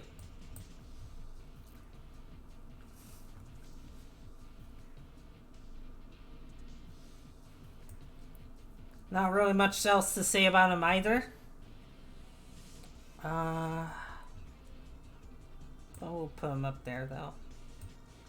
Okay, so transform Taka, I'm gonna say, is worse because he tries to take on the personality of Mondo, but in a really bad and obnoxious way. That makes him even more unlikable to me. So let's see. Yeah, I feel confident about that.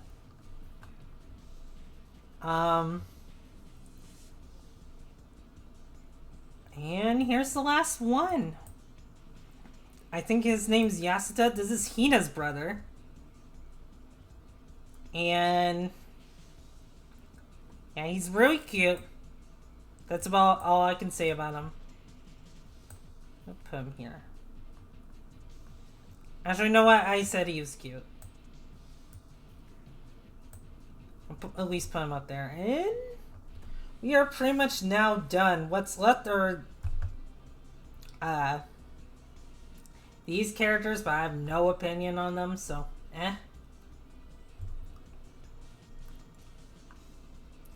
Overall, I think I am happy with this tier list. I don't know how many people, like, some people will agree with me, some of them will disagree with me. But yeah, let's save this. Download this image. DR.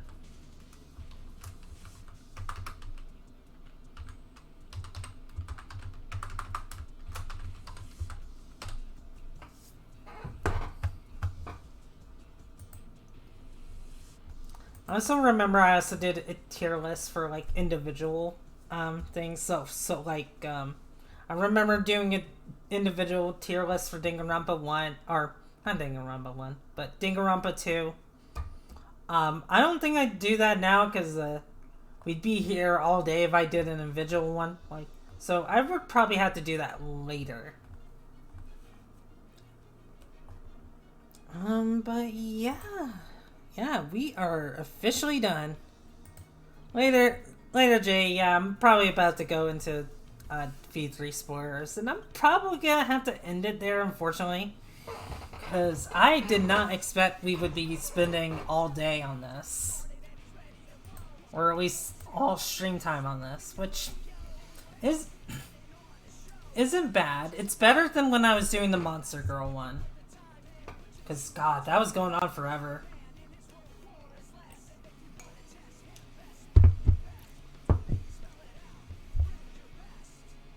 There are a lot of characters, but I thought we would go through it quickly, so. But yeah. I'm gonna...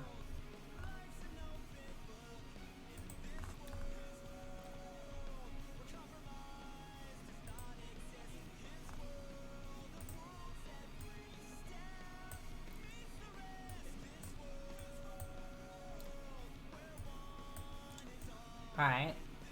Grown a little bigger, but no, not by much. So I don't think I have much to add to like V3 besides what I doing. Probably just put Monica in the S tier because I didn't even put Monica in the S tier. Funny enough.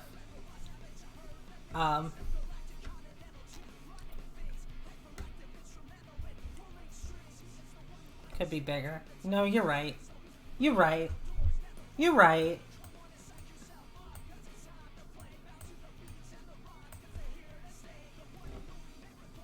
But yeah, I don't think I'm much, but like, I know that like, per my problem with like, V3's ending is that it just like kind of like pretty much throws the story at that point out the window. And to an extent, I do believe that. But I was, because like V3's ending just like really makes you think. It makes you think about everything at that point. It makes you, so like I was thinking and just like there might still be some story bits you can salvage besides like character moments. For example, I think it was like chapter 2, like right before they were about to do the trial, Shuichi gets a flashback to... Oh yeah, it definitely does. It definitely does, Red Yoshi. It most definitely does. That it was done on purpose. Like, I know that. But I'm just saying there's like there's probably something you can salvage from it. And like I remember like at like during chapter 2, Shuichi gets a flashback to like he's in a capsule and he remembers him saying, "I want to die with everyone." And he's like, "What the hell was that?" And that was never addressed again. And I realize him saying he wants to die with everyone because he's a Danganronpa fan. Or at least his old self was a Danganronpa fan. So he was just like, oh yeah, I want to die with everyone so like I can be part of this experience. Yeah, and that got me really thinking. I was like, holy shit. Of course, I could be looking too farther into it. And that might have been the that might have been the one truth, because like as far as, because like that's like maybe one of the few, if not the only flashback in that story that did not require a flashback light.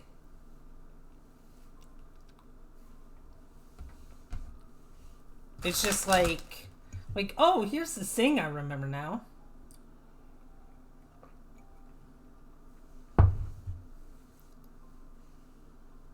Yeah, but that was just something I noticed about that I noticed just like thinking about it. So I wonder if there's just like other details like that in the game that like you just like have to think about, just like, oh fuck, so this is what they actually meant, and or this is what this was actually leading to.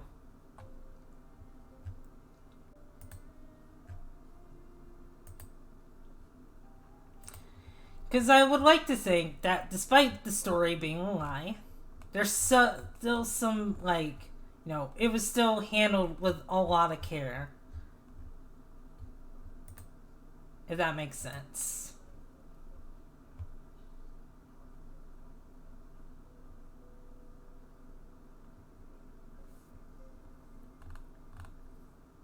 What the fuck?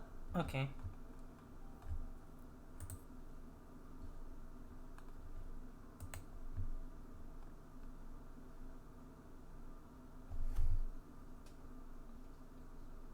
And you know, yes, you can trust this computer.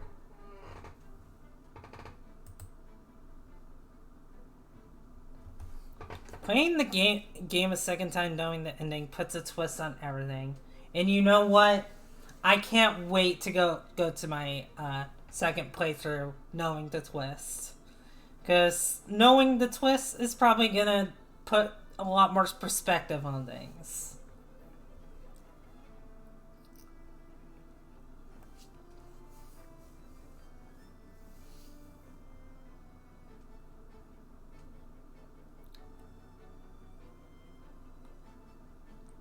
Yeah, because, like, alright, so the thing with Tsumugi is that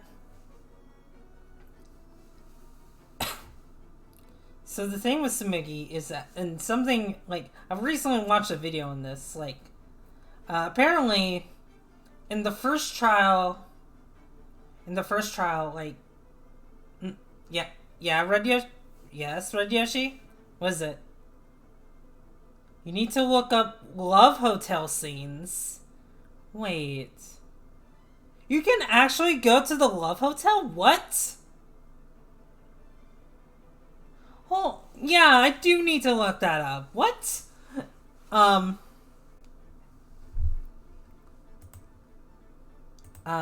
guess we're gonna go into that in a minute then.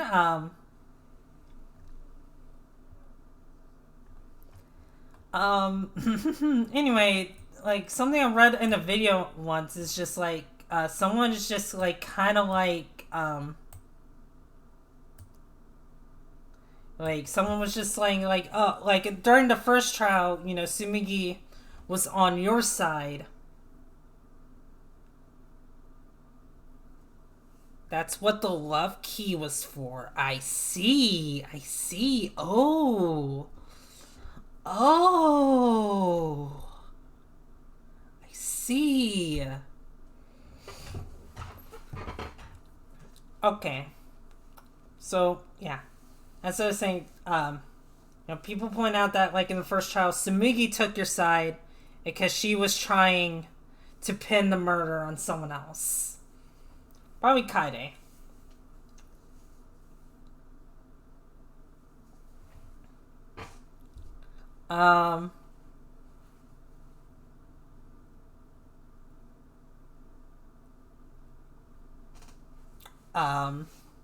And then, like, and then the rest of the game, Sumugi's always against you.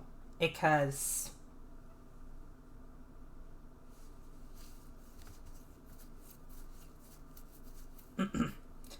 she's no longer trying to pin murder on someone else, which that was just, like, really interesting.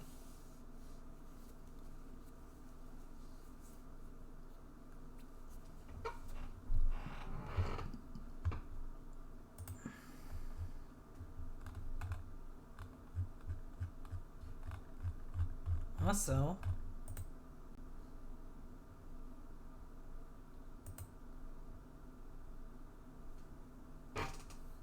okay,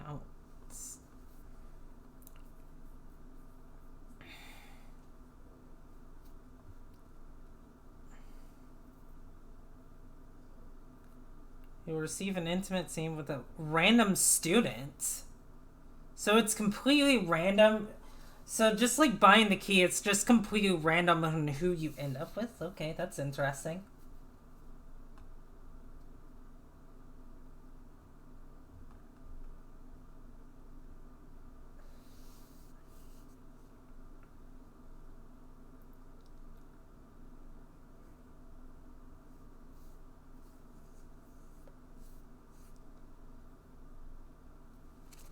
All students are available. Each student has only one scene, but repeats are possible. These scenes are linear with no branching dialogue trees.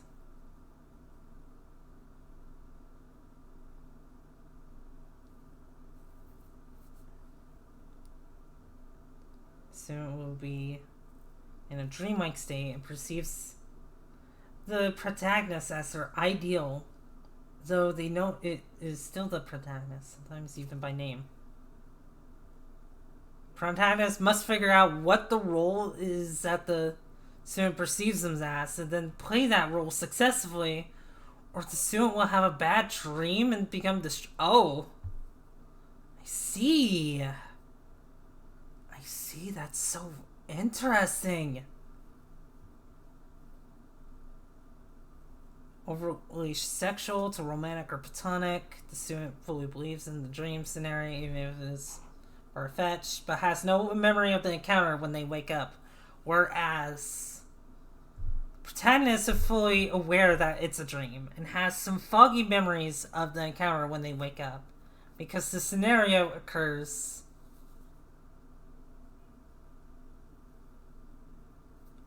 and because the scenario occurs in this dreamlike state, these scenes are considered non-canonical, though they are canon in terms of character exploration. Okay. So, question. Like, do you guys want to see my what the fuck?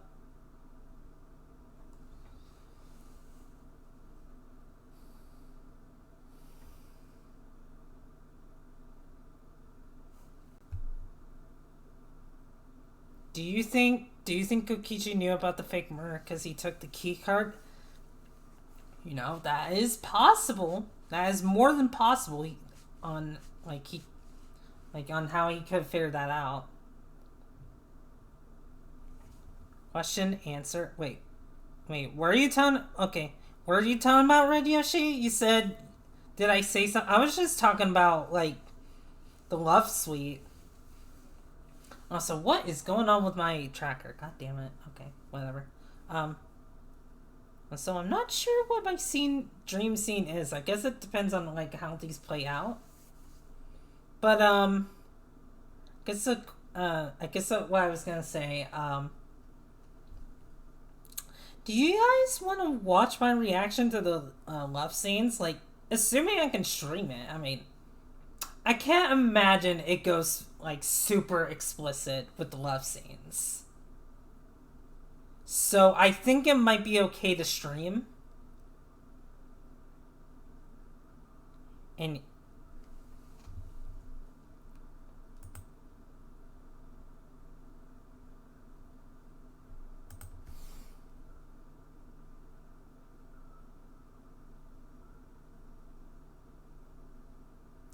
okay, all right. We're gonna react to that then. Let me get this back on.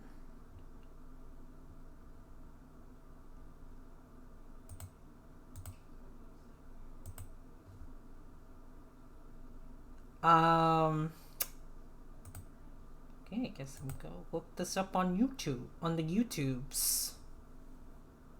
Um, and then after this, we'll probably call it a stream. Let's see.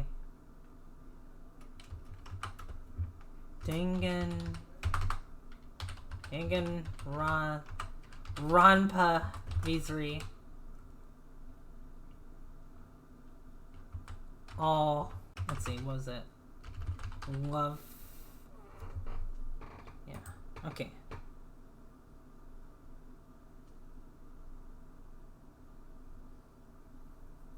Yeah, I like fairies. Oh my god.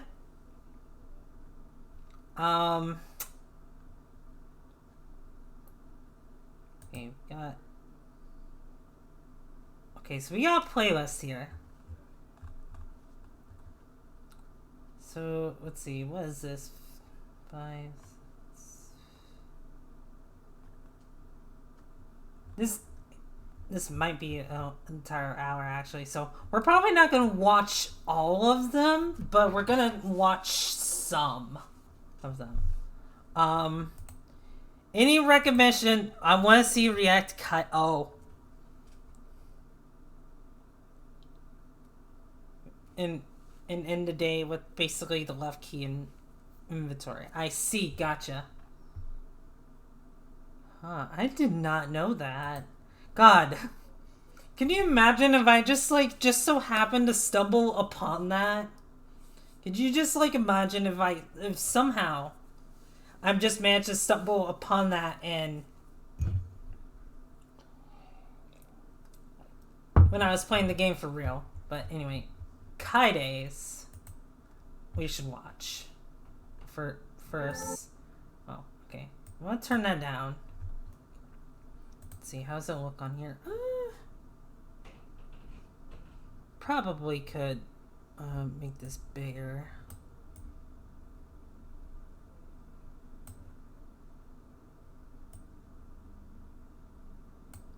I think this is good. I think this is good. I think maybe.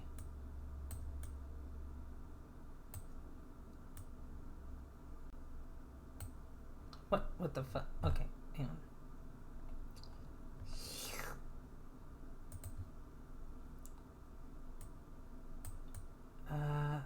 Okay, maybe a little bigger than.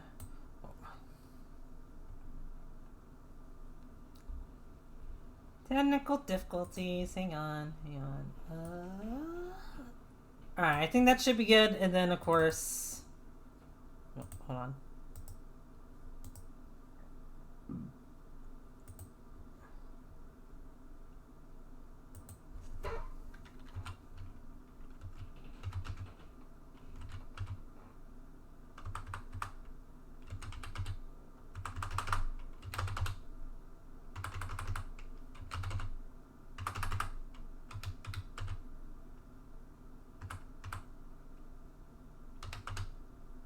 Fight for you just in case.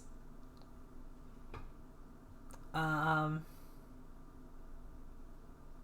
I think that's fine. I think that is fine for now.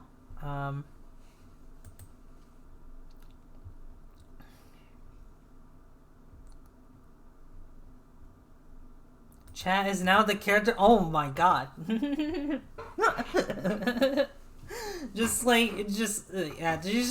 God. Just imagine just like all the dream sequences with me like it's just me having the dreams about you guys and just God. Let's see, I think 80 probably no. 100. Okay, interesting. Okay. No.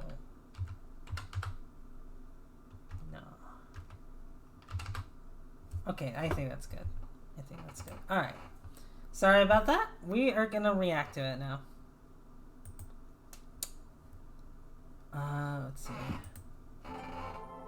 Let me know if this is too loud or too low.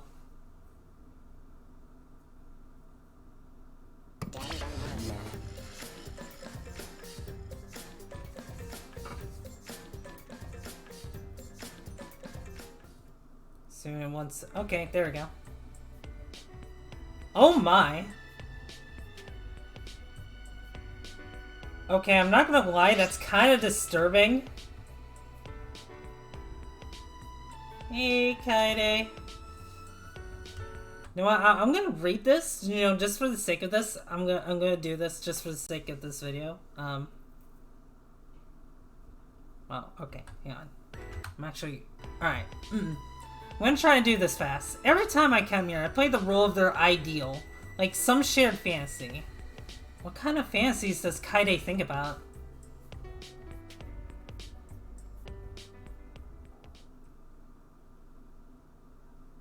Kaede? This is getting awkward. What am I supposed to do? You know? Huh? Yes? Do you remember what today is? Today, So you don't remember. I kinda had that feeling. Sorry. No. You don't need to apologize. My friends told me boys are like this. She put her hands on her hips and pouted at me. You know? Today's our anniversary, you know. When we started dating. Huh? Anniversary? Aww. Right? That's right, today's very important. I see, this is Kaide's fantasy. That must be why she's talking like this. Hey. Since it's our anniversary, I want you to say it, Shuichi. That's... Say what? Jeez. God, Shuichi, I was the one who confessed to you, you know? Sorry. So Kaide, but honestly, I don't know what you want me to say. Aw. Jeez. Oh no, did I make her mad again? Hey. How long will I have to wait before you call me something other than just Kaede? Something other than Kaede. Oh. Uh-oh. Right? Call me, like, sweetheart or something. Aw, okay, that's cute. Got it? Say it! Sweetheart. Oh, that's cute. So cute. Oh, that's so fucking cute. Kaede, are you okay? I am not okay. Hearing that took me by surprise. Yeah, me too. You went back to calling me Kaede again. I'm sorry. It's fine. I really like that passive side of yours. Jeez. Jeez, don't get all quiet on me. I'm super embarrassed now. Without a word warning, the blushing Kaede took me in her arms. Whoa! Kaede, wait, careful! As Kaede leaned into me, I lost my balance and... Ow. When I opened my eyes, I found Kaede in my lap, both of us sitting on the bed. Wait! Kaede, sorry, this is a bit, we're in bed. Not like I would try anything. Shuichi. Yes? You know? Hug me. Huh? What? Right? Like this. She whispered in my ear and squeezed me tighter. Slowly, I put my arms around her, pulling her in gently. Matching my movement, she drew her body closer, pressing herself against me. Kaide's warmth was speaking to me. My whole body was listening. Can you hear my heartbeat? Oh. Okay. Yes, I Kaede. hear yours too, Shuichi. It's my favorite melody.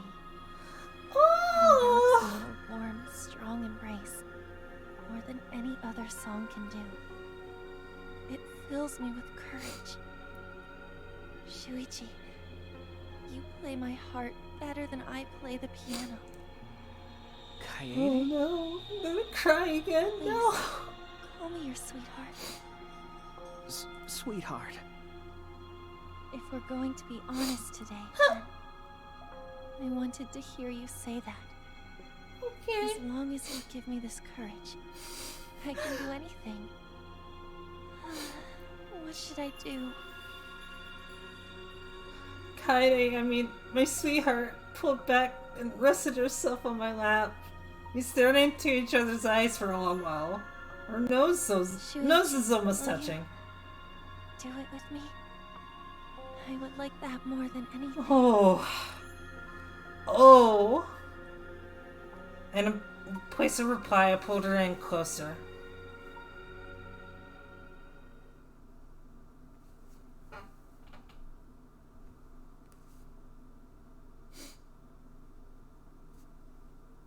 Oh god.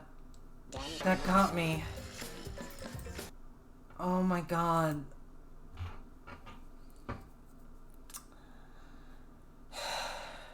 Yes, June. That is exactly how I feel. That is exactly how I feel when I listen to my girlfriend's heartbeat.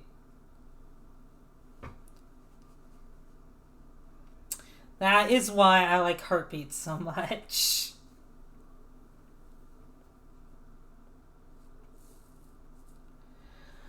God, I wasn't expecting to get emotional from that.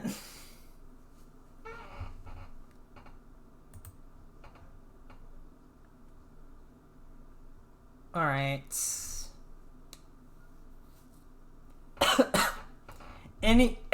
Sorry. I'm gonna drink some water and grab a bag of cheese. Any other characters you guys would recommend?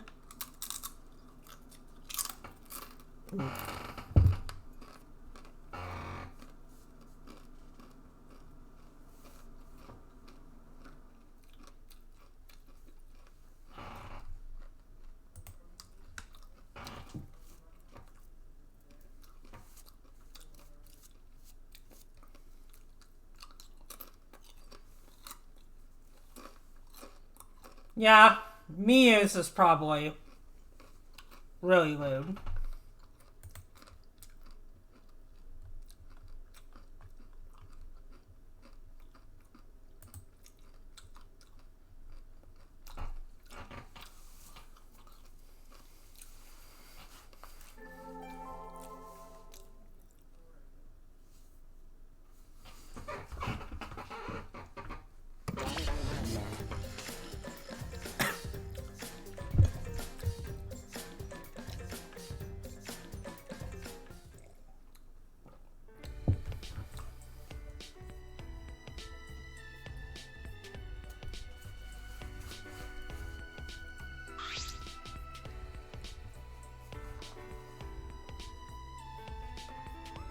Every time I come here, I play the...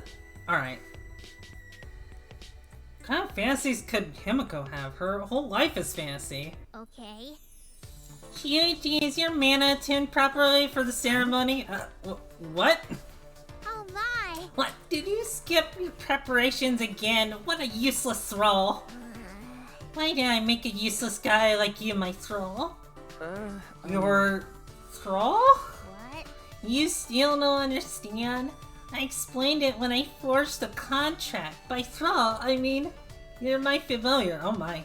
I grant you a magical beast, human form. In exchange, you serve me, so... I'm an animal in human form? You've forgotten already? You were originally a wolf. Oh my. What? I'm a wolf?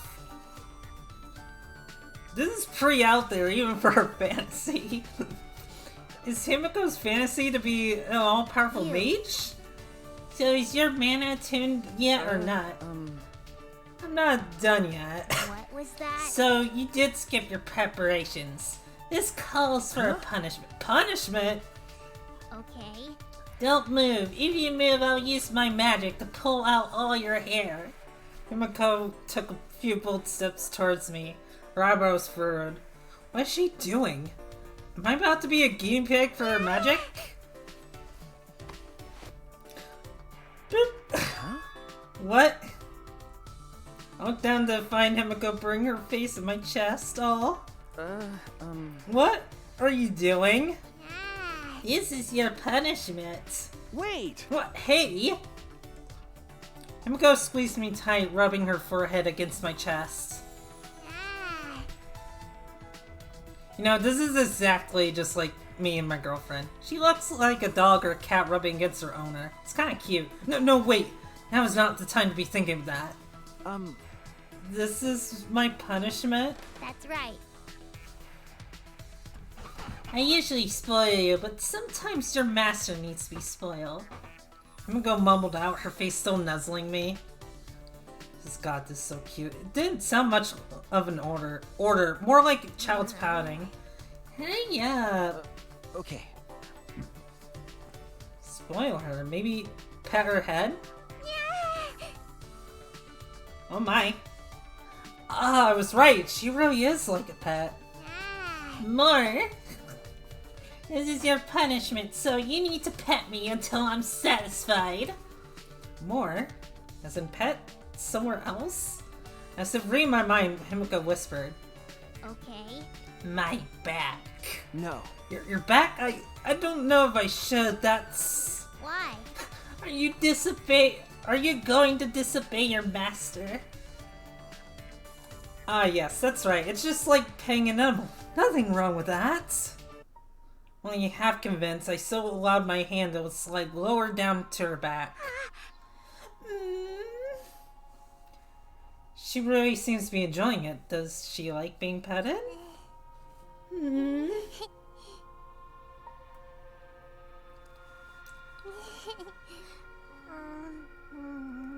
Aw. Watching Himiko respond to my petting made me lose track of the time completely. Without warning, Himiko's body went limp and she curled up against me. Aww. Are you okay?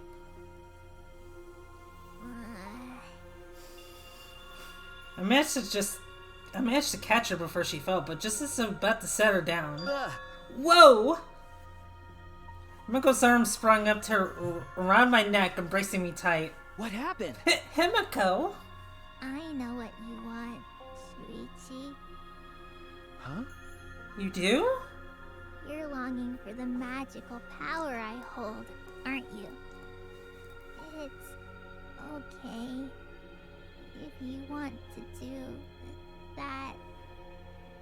I'm just a foolish mage who fell in love with her familiar. Aww. Love? I'm ready. If you want me, then I'll become yours. Himiko's breath washed against my ear in a seductive whisper. Felt like I was put under a spell.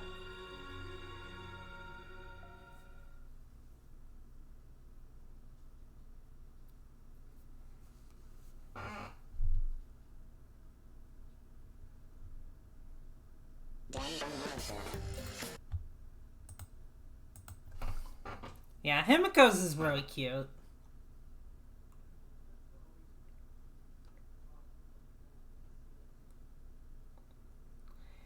Yeah, I have a feeling it's not just Miyu, but like Miyu is just like the obvious one. Maybe next check out Maki since you also completed her? Yeah, sure, I can do Maki. Let's see. Maki, where? Okay, there she is.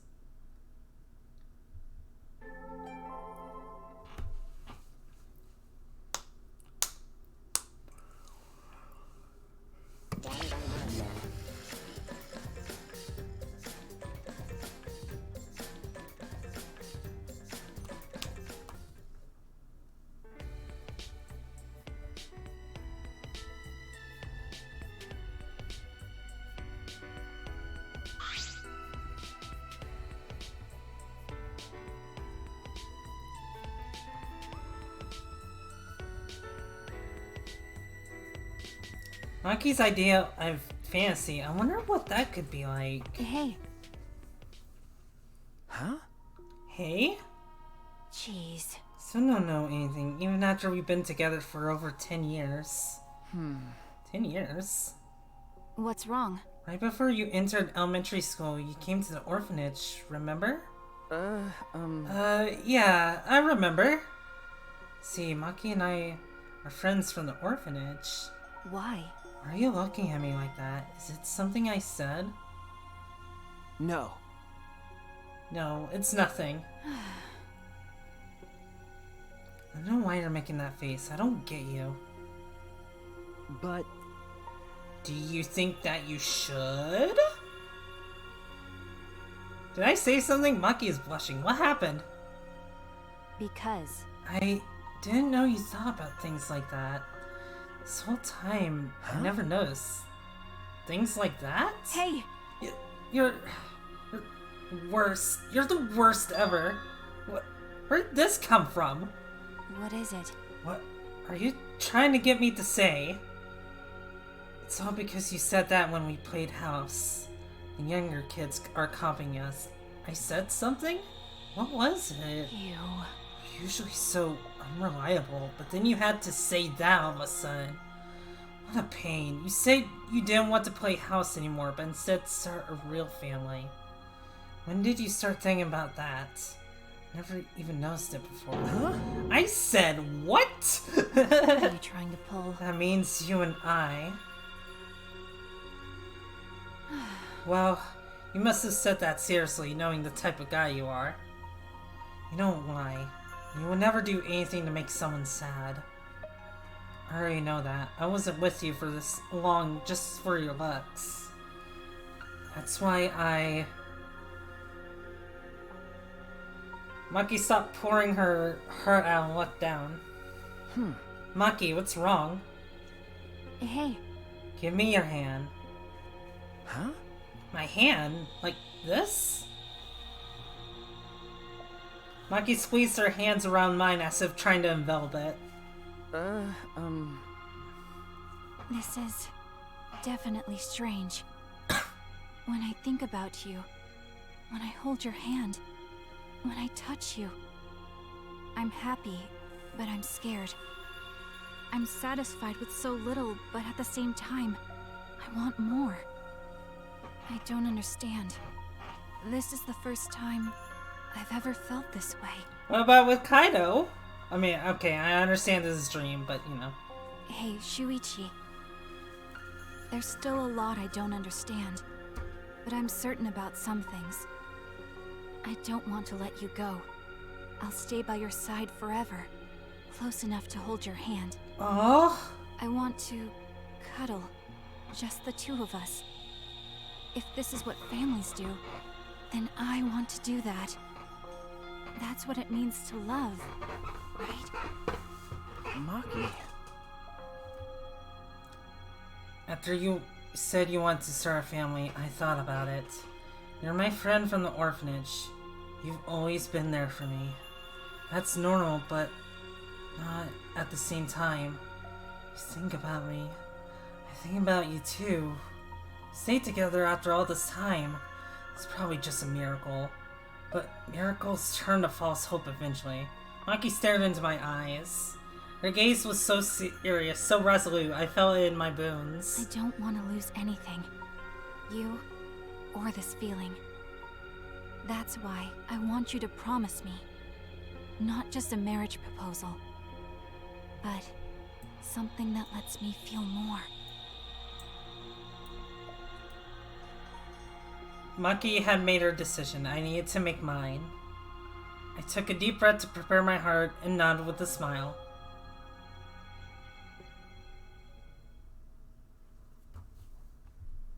That was sweet.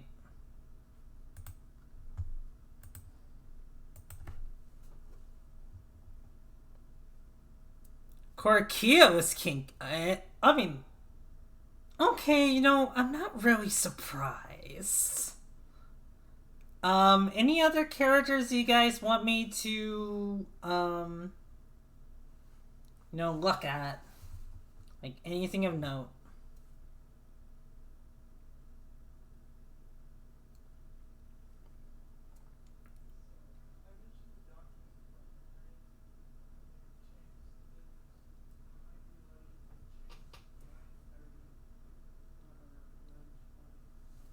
I'm probably gonna... Alright, so... you know, yeah, I'm probably gonna look at Kaido's. And then I'm gonna look at Kokichi's only because I'm curious. I think I'm curious about Miyu too, so...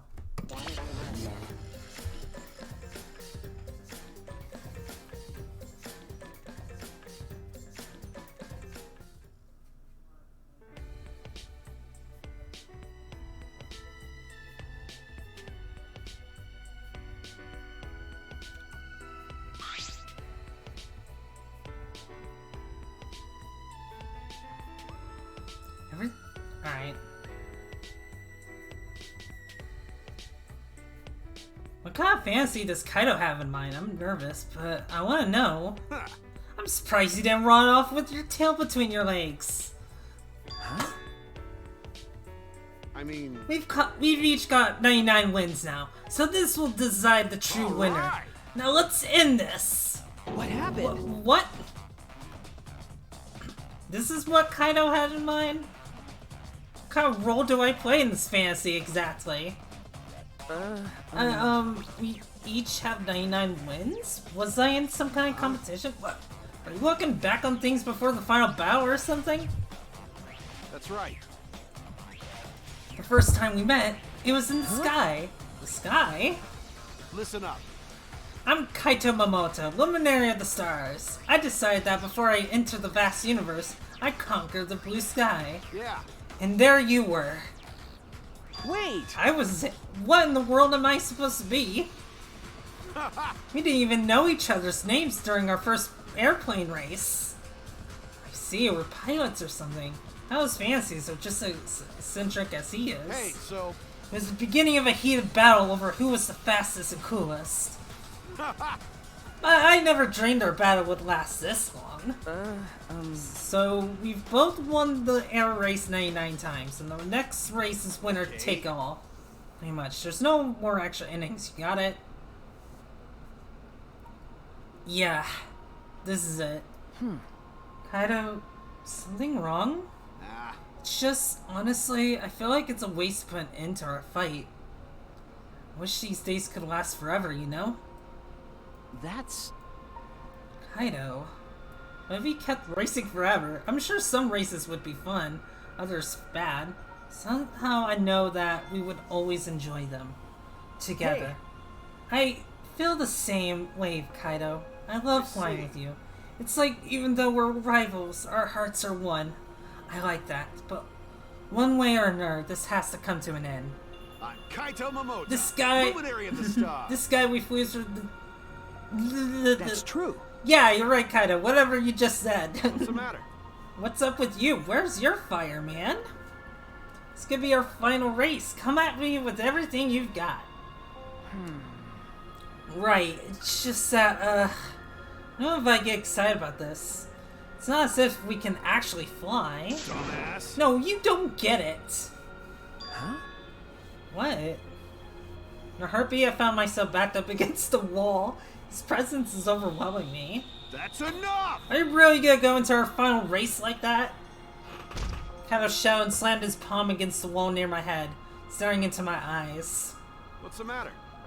Where's that determined glare of yours? No. I know you... Barely managed to meet his gaze. He felt so close looking down at me. That's when I remembered where I was, and... Kaito! Back up a little. My eyes are darted around the room, focused on that weird bed behind him. I'm so caught up in the fantasy that I forgot where I was for a moment. But with Kaido so close to me in a place like this, it's hard to stay calm. Don't screw around! No, I'm not gonna back up. Huh? What? Come on, You really man. think I'm gonna do what you say? Ah, so Shuichi's the sub in the relationship. Got it. Jeez, You're... you're the first. Oh. Okay. Nobody else has ever made me want to stay in one place for so long. I want to get to the universe as fast as I can, but I don't want this to end. Hey, you understand what that means? You know that as long as I'm here, I'm Kaido's ideal. And so I understand Kaido. I hold the key to your heart, but... Well, I guess you wouldn't understand. There's no way you feel the same. Anyway, it's not like me to start babbling like this. Kaido took a quick step back. I exhaled a deep breath I didn't realize I was holding. Listen up, Shuichi Saihara. If I win, there's something I gotta tell you. Something you have to tell me? Could that mean... Now that it's been decided, I want to hurry up and say it already. Let's go. Kaido marched to the exit, and I hurried after him. If he wants to tell me something after the race, then... It's not something I can ask him. He has to tell me himself. All right. I'm gonna win, so I can finally say it to you. Okay. What? Just, okay, you gotta say I won't lose or screw you. No. Oh, well, I don't plan on losing. I was just curious as to what you have to say, Kaido. Shut up! Did I say I was gonna win, so just hit me with some trash talk already. What a mess. And so, we two aviators head to one last race. Together. Aww.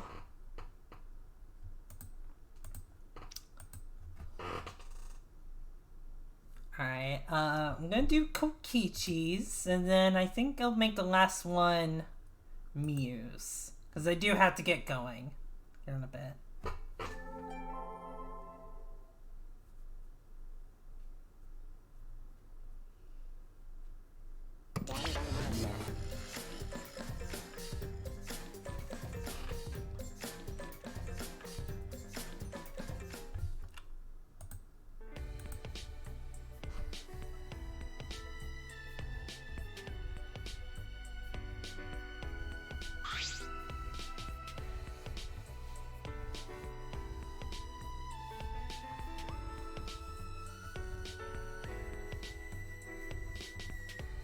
Kokichi's fantasy, I can only imagine how insane this will get.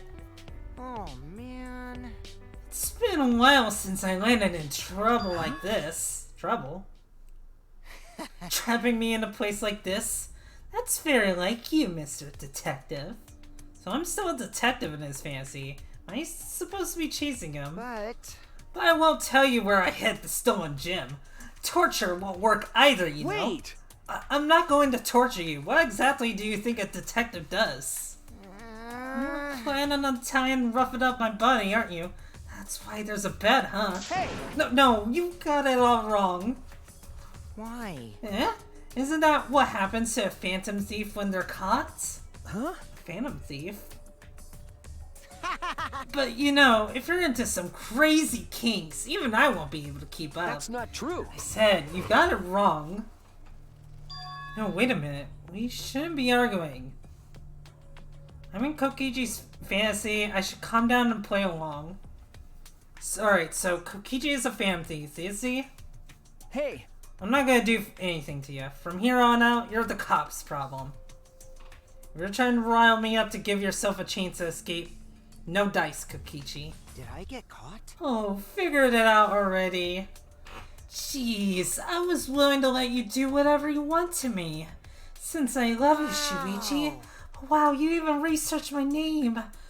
My identity is bare naked. Hey, did you just call me Shuichi? Yeah. Oh well, looking at your name was a piece of cake. So I'm not a different person here. I'm me, and Kokichi is Kokichi. I know I'm supposed to be his ideal, but even when he tells me he loves me, I can't help but think he means the opposite. If you're not gonna do anything, then maybe I will.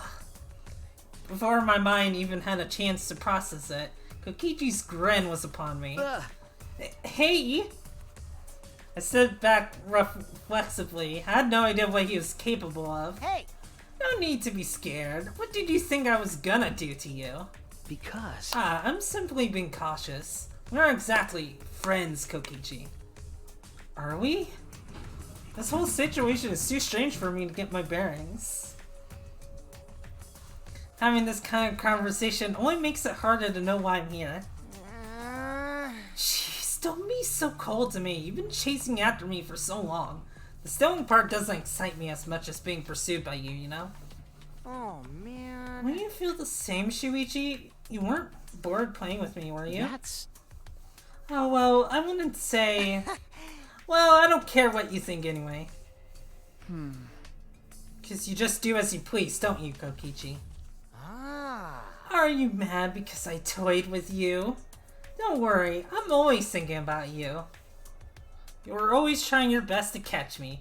I really had to give it my all to win. You seem rather enjoying this for a cornered criminal. Yeah. Because the game's not over yet. Shuichi! What would you do if I told you that I wanted you to catch me? Huh? It's true! There's a transmitter on my body, so my friends probably have this place surrounded already. Looks like you'll be the one getting all tied up and roughed up, Shuichi. Huh? That's not... possible, right? Can't be. I was taken off guard by Kokichi's words, but then I remember our rules. Wait! Kokichi, your lies don't work on me. Aw, Not you're not shaken up at all. I thought you would be more excited. That's too bad. I really wanted your eyes to be on me. Oh my. I thought you didn't care about how I felt. That was a lie. You know, since I'm a liar. But when I said I wanted you to catch me, that was definitely not a lie. Oh my. What do you mean? It means you can do whatever you want to me. And that's the truth. Mm-hmm. Come, play with me. Let's do a lot more together. Kokichi moved toward me. For every step he took, I took one back, but my foot hit the bed. But Kokichi wasn't listening at all. He pushed me hard onto the bed. Kokichi, wait! Wait! Just kidding. Did I get ya? Oh my god. Kokichi didn't answer. He sprint toward the exit. Kokichi, stop right there! I tried to give chase, but my knees were weak as I tumbled off the bed. We are mortal enemies in this fantasy, but still, Kokichi couldn't be leaving. Caught myself wishing he would stay before I smothered the thought. Oh my god!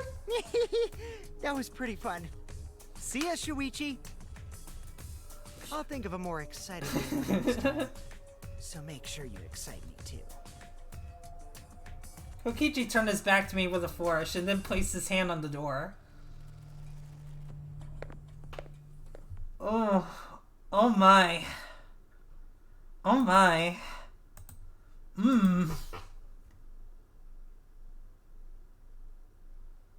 Oh my. Oh my.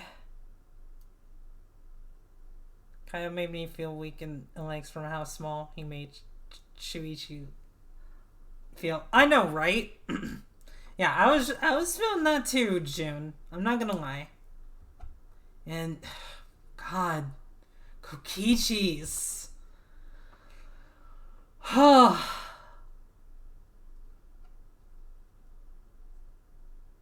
So yeah, I ship those two. Wait, hold on. Alright. We're gonna do Muse and then we're gonna end it there. I wanted to do more than just like the tier list, but that ended up taking a lot of time. So next month I'll probably just do a regular just chat unless something comes up or I think of something to do.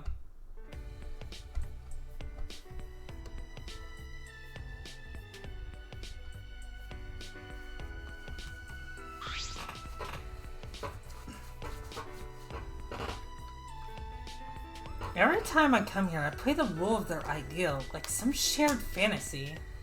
Muse fantasy. I'm prepared for total absurdity. You know. Hey, Shuichi. Huh? I got some fan-fucking-tastic news that'll put a smile on your face. And since we're childhood friends, you're getting an exclusive inside scoop. So you better feel real fucking special. Okay. See, so we're childhood friends in her fantasy. That's why she's being so nice to me. I should be nice to her too. If I'm not careful, she might wake up. You know. So yeah, about this news.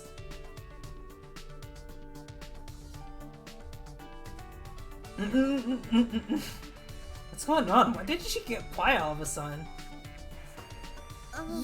You? You can have your way with me if you want. I can what? Why, you didn't hear me? You're such an asshole. I just said you can have your way with me. You fucking asshole. No. No, I heard you. I don't understand. Why? Why? It's just that so sudden. It's only 'cause I want to thank you, Shuichi. Huh? Thank me? I mean, what better reward for a man Out of my way! than this slamming sexy body of mine? Know what I'm saying? No. I'm going to ignore that last bit. So why do you want to thank me? What was that? Huh, you really don't know? And you call yourself my childhood friend? That's... I'm sorry, I really don't know.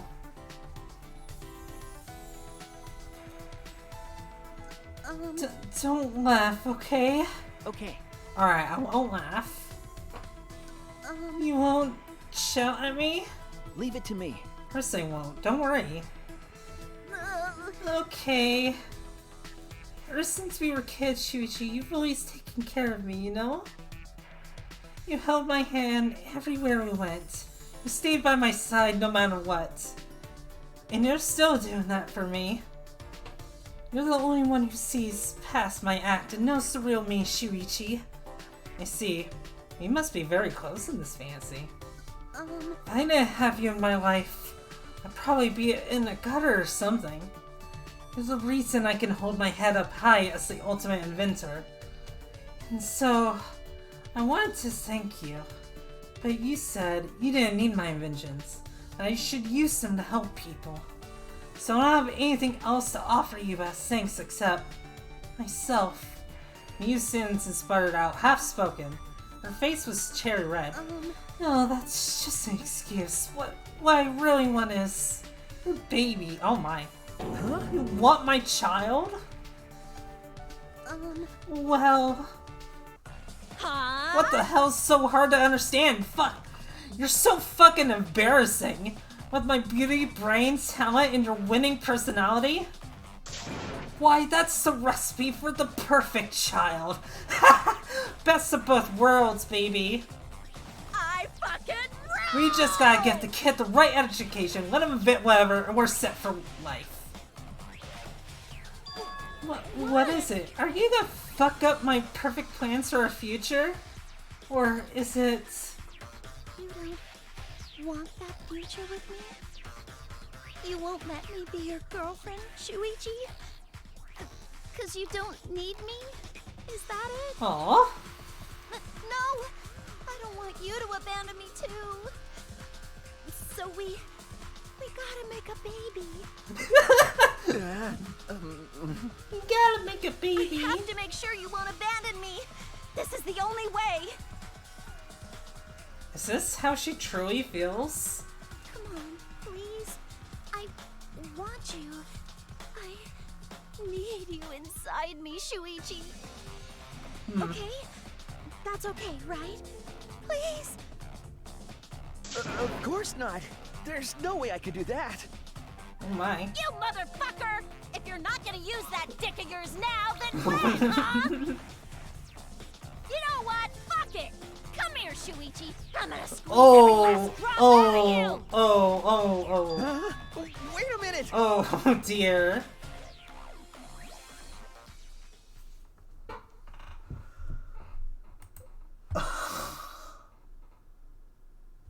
Okay.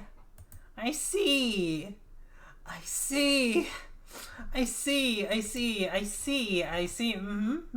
Yep. Yeah, that sure was something.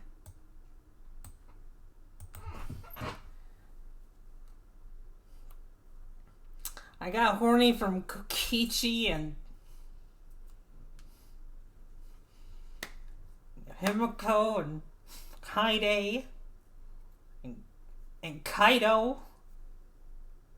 Maki's was really sweet. Then again, so was Kaide's, but it's just like also just like made me feel things. Cause with the heartbeat talk, God, fuck. Heartbeats are my weakness. I will say that right now.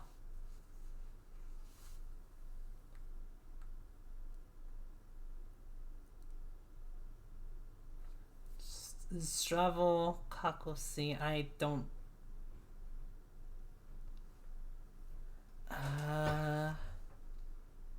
Does anyone here speak Spanish by any chance? God, I think that's Spanish. I'm gonna feel so bad if it's not Spanish, and God, I'm gonna look like a racist. I'm not sure if I understand that, but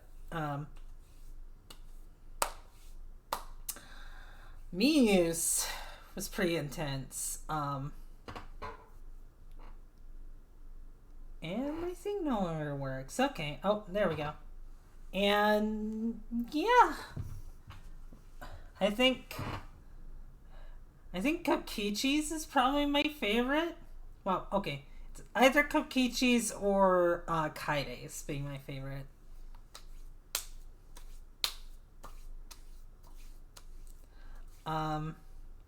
Whoa, okay, that was weird.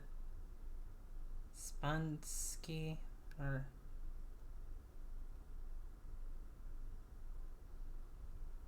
Spansky. Hi,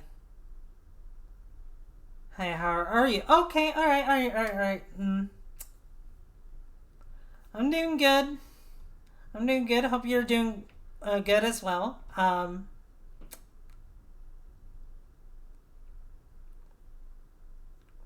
See, I want to do like a language learning stream at some point, because I think it would be really fun to be able to communicate with people who speak different languages. That would be fun.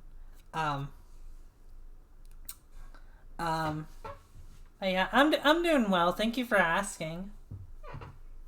I hope you're doing well as well. We're gonna be ending the stream here soon, but yeah, that was a lot of fun.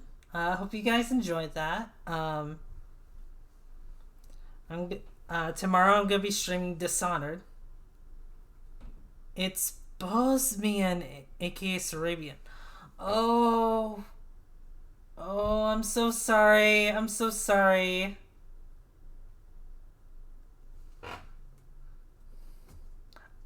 God, now I feel bad. I feel bad. I didn't understand that.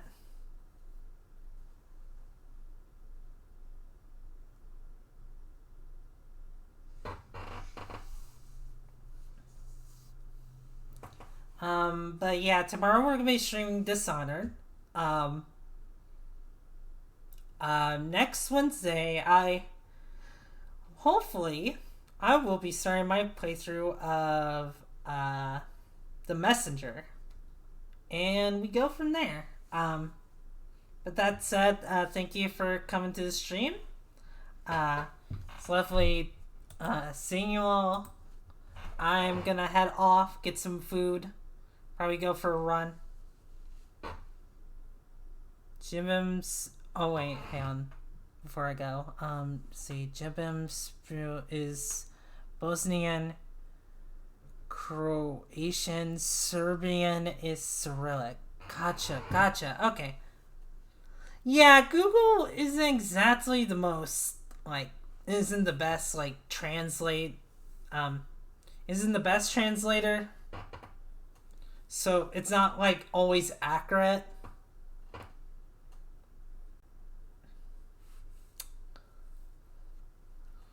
But yeah, I'm gonna head off. You guys take care. Love you all. Mwah!